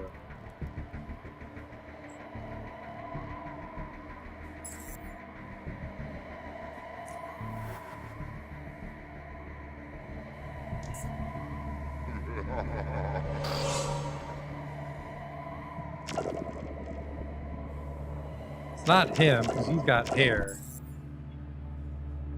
He's got hair. Where the fuck is... What was that spell?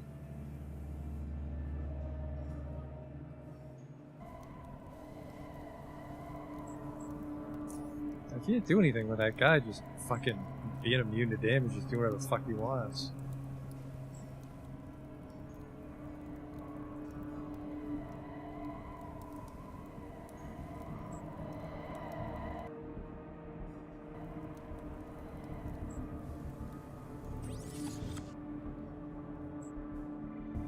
The melee guy hiding around here somewhere.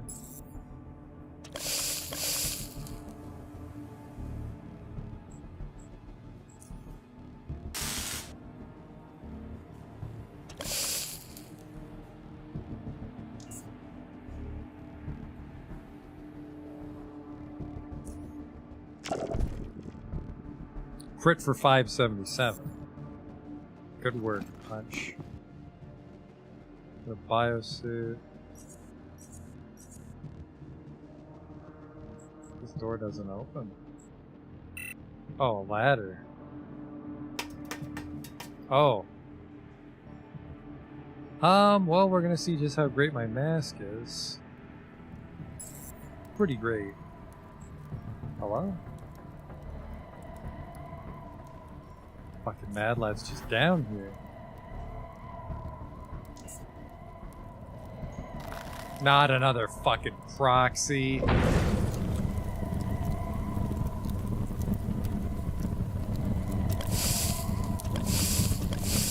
And I'm dead because I had the fucking pistol equipped instead of the claw.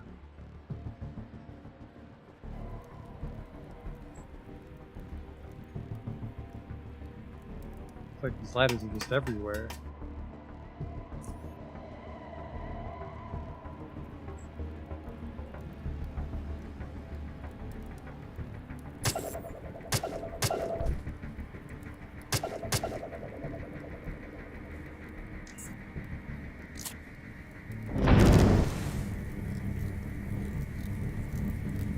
Killed himself by shooting the exploding barrel. Killed myself by walking through the fire. And then this place is not going as well as the other lunatic outpost we attacked. I had full health too. I really got shredded. Oh, because I'm contaminated, so everything's getting fucking amplified 6 ways from Sunday.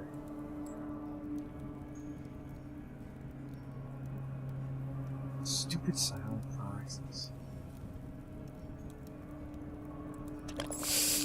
God damn it! Get that fucking gun equipped still. Claw. Equip the claw. Sorry, not the claw.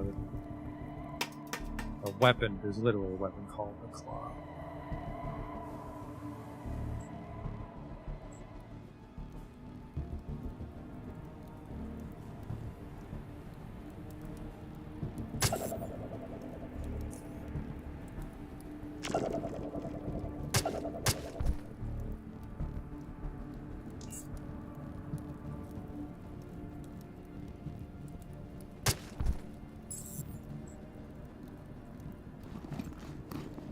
I don't like this place because I don't know what's going on with the proxies. Like, who do you fucking belong to?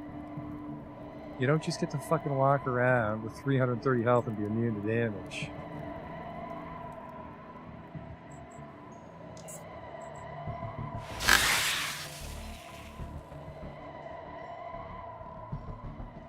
And just fucking hurl cryokinesis at me. What a cunt. What a cunt. I'm just getting out of here. I don't know what the fuck's going on with this place.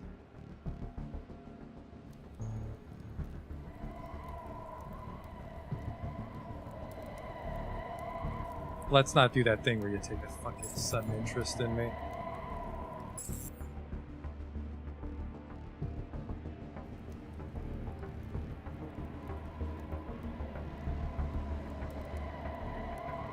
Oh, that's why he controls right that way.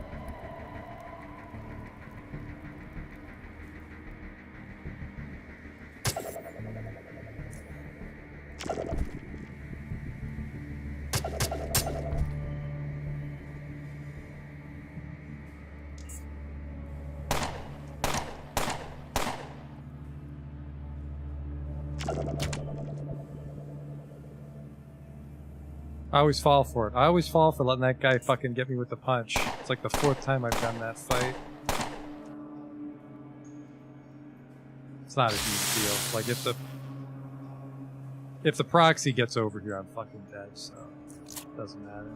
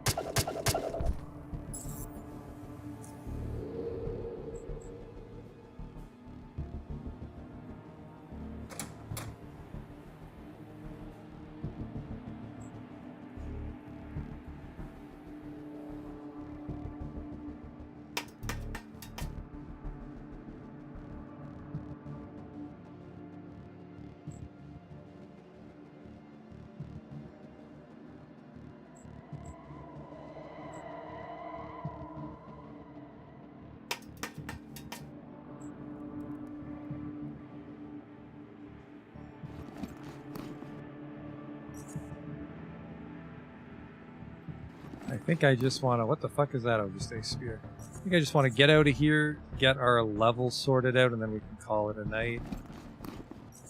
And then we got inside the Institute Tchort, but I have no clue what is going on with this, because I don't know who those psionic proxies are tied to, so I can kill them.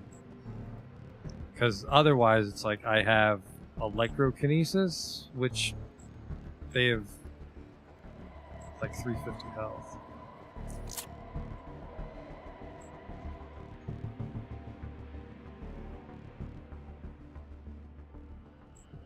Let's just go home.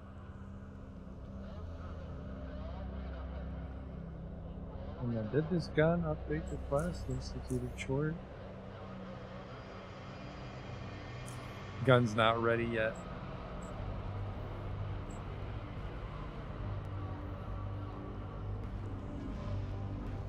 Oh, just this last update, okay.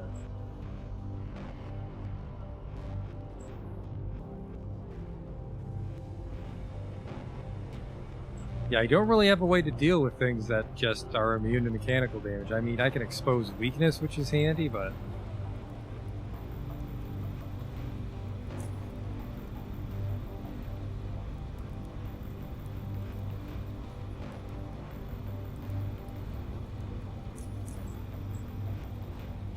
outright immunity is the problem. I suppose I could shoot him with the acid gun.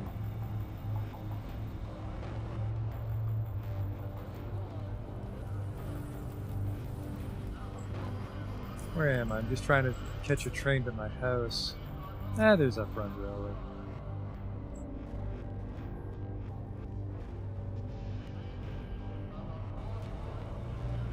So where are we off to next time? Well, I guess we never found that guy, did we? We just kind of jumped down the hole and started going on an adventure. Is that guy okay? I think I'll go on the next train.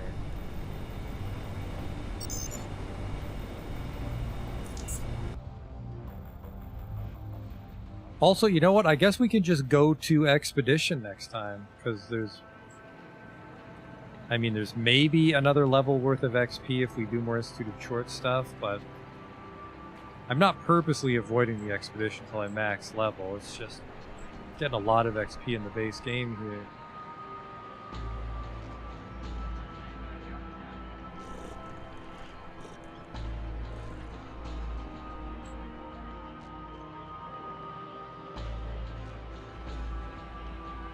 Killed with neural. Yeah, I don't actually know neural overload, do I? I can't remember if I ever bothered to learn it from Ezra. My neural overload does like no fucking damage is the problem.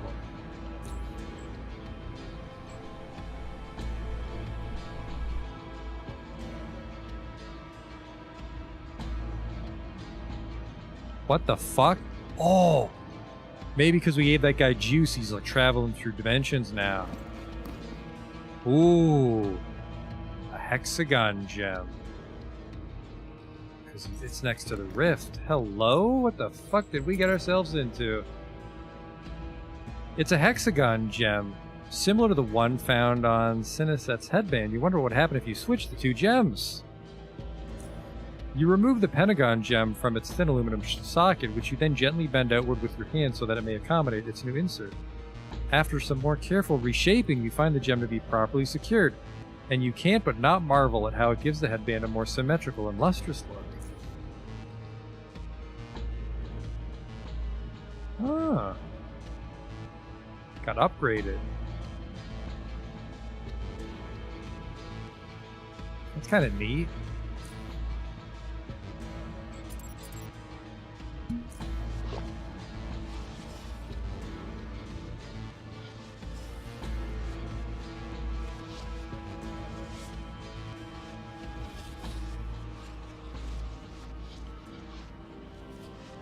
Where the fuck am I going? I don't remember what I was gonna do. Oh, neural overload.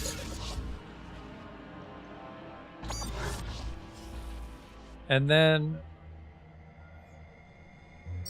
what did I say I was gonna do? I think we needed like 150 electronics for a really juicy shield, and then the rest can go in psychokinesis.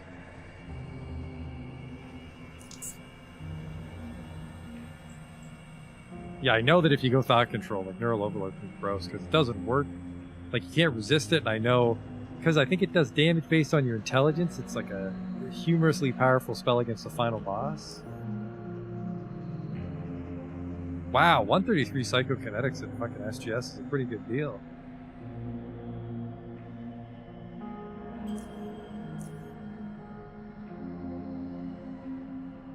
Actually, I think I gotta like do some jibber jabber to learn neural overload, and I'm getting ready to wrap it up here, so let's not do that.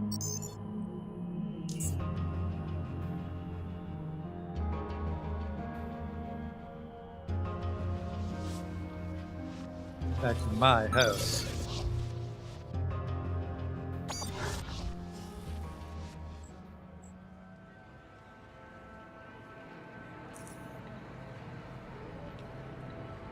So what am I doing here? Shield emitter.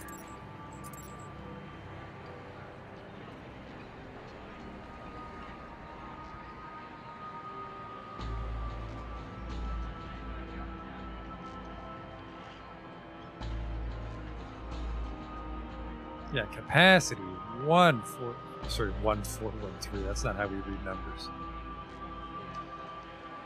What it actually blocks isn't that incredible, but it's the capacity and the conversion rate that's incredible. So it's like I could get pelted by a couple gun guys at once, which might be okay. I'm mostly fighting lunatics right now, which is obnoxious, but when we fight real gun bandits, that could go better. So I need 154 electronics with a junk special.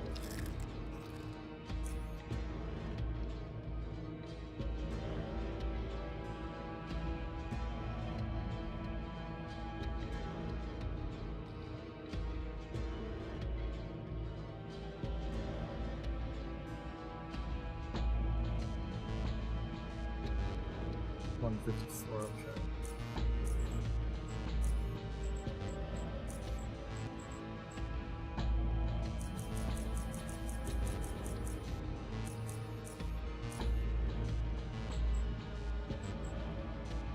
But now, is that enough for me to hit a breakpoint on psychokinesis? Oh, it almost is.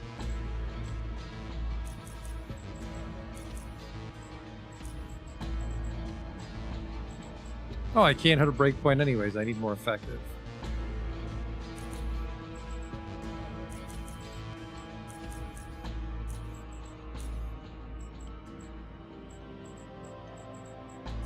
The hell am I going to take for my 24, though?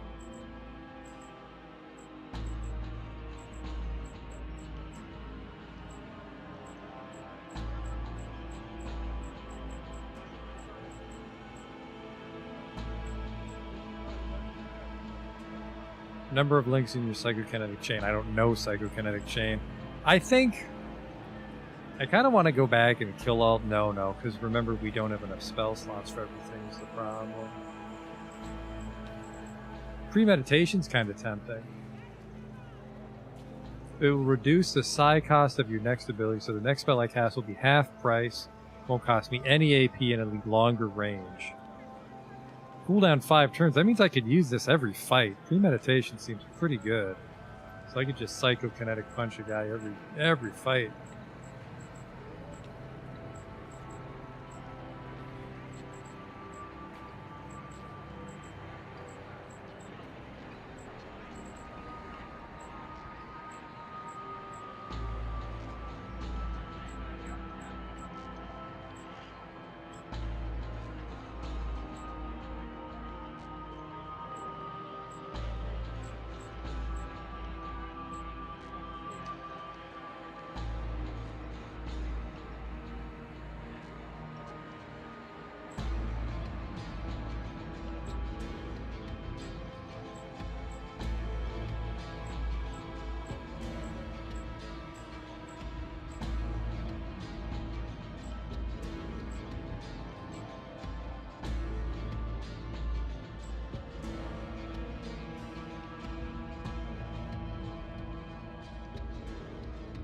I'm going to take this one just to really capitalize on the extra damage from I could take Escape Artist, but I mean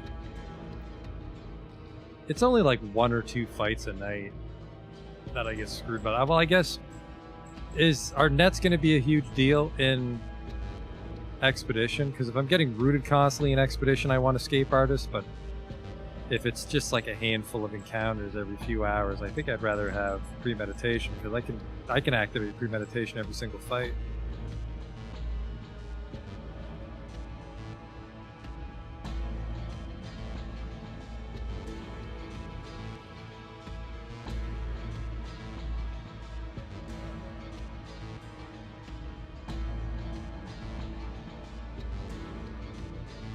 What does Premeditation do if I specialize?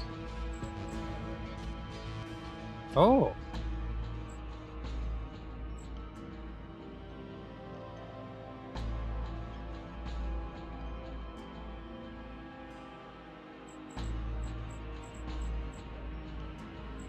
I'm just gonna take Premeditation. It comes up on both fights. Get that.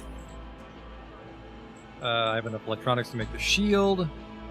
And that's almost enough for another breakpoint. It's also enough to just make the punch, the TK punch stronger. And we have several levels to hit the breakpoint again. For a stat point, I think I will take Dexterity. Actually, maybe I'll take Will. Actually, fuck. Side point regeneration. Which one gives me slots?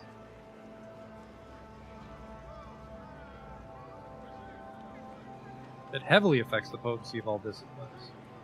Here we go. See if that also opened up anything else. Oh, what's this? While having only one psi school innervated, the psi cost of all, I don't run out of psi points. I run out of action points. Meditation. And then I actually probably wouldn't use Premeditation multiple times in one fight, so go with that. Probably just another incapacitation chance. Okay.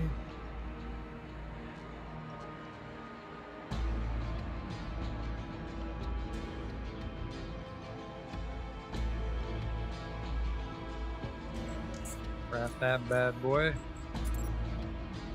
So we'll go from capacity 320 and also a very, very big jump in what it reflects too.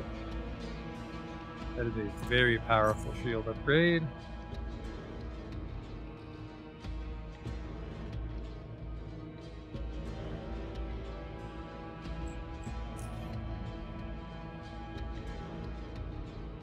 Intelligence gives slots, and I went Will. What did that do to my punch anyways? I mean, yeah, it only gave me like 10 or 20, and I would like the versatility of the spells, because I can put Chain here. I don't even have Electrokinesis equipped. Couldn't even, that's why it was great. That's why I couldn't use it on the fucking proxies.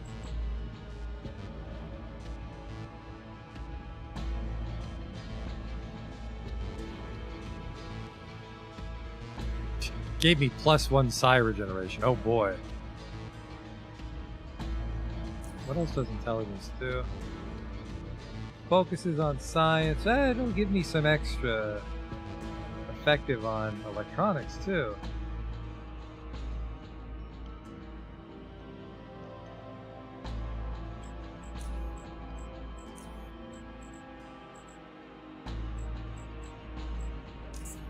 Let's go back then.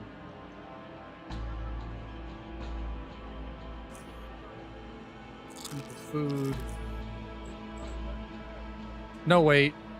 It was Intelligence 8, wasn't it? And we're nowhere near Intelligence 8 because we have Intelligence 6, so never mind. Scrap that plan. Didn't give me that much more potency here, so I think I'll just go with extra Dexterity. Well, hang on here. Cancel leveling up. So right now, it costs 6 to punch? On this thing? What the fuck? I thought I was down to 5.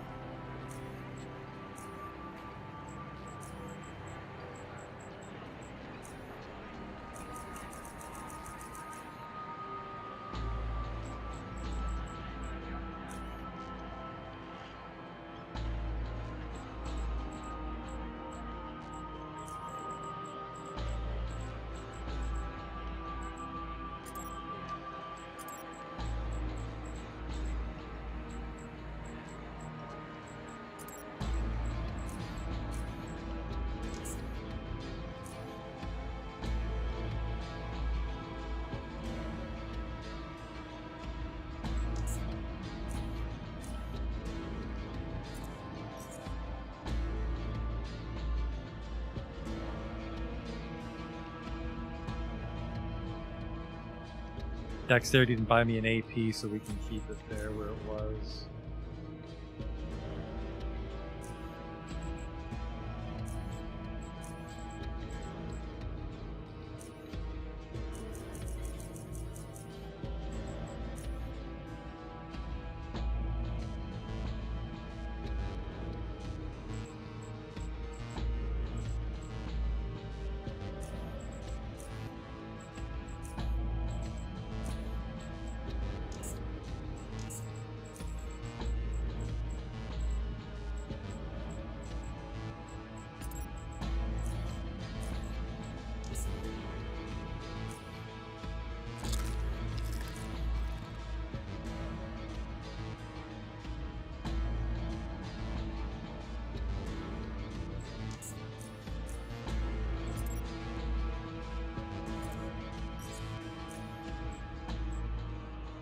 So 25 to 51 now because we get another break point. Punch does 22, 287. This is sitting on 102. What else do we got? Implosion does 61% of their health now. 85% hit chance reduction. What's this? I need 14 dex. So yeah, that's not going to happen. So we can stop pumping up that. Beautiful shield, at least. Let's get that. Am I out of batteries? Oh, no. Wrong button.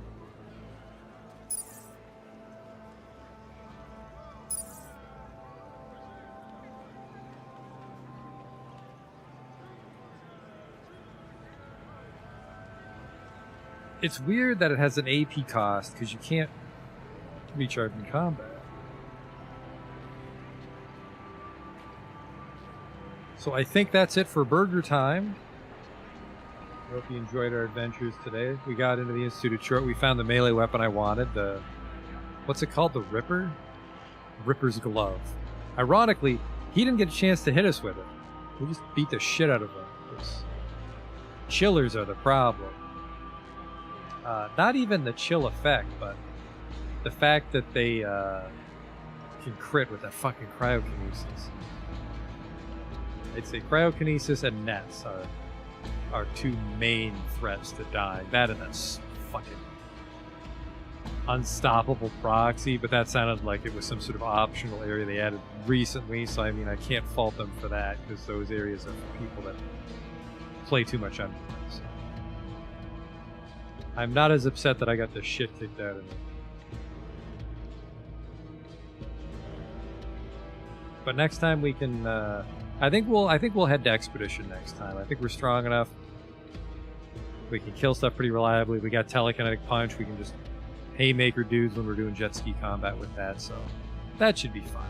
So I hope you can come for next time, and we'll be in the Expedition. So until then.